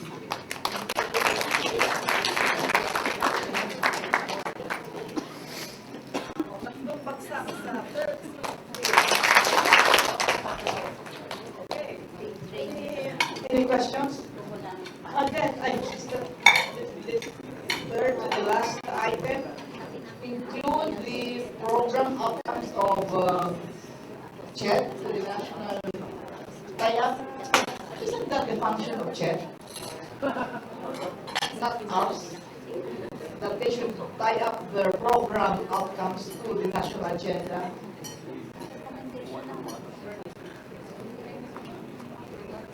Representative from CHED, Mr. Fernie.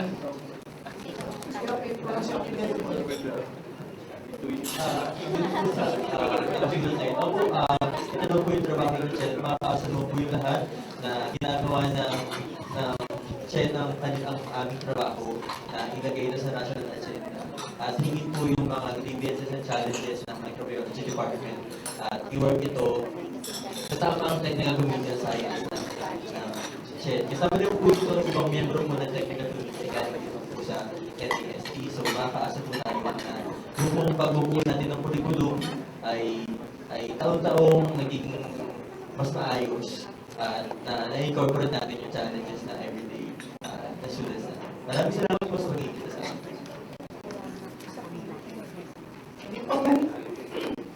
Then we go to group 4 on research. It's facilitated by Dr. Franco Teves, the Regional Coordinator for Mindanao Microbial Consortium. The presentation will be done by Professor Amor Tibay. Very able, and I'm sure we'll be having a very good presentation.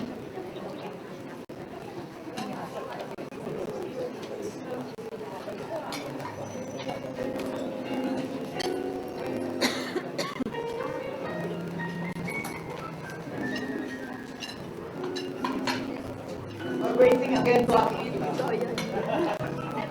I would like to inform you that the Philippine Academy of Microbiology has a new link. So those interested in applying for automatic accreditation as a registered microbiologist should go to that link. It's spam.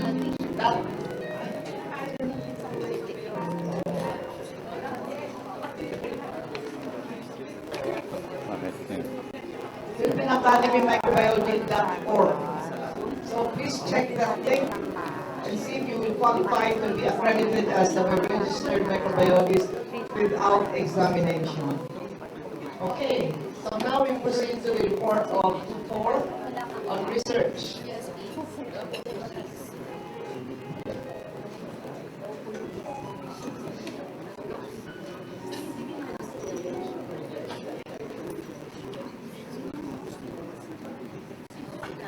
Good afternoon to all of you.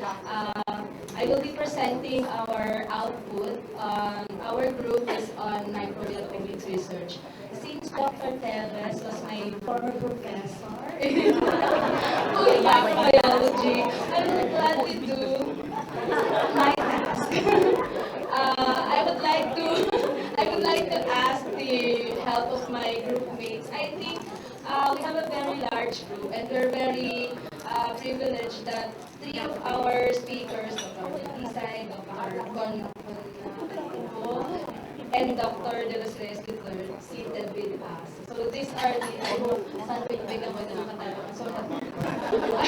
so policy recommendations on microbial omics research. Actually, all of the study guide questions were answered by the group.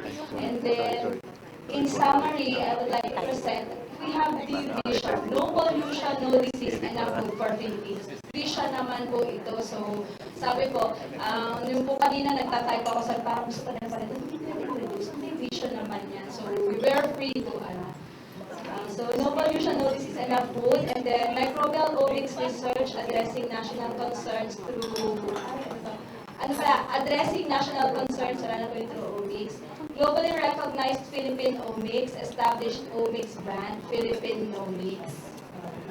And then critical mass or considerable mass of Omics experts, and established centralized Omics laboratory with satellite labs in HHAI nationwide.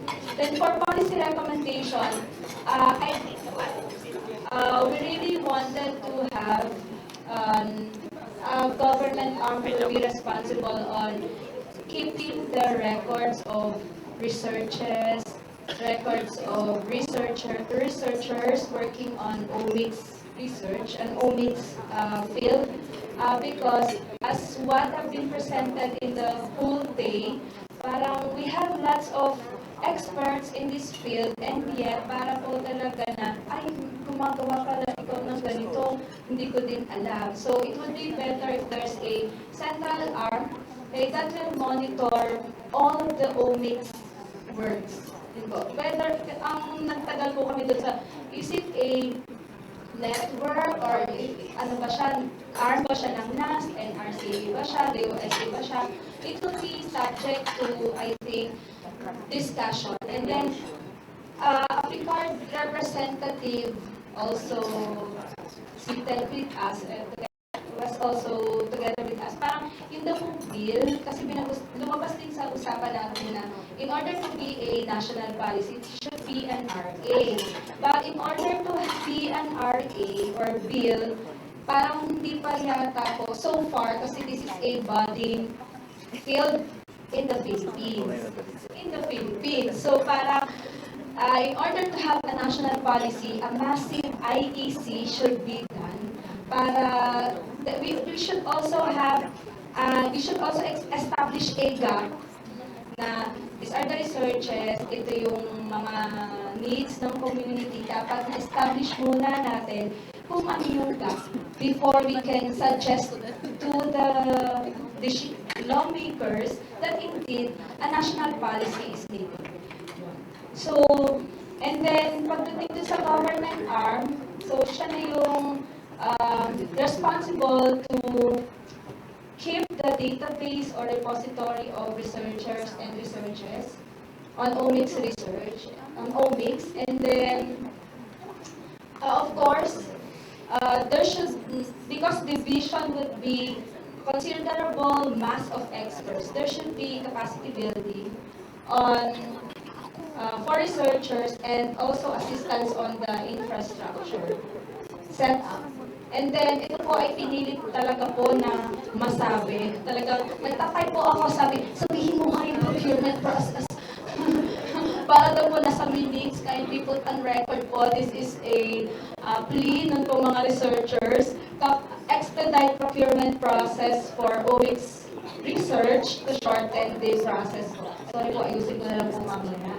And then, number 5, there should be incentives for researchers or institutions involved in omics research. But during our discussion, meron naman na daw po ngayon. But maybe meron din dapat na awareness campaign or ano yung CDOST, kasi meron daw po incentive na nabibigay on those institutions and researchers who will be finishing their projects on time or ahead of time. So this type of incentives should be really implemented, and then maybe more incentives should be given to researchers on this field. And then we also were able to talk about the private sector's funding researches. This is a collaborative process, but the issue or the concern would be the IP. So, nilagay po namin dito strengthen implementation and IP policy, especially on collaborative research. And then, consider the social aspect of omics, increase the awareness for social acceptability. The products, the patents, and all of the output of microbial omics will be, it won't be worth all of the hard works unless the community is ready to accept and embrace the field. Kasi po, kahit merong sabihin may ibigay ka sa kanila, okay, bago to drug, pero pag nalaman nila, ay, hindi microorganism, hindi naman nila alam na in the first place, the antibiotic that they were using, galing talaga po sa antibiotic. Pag nalaman nila, like, yung nabanggit ko nga po yung GMO, yung ibang tao, ayaw nila talaga na GMO, but they are using synthetic insulin. So, parang mga ganun yung issue. So, kasama po dun sa policy recommendation na is on the social aspect of omics.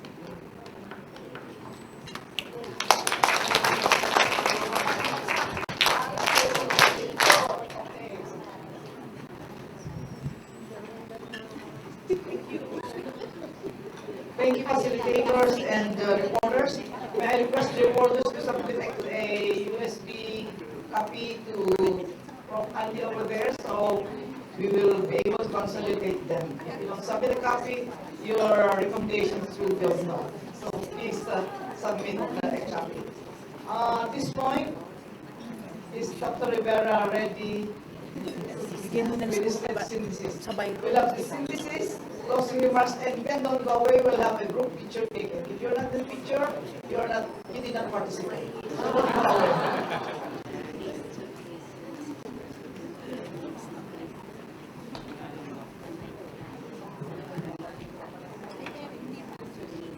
Thank you very much. Well, this is basically a synthesis of all the talks we have heard the whole day. This does not include the workshop. I was not able to participate in that. Okay, so please listen carefully and hopefully you were able to get the essence of the forum. The first talk given by Dr. Francis de los Reyes was about engineering microbes for the benefit of mankind in terms of environmental application. He discussed how the structure-function continuum tells us how the structure dictates function and in turn determines the activities of specific microbiomes. Specifically, his study was about the use of fat, oil, and grease, commonly termed as fog, from the domestic waste and how to use it as a source of energy. This can potentially cover for about 60% of waste and wastewater treatment energy demands. Now, using metagenomics, his team was able to determine which microbes are present in fog and which one is responsible to metabolic engineering. This shows that omics are tools that can actually aid scientists in harnessing the potential of microbes for our benefit. It is to answer other questions besides which organisms are present, such as which processes and functions are present in a particular microbiome, and how these can help in solving our problems such as waste reduction and alternative sources of energy. He ended his talk by emphasizing how convergence among scientists will promote data sharing and innovation, opening for more opportunities to collaborate with scientists from different disciplines. Now, the diversity of microorganisms in the environment, mainly the marine sediment, sponges, and family mentioned in this forum, opens a rich and vital source of metabolites for use in the healthcare industry, like the newly discovered compounds by the group of academician Giselle Concepcion, as well as, of course, the group of Dr. Laura Lisa. Now, these compounds provide us alternative solutions to our current problems, like the antimicrobial resistance, as well as provide us an opportunity to advance economically by exploiting the production and use of these compounds. Then we have the talk of Dr. Cecilia Conaco.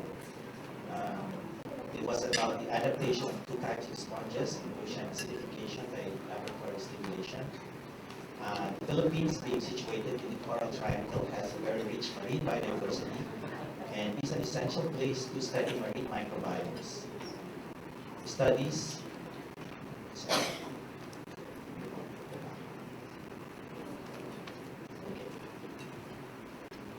Sponges are animals of interest because of its importance in marine ecosystems by playing a role in nutrient cycling, food and habitat provision, and microbial biodiversity reserve. Now, our research is about the holobiome dynamics, or how microbes interact with their host and help in adaptation, stability, or death of the host. Their team found that the calcareous sponge, which has lower microbial biodiversity, has higher mortality under stress, such as high temperature and pH compared to the siliceous sponge. Now, the results show us how the environment plays a very crucial role in adaptation and in extension and evolution for organisms, both micro and macro. It also shows how transcriptomics unravel changes to both sponge and microbiome activity, in particular environmental stress, in order to survive. Now, available methods like the LCMS was discussed by Dr. Leopold Ileg, who's talk on environmental monitoring and proteomics of natural toxins.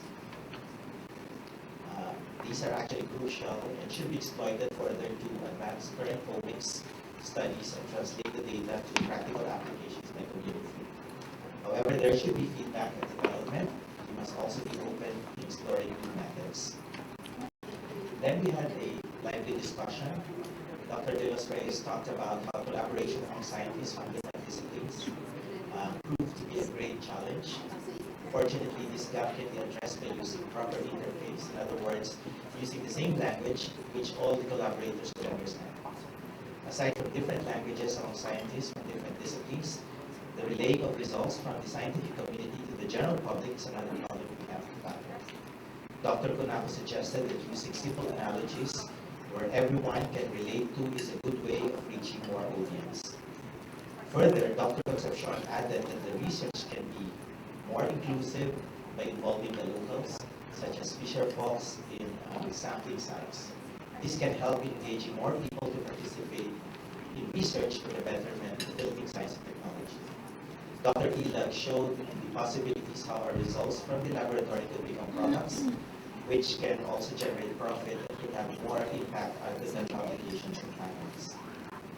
The talk by Dr. Walter Lavinia was about the creation of a low-carbon society by shifting from non-renewable fuel sources to more sustainable ways, such as biofuels. Now, one example is the use of butanol produced by a metabolically engineered strain of E. coli, and how butanol production can be optimized through genetic changes or transfer of the system to cyanobacteria. Dr. Davisa in her talk emphasized that more anthropogenic activity relates to lower diversity of microorganisms. It should be kept in mind, and policies to coordinate microbial resource mining and environmental protection should be increased. As exemplified by the group of Dr. Dalisa, communities appreciate scientists going back to the community and making science-based policy recommendations. This practice should be adopted by more groups. Now, there was a discussion on recommendations on an interdisciplinary approach to solve marine pollution in the Philippines. It was emphasized that we put into practice what we know and come up with new treatment pathways and technologies. We should do a better job in pointing out problems to policymakers and in communicating what we do and how the public could benefit from it. Exploit interfaces. People who know a lot about something and understand a little about something else. That's where innovation comes in. Talk to allied professions to solve problems in an interdisciplinary manner. So the bottom line of our discussions here, the main points discussed in this forum emphasize the utility of Omics to answer questions on environmental protection and healthcare. It is to utilize these tools for other benefits, such as waste reduction and alternative sources of renewable energy for the benefit of the people through cooperation with the local government. Moreover, it is to learn from the diversity of nature in order to learn new methods of coping with environmental stress and discover novel metabolites that may be helpful to health and industry. I would like to acknowledge my colleagues from the Institute of Biology in UP Diliman in helping me come up with these great services. Thank you so much.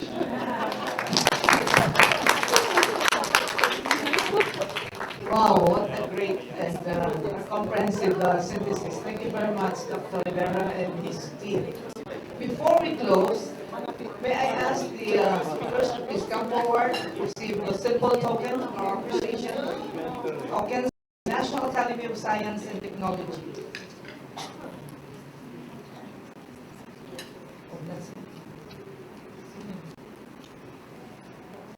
First, Dr. Francis de los Reyes, the third.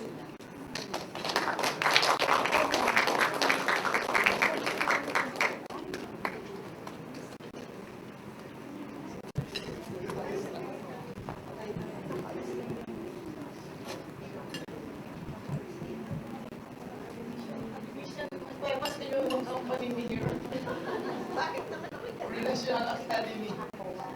Because the president and the academician Concepcion said.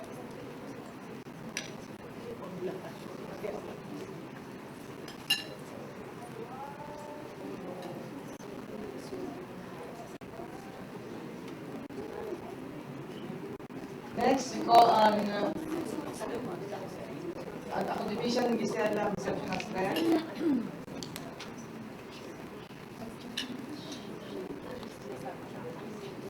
Dr. Cecilia Konako, please.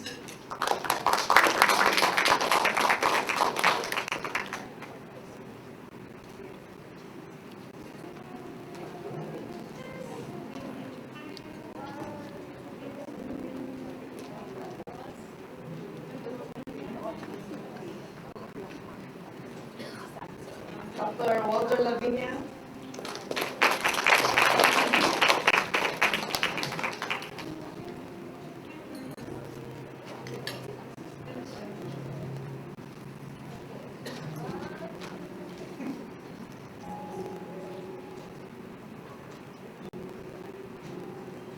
And last but not the least, Dr. Darlene Dalisay.